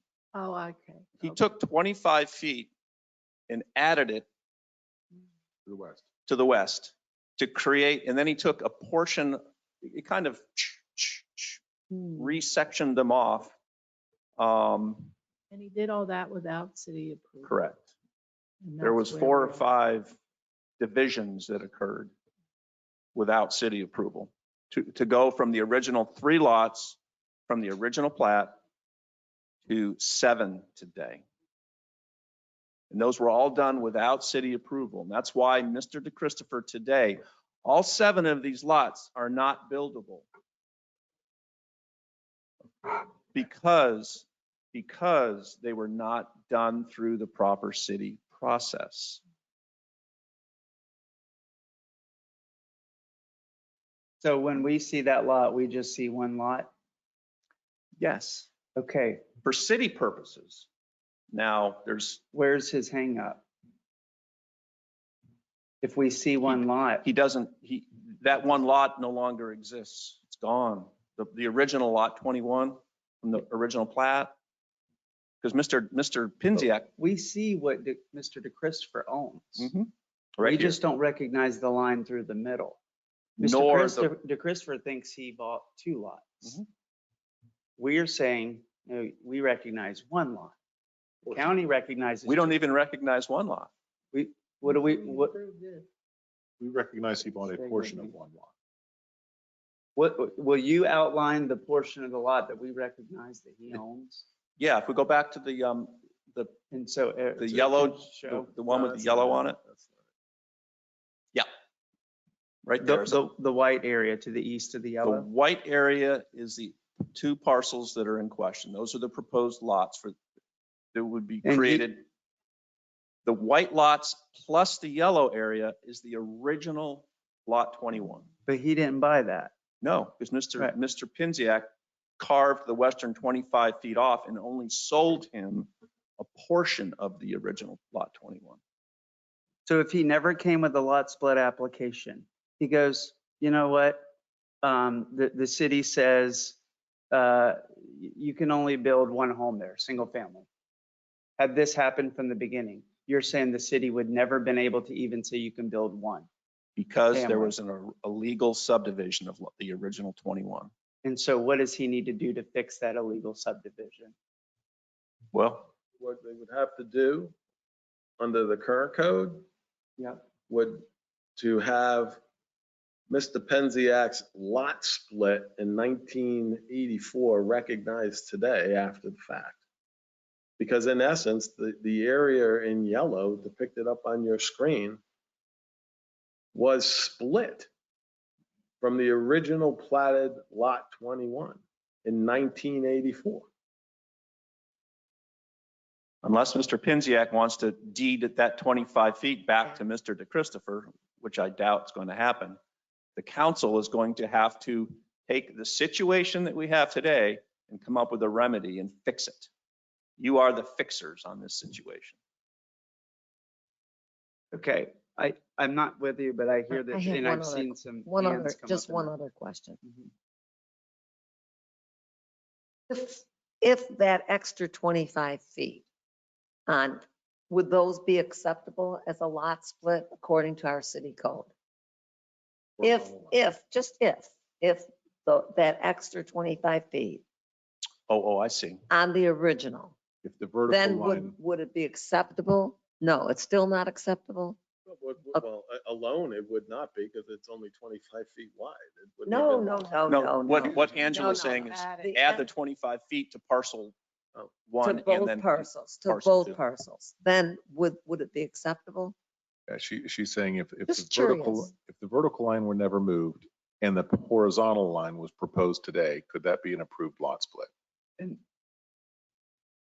Just curiosity. Oh, because he didn't do it through the city. That doesn't change the percentage, that doesn't change width. Yeah, I don't know. I haven't looked at that. I would still think we'd be challenged by the 15%. Doesn't move those. Okay, so we need to make a decision on this. And we have option 1, 2, or 3. So I think we just need to make a decision. I said, I understand that it doesn't go along with the code, but we have a hardship, we have a variance. Please show me in the code where the hardship is, where, and how this Well, applies to tonight, we because we could- keep going back. Okay. And I'm trying to get away All from right, but that. if we could do that, if we could just send it back to P and Z for a variance for this split Mhm. or whatever Mr. DeChristopher wants. But they gave it back to us. And we heard the recommendation from the P and Z board. Did you give an exact recommendation to us tonight? Well, I mean, it's getting so muddled that it's very confusing.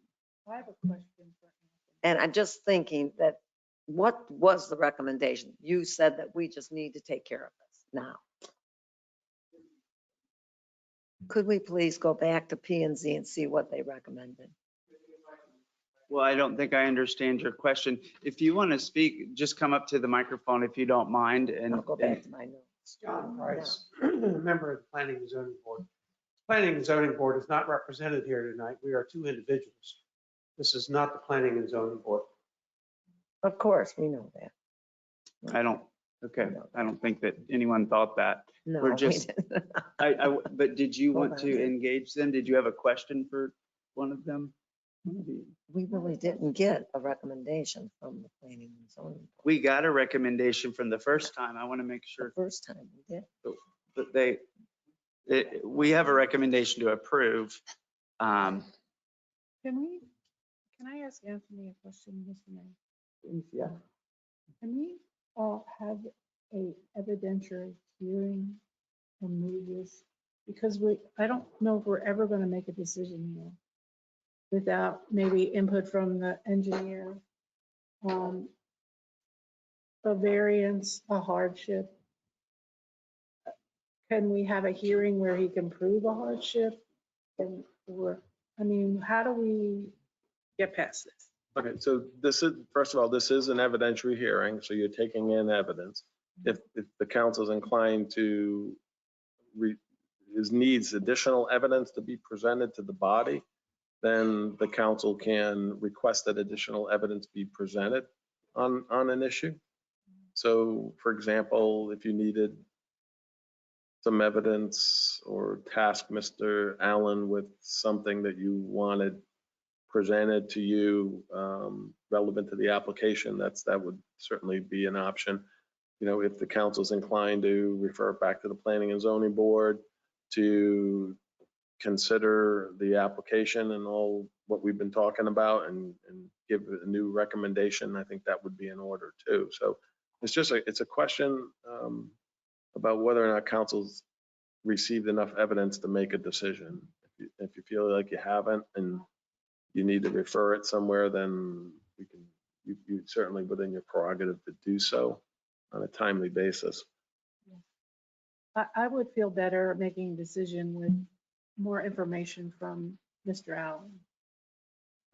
Approved it without the 15%. So, I would rather approve it with his input on the 15%. He might change his recommendation. So I don't think that we have enough information or evidence to make a decision. So my reply to that is, what have you seen from Mr. Allen, because he doesn't need to review this, that proves that it met the lot width or depth? Didn't we have something up here that showed that he approved it with the setbacks? Like he did? Right. Can we have, that's the first time we saw it. And can we read this? Yeah, yep, and I'd like to have a copy at some point. Yeah. It says, David, this was sent from Mike Allen to myself on September 2nd at 1:11 p.m. And it says, David, based on the review of the code requirements, I find that the lot does meet the minimum lot required for R1 zoning. The front of lot needs to be designated as Ridgewood Avenue. He's talking about the orientation of excuse me, I'm editorializing. I won't do that. The lot depth of 116.19 exceeds the minimum lot depth requirement of 100. The lot width of 76.01 feet exceeds the minimum lot width requirement of 75 feet. Based on the designation of the front being Ridgewood Avenue, I've attached a sketch, which we've previously looked at, showing the code required setback. I've scanned the property appraiser website for other corner lots in the city of Cape Canaveral having an R1 zoning designation. Based on this aerial review, it appears that a rear setback has been applied to the lots and not the 2 side yards as we discussed yesterday. With that being said, the minimum living area is something the architect will need to consider in the design of the structure. However, the front and rear designation does not prevent the owner from having a rear or side loaded garage with the driveway coming off of Central Boulevard. It also does not prevent the owner from placing a pool in the rear setback. Note that the front designation is to demonstrate minimum lot requirements and for addressing. Please let me know if you have any other questions or if we can be of any further assistance. Thanks, Mike. And this was before he knew about the 15%. So Correct. could change his opinion. Yes, he could. What I'm saying is this doesn't prove that it meets the depth and or width, because it was asked 2 months ago by Mr. Campbell how this was measured. And that evidence has not been provided. That's a big deal to me.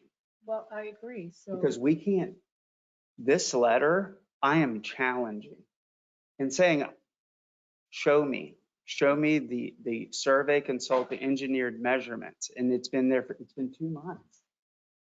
well, I agree, but what I'm saying is, can we move on? He can't get past that. Right. Even if he But- did the 115%, how does he get past that? I'm saying if you solve the 15% issue, there's other issues from the evidence I'm looking at. Well, that's why I'm saying, can we bring it back to us or the, Why? They haven't met the criteria, in my opinion. Staff is telling us to not approve it okay, well then let's call the vote. or recommending to us tonight. This came up. I'm very interested. Is this how he approves? This was for setbacks. I'm talking about how did he measure lot depth and lot width? Where is the schematic, the drawing, the CAD file for that? Where he applied our code, because he says you got 100 feet on the depth. He said in that letter, I thank you for going through that, you got 75. He said, you're over by a foot, 76. You're over by 16 foot, you're good. We are now raised with the question we're all aware of. No, there's more lot lines here. There's a bottom lot line. Why is that not being measured? Where was his measure? At what point did he go, I can't measure that because there are no foremost points? Well, that would Or be, whatever, from what Mr. Campbell has asked for, why can't we produce that document? that would be a purpose, that would be a That's a reason for simple- having a evidentiary hearing to ask those questions of Mr. Allen.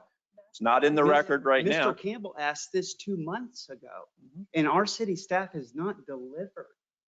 That is unacceptable. This council doesn't have the pleasure of maybe understanding this issue if you have not read this packet. And it's okay. It came in yesterday. It's 20 pages. But if you have read it, there's no way you can sit here today Well, and that's what I'm say saying. that we approve. And there's no reason, in my opinion, to go back. We have to approve or deny. We're not waiting on any evidence. It's been 2 months. This evidentiary hearing is tonight, but that's been on the. I'd like to address that real quick. I mean, the mayor keeps saying it's been 2 months. I think the public record is what does include emails between staff and Mr.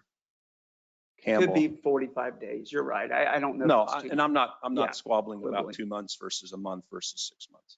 I think the public record does include an answer to Mr. Campbell's question.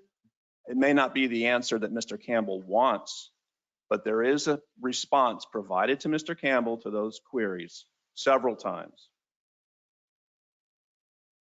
I just wanted to include that. I saw every one of those responses, and they never even came close.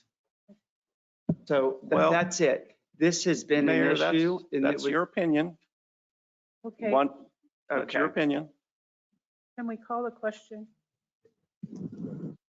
No, that's okay. All right. Mr. Campbell is back there. I see you waving your hand. Did you want to say something that gave Mr. Price a chance to speak, or you want?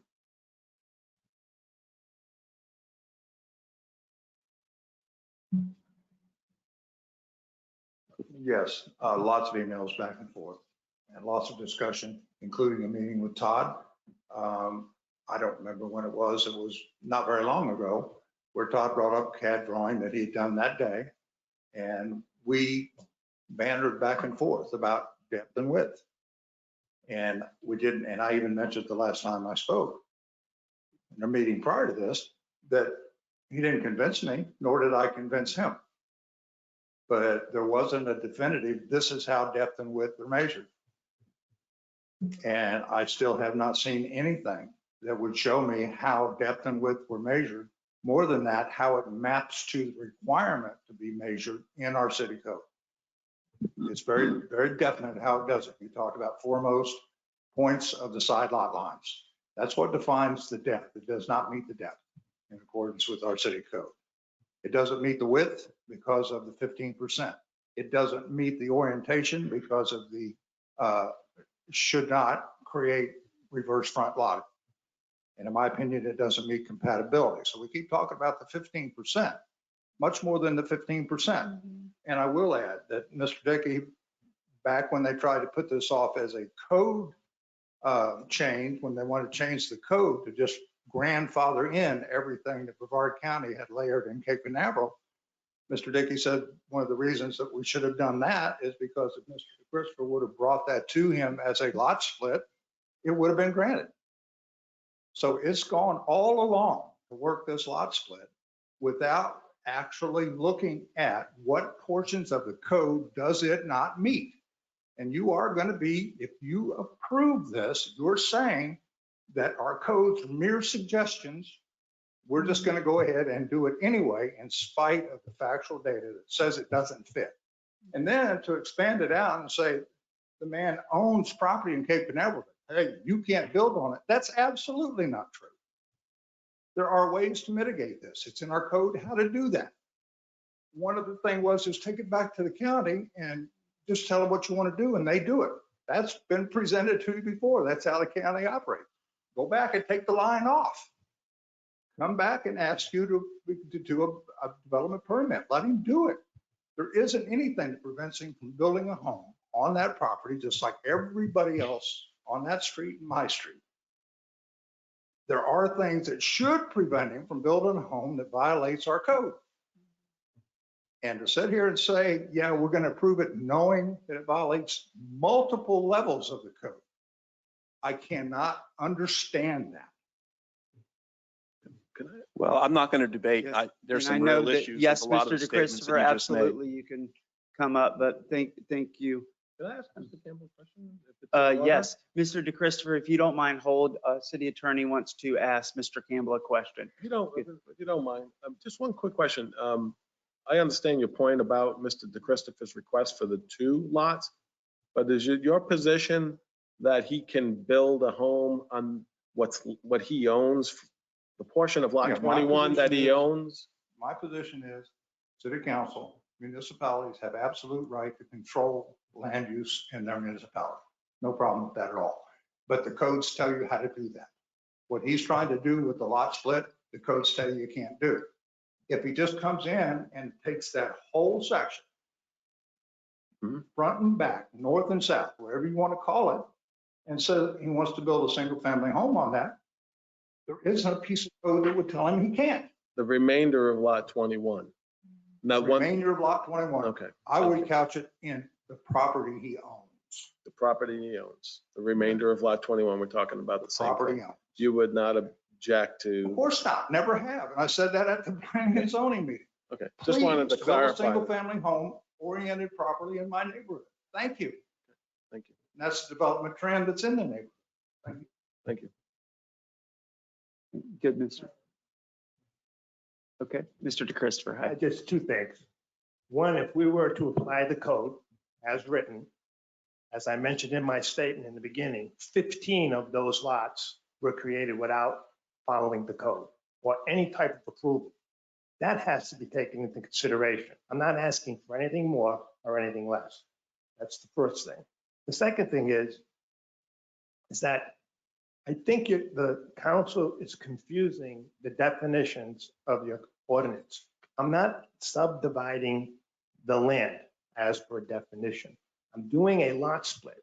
So the code talks about developers developing a subdivision have to follow certain rules. They don't say it's mandatory. They just make a suggestion in the code that it should be 15% wider to be careful when you design your development.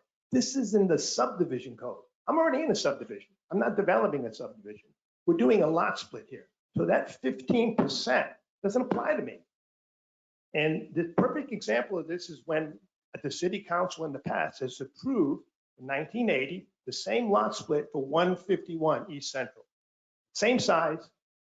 And as far as the measurements go, if some of those lots in that block, the rear lot line is only 37 feet. It's not 75 feet.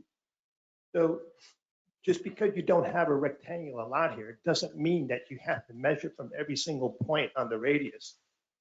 That's ludicrous. Not every single lot is rectangular. So to ask the question, how are you measuring it? It's right in front of you. It's 116 by 75. It's an irregular shaped lot. It meets the size of your code and your criteria.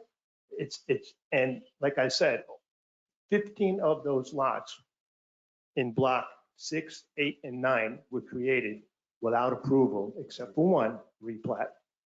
And the city allowed all those lot splits. So if we're applying that same code, to me, why wasn't it not denied 40 years ago? Your code was there 40 years ago, but why wasn't it denied? It's because we're not creating a subdivision. We're creating a lot split. So that rule, 50%, does not apply to me. Thank you. Mr. DeChristopher, can I ask you a question? If you don't mind, please. I don't know if you can see the same screen we see, but it's the image on the screen. Is that on the monitor in front of you there, or you see it? The northern lot line that runs east and west that you own, looks like I see on the survey, is 125 feet. That's correct. Okay. What's the line below the southern? 116.19. Okay. And that's the same as the northern line on the next lot that you have, right? I mean, your 116 Yeah, the one is obviously the same as the next parcel. Lot 116. Now, what's your next measurement that you see there? The measurement that's running along Central. Right. You have the southwest corner. It goes to the point of the radius. Is it 53? 5393, which is frontage according to your code. And then because this is a double frontage lot, you add the radius and then you add the 2307, which came out to, I don't know, 150, 160 feet of frontage. So theoretically, as for an irregular lot, because it's on a corner, I meet the frontage. Because you're applying the code, it's double frontage lot. So you have to count all of the frontage. You can't just separate out and say, hey, your east property line is less than 75 feet. So where are you measuring it from? No, you don't. There is no east or south on this. It's one line. Your code says this is a double frontage lot. So I have two fronts. So I've got 150 feet of frontage. And I have 25-foot setbacks all the way around. It's squeezing me in, but I can still make a house work, two-story house. But again, don't confuse your subdivision code with the 50% added to corner lots with my lot split. It's not the same. I'm not, I was asking for the purposes of, you were able to read his survey and see that the measurements there for those lines were clearly laid out. And I agree with you, 5393. But that to me is where it identifies a foremost point. Right, and then the arc is 87, so you add that. And then the last measurement is 23. So you got 23 plus 87 plus 53, almost 54. That's the frontage. What Mr. Campbell asked, and I know you might have got the emails, is can you show me when you actually read our code? I'm not getting into the 15%. I'm not getting into the double frontage. I'm not getting verse frontage, any of that. Simply lot width and depth. Right. When you measure width, Mr. Allen, our survey engineer, how did you measure? Show me You how. measure from the southwest corner to the northwest corner. But I want for your depth. I want or our your width. engineer to tell me. I want the one that our code requires us to get a consultant survey engineer. We have to get that opinion. I have not seen an opinion since that question's been asked. That letter was prior, from what I understand. Since that question, this is crucial. If I'm not talking about, even if you're right on the subdividing versus lot split, show us how the lot width was measured. And I've heard the opinions of our city staff, but I've not seen anything from our surveyor. Have you asked our surveyor, Mr. Campbell's direct question, and has he provided you with any written answer at all? And if not, did you request any written answer so that you could show Mr. Campbell clearly how he's measured? Folks, I'm talking about lot width right now. That's it.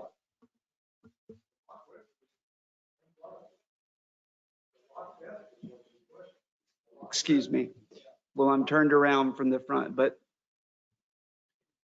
and I don't want to approve this tonight.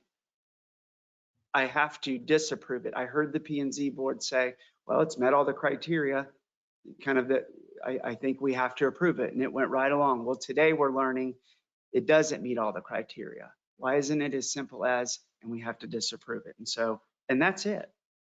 If he wants to go down another path through a variance or do whatever he can.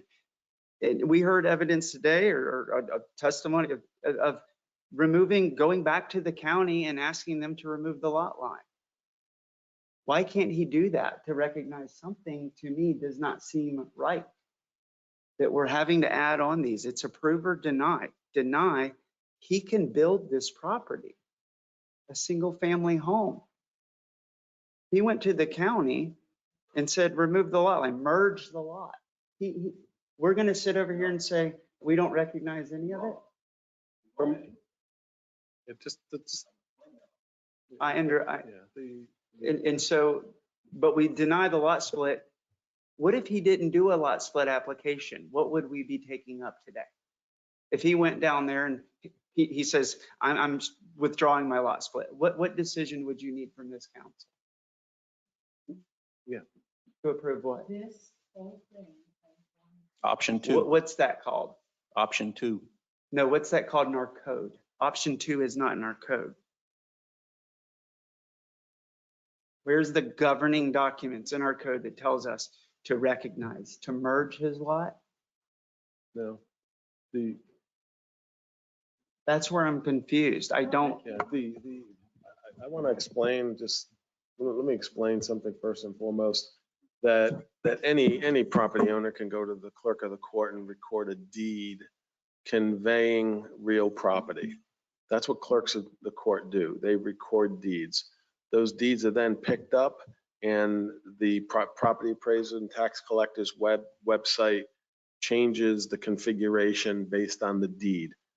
Notwithstanding all that and the property owner's right to convey, that is not a legal subdivision of land in the city of Cape Canaveral, because to subdivide land for development permit purposes, you must get the city approval to recognize the developable lot.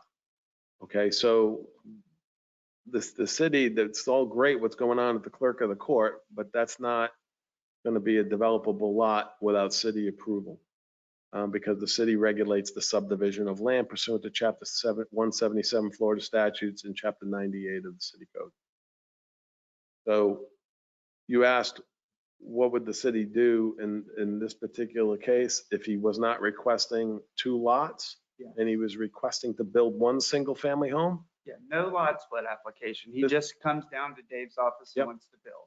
Dave's office would look at it and say, holy cow, the original platted lot 21 has been illegally subdivided because we have no record that the city approved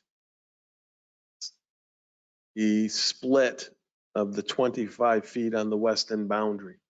So that would trigger, the closest procedural, I think, option you have off the top of my head here and looking at this is to recognize at least with respect to De Christopher, and I'm not speaking about Penziak, at least with respect to De Christopher and his wife, the city council would recognize the lot split that occurred in 1984. The vertical line only, not the horizontal line that Mr. De Christopher obtained through the clerk of the court, but just the city council would recognize what he owns today as a developable lot, even though Mr. Penziak illegally split 25 feet from the original lot 21. And that would have to go to the city council for approval. So if the council's inclined to deny what Mr. De Christopher is requesting, that being 2 lots, my recommendation is to at least recognize what he owns today as a developable lot, recognizing the illegal lot split that Mr. Penziak apparently did in 1984, at least with respect to De Christopher. Mr. Penziak is a totally different issue, and that issue is going to come to roost someday when somebody wants to try to develop those lots, which the city will not recognize because they were illegally subdivided based on the information that we have available, correct, Mr. Dickey? There's no record of Mr. Penziak's illegal subdivision of the land. Yeah. So that'll come home to roost eventually. But right Sooner now, than- what you have before you is Mr. De Christopher's Sooner than plight. later. It's perfectly within the city council's authority, in my humble opinion, whenever making decision-making to consider property rights. That's why the recommendation is to at least recognize what Mr. De Christopher has today as at least 1 developable lot, not 2 that he's requesting, but at least 1. Yeah. And I think you've heard testimony that even Mr. Campbell would recognize that he could build 1 lot, 1 home on that remaining portion of lot 21, what Mr. De Christopher owns today, provided he meets all the other code requirements on setbacks and orientation. So that's my 2 cents at the moment. Yeah, and to me, where I was confused is that has nothing to do with a lot split application. None of that. It's not in his particular application as applied. You are correct, Mayor. But there was a lot split that occurred in 1984. So if you could rewind time and get back to that meeting where Mr. Chris was walking in going, hey, just bought this property, man, I'm ready to go. We're going to do 2 houses. And we say, oh, can't just say we agree with the code, or he agrees that, okay, issue. He would have done the process you just explained. For 1 house. We don't have that in front of us tonight, right? We don't have anything drafted up. Does the resolution say that? The resolution would be I'd be modified. fine with bringing that back. If y'all want to bring up whatever his process is. But there's nothing to vote. There's no recognition document. So I'm a little lost. Yeah, you are lost because there is no document regarding option number 2 to reflect the city council recognizing the remainder, because council needs to make a decision. If the council's inclined to deny Mr. De Christopher's specific request in his application, then I would recommend that a resolution be prepared recognizing what Mr. De Christopher owns today as 1 developable lot. Okay, now Does that make that's new. sense? So you're saying direct or have a resolution drafted that we'll come back and vote on? You can direct that it just be done. Yeah. It would be a simple But resolution. I haven't seen the resolution. No, that's correct. But the resolution Okay. would So reflect. this is where we're going to whip up a resolution. I will vote that through as fast as possible so this man can go develop his property. I am not pushing back on that resolution, but it's not drafted tonight. And if you want a good faith statement that I would adopt a resolution that says we recognize his property as one parcel from the line over, I'm all in on that. 100%. Suggestion. I mean, because I haven't heard from the rest of the council members. If the council's inclined to deny the application tonight, then you would direct staff to prepare a development, prepare an order denying the application as presented and presenting a resolution for approval recognizing what Mr. DeChristopher owns today as one developable lot. And that would come back to you for final action at your next meeting. Isn't that? So in other words, Mayor, you're given direction that an order, which is your decision, be memorialized in writing with an accompanying resolution recognizing. One more time from the top, sorry. Okay. It is option 2, but the Okay. mayor, and I don't want to speak for the rest of the council members, but the mayor's indicated some being uncomfortable not having a resolution for option 2. So the point is, a final decision has to be made. The council can direct that a final order be presented for their approval at the next meeting. Denying the application as presented, along with a resolution recognizing what Mr. DeChristopher owns today as a developable lot.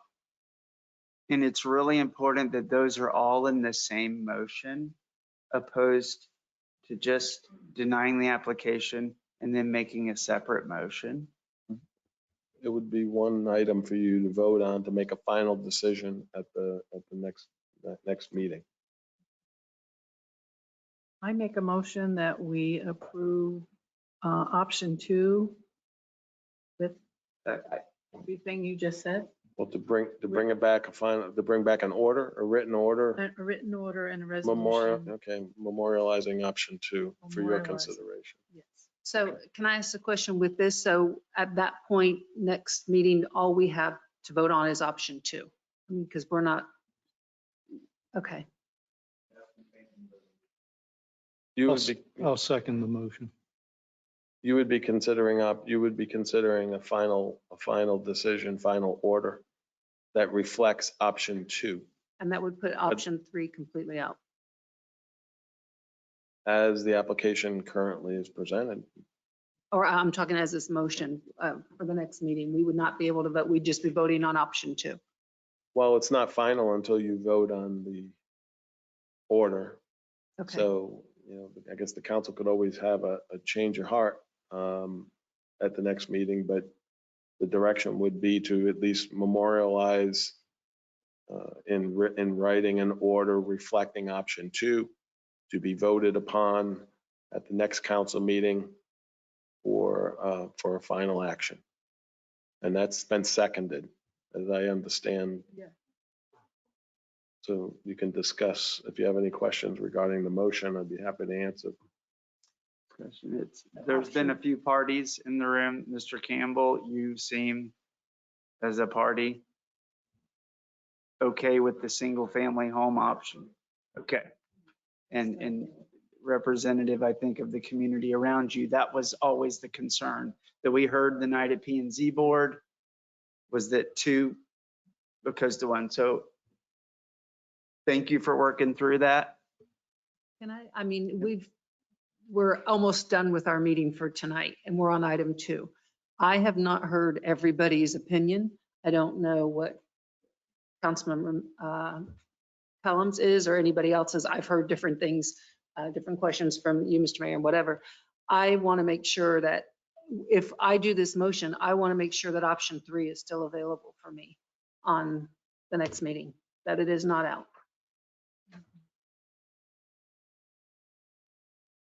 Well, and that's where, because Councilmember Raymond's original intent, she said, so he could build 2. That's not, you bring up an excellent point. And that's where we're like, no, it's 1, option 2. So you like option 3, you want to keep that on the table. But the motion is reflective of option 2. City attorney? That's what I was asking. Would we be voting for option 2 only, or do we still have, you said So you're change of giving- hearts?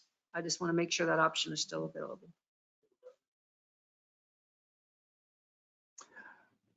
Yeah, I'll read what it says. It says, option 3, approve the application. The approval would recognize the removal of the western 25 feet from the original lot 21 and allow the development of 2 single-family residences oriented towards Ridgewood Avenue. However, this approval would not meet all the review criteria of City Code Section 8966 above. As a condition of approval, a variance would be required because of the reduced size of the proposed southern corner lot. Section 98107B3 requires a corner lot to have at least 15% larger than the width of the interior lots, both adjacent streets. As currently proposed, the north parcel would meet all applicable dimensional standards. However, the south parcel corner, as proposed, would have a width of only 76 feet and therefore would not meet the 15% requirement see above.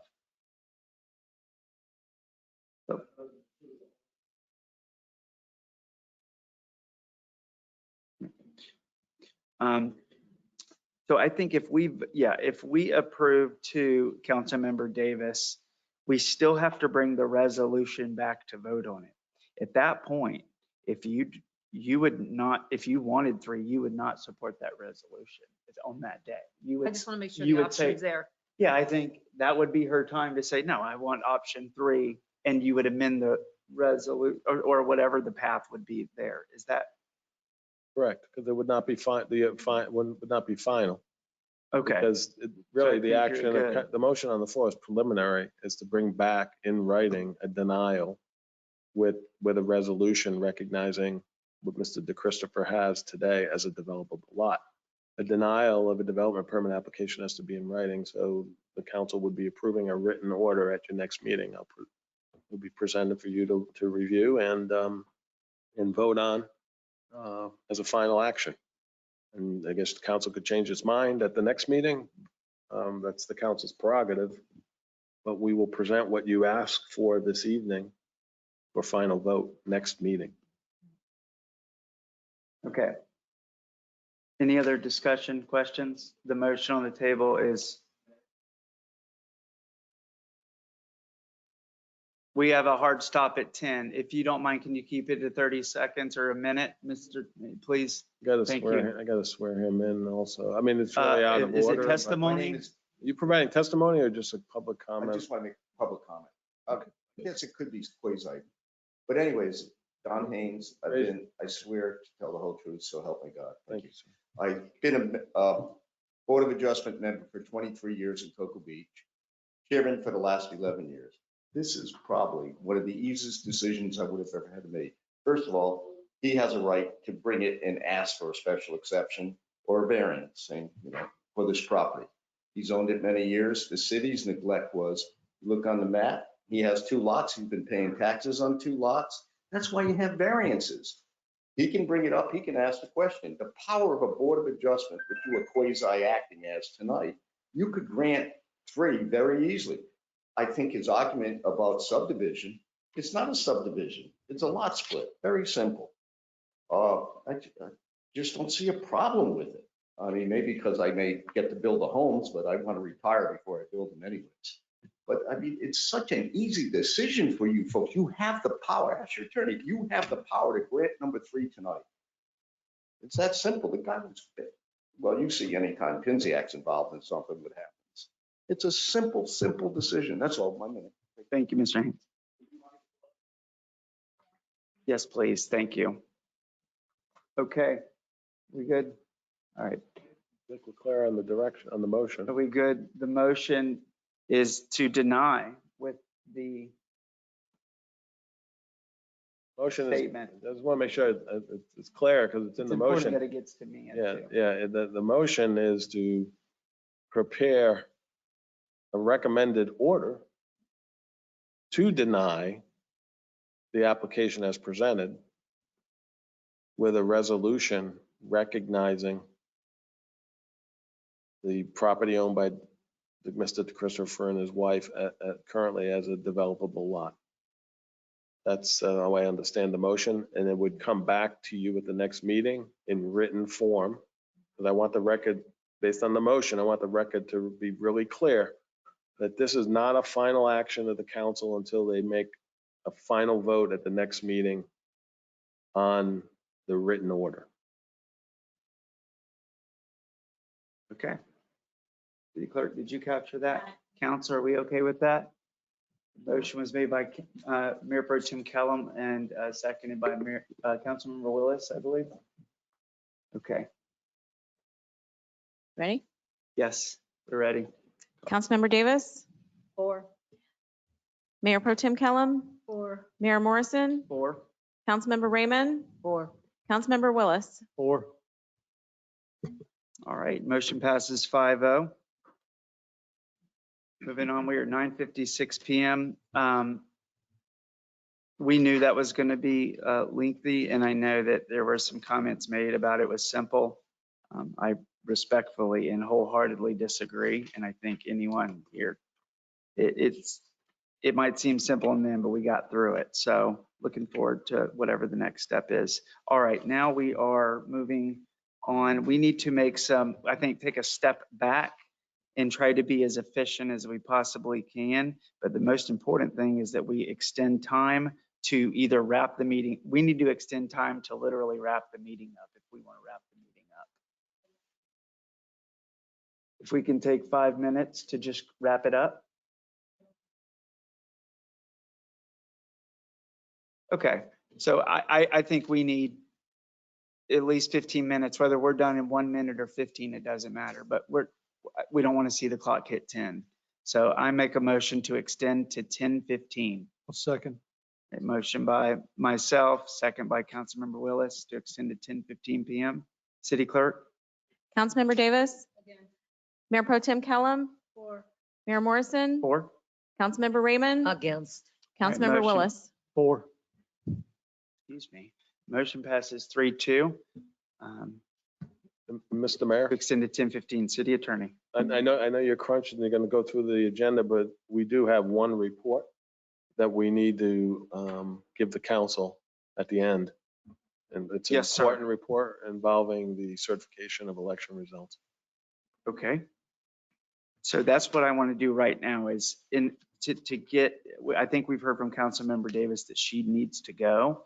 And so the best of our ability, if there's anything we need to expedite, we can move it around now. Can we move to go ahead with the consent agenda? I've got an issue with the consent agenda. Oh, well, I mean, it came to, yes, I think passing the consent agenda items would be great. And we got time to do it, but there's one concern with that. The item for Mr. Russell and Mr. Price to be reappointed, that should not be on the consent because we need to interview, right? No, Not it's for just, reappointment, no, not for reappointment. I was skimming that today and that's not how I understood it. But I would feel better. But that's okay. They've been on it for a long time. Oh, I know both of them very well. I mean, there's no doubt. It wasn't about my ability. I try to follow the procedures as written. And I think that procedures matter, process matters. I do have a general concern that we don't have applicants. And we are very lucky to have Mr. Russell and Mr. Price give a significant amount of their time to work here. But we have also term limits that was voted in, and they are coming back because we don't have anyone reappointed. And so my question is, well, thank the Lord, they're willing to continue to fill the gap and stand there and do it. But if they would like to see somebody else come in, I wanted to talk to them directly in the interview and say, would you be okay for reappointing for 1 year in the effort to bring somebody in, or reappoint for the full 3 years? But if we bring somebody in, we can change, especially if they're saying, gosh, I've done this for a quarter century of my life. And that's what I wanted to talk about. The remaining consent agenda, I'm fine with passing, but that was important. So if you want a motion, I just want to pull that one.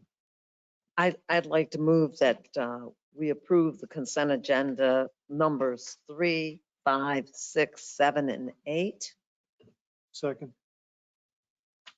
All right, got a motion by Councilmember Raymond, second by Councilmember Willis to adopt the consent agenda items.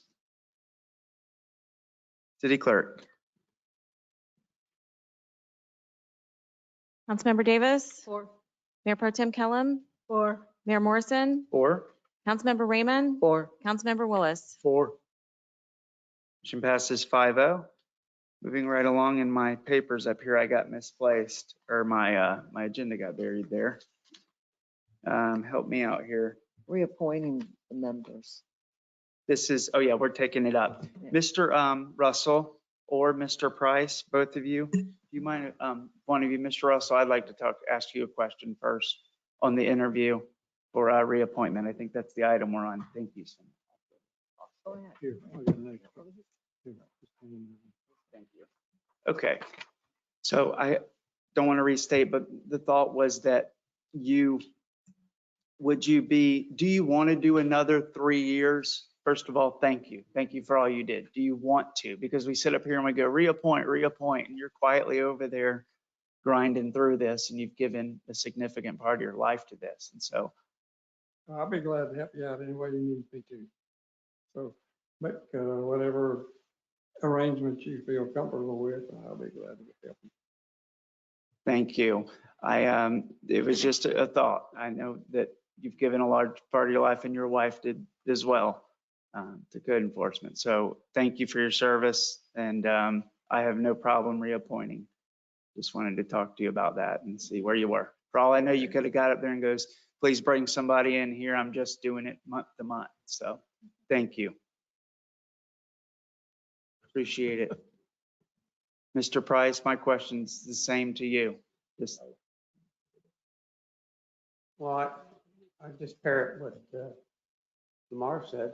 I'm here to serve the community, and I'm willing to do what's necessary.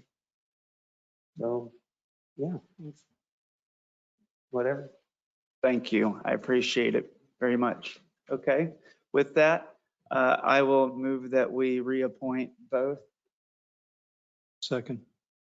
members, Mr. Russell and Mr. Price. Got a motion by myself, a second by Councilmember Willis. City Clerk. Councilmember Davis, 4. Mayor Pro Tem Kellum, 4. Mayor Morrison, 4. Councilmember Raymond, 4. Councilmember Willis. 4. Reappointment passes for both of them, 5-0. Thank you very much, gentlemen. Okay. We are now at now that I'm getting oriented here, By the flags. public hearing portion of the meeting. What do we want to do? Do we want to, you want to run through them? Let's see if you can run through them. Yeah. There were also some of them a second reading, and then you got that budget Yeah. reconciliation. Let's at ordinance. least get through those second readings.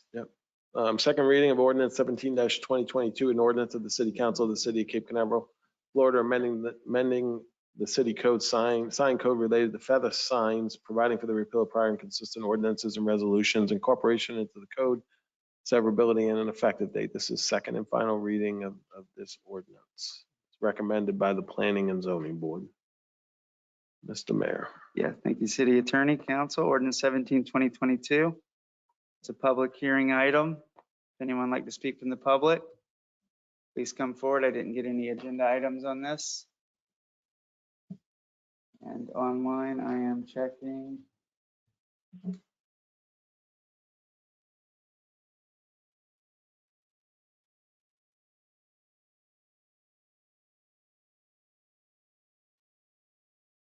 I see no hands raised online. You were raising your hand? Okay, good.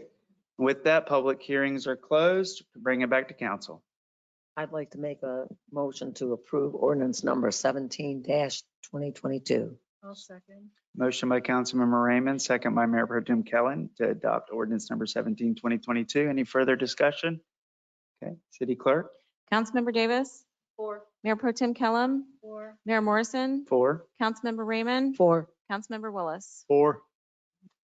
Resolution 2225, City Attorney. Oh, no, this is Yeah, this is a resolution that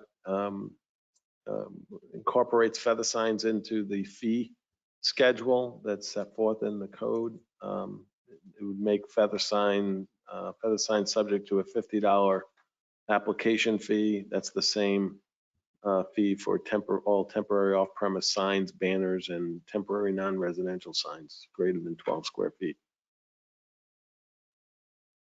Okay. It's a public hearing item. Anyone out in the audience who would like to speak? I didn't have any cards on it, but it is public hearing. Feel free to come forward. I'm looking online. I see no hands raised here on the few people listening in. This is resolution number 2225. That will close public hearing. Back to the council. I'd like to make a motion that we approve resolution number 2022-25. I'll second. Got a motion by Councilmember Raymond, second by Councilmember Davis to adopt resolution 2022-25. City Clerk. Councilmember Davis, 4. Mayor Pro Tem Kellum, 4. Mayor Morrison, 4. Councilmember Raymond, 4. Councilmember Willis. 4. Resolution 2022-25 passes 5-0. City Attorney Ordinance 18-2022. Yep, second and final reading of ordinance number 18-2022, an ordinance of the City Council of the City of Cape Canaveral, Florida, amending Chapter 102 Vegetation, Article 2, Tree Protection, providing for amendments to comply with state law preemptions under Florida statutes, providing for the repeal of prior inconsistent ordinances and resolutions, incorporation into the code severability, and an effective date. Again, this is second final reading, also a public hearing item, implementing changes to Florida law regarding the removal of trees on residential property, Mayor.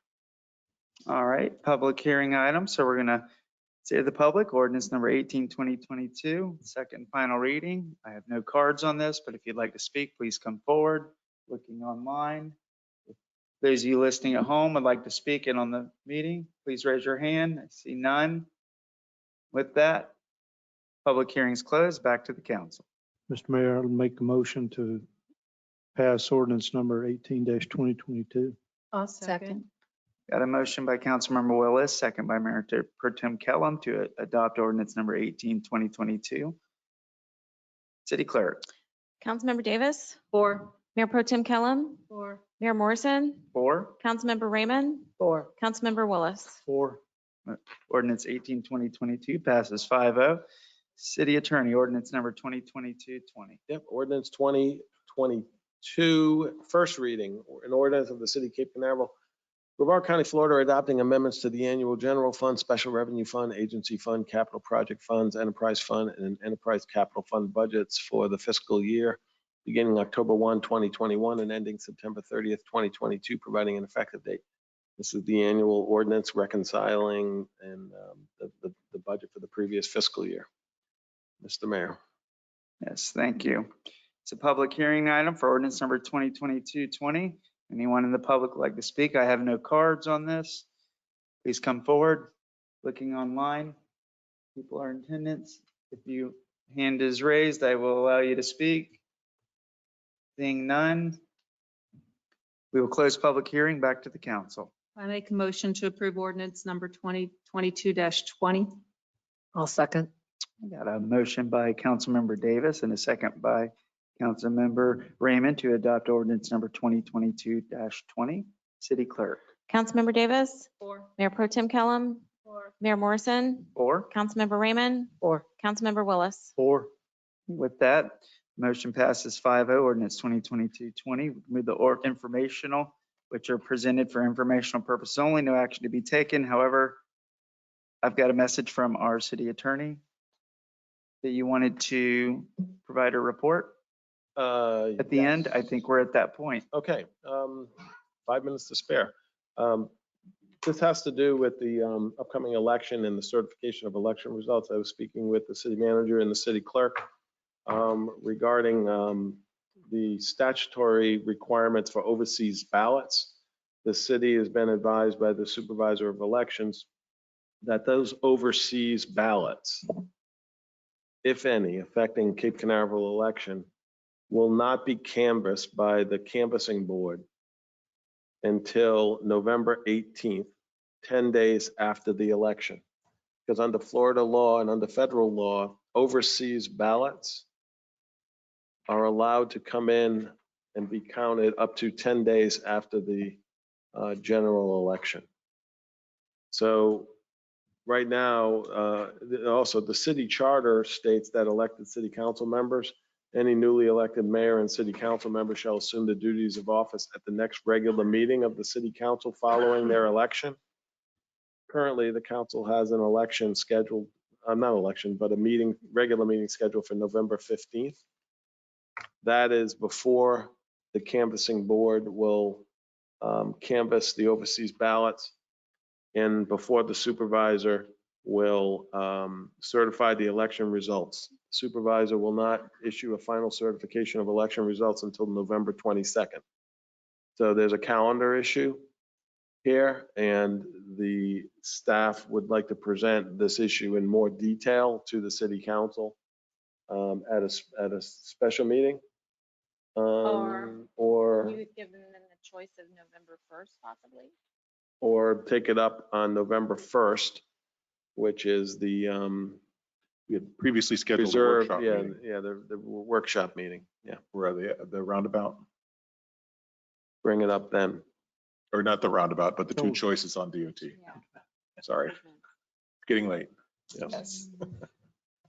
So this is an issue that needs to be presented to the council with all the details and the timelines. So we're asking the council's permission to present that to you on November 1st. Is that what you're- November 1st? So that would be a regular city council meeting on Regular November council 1st. meeting. And then you can flush out the details and give us some direction. Because as it currently stands, the council, it would be probably not wise to swear in the newly elected council members on November, if any, on November 15th, because the final certification of election results won't be received by the city until November 22nd, which is after November 15th.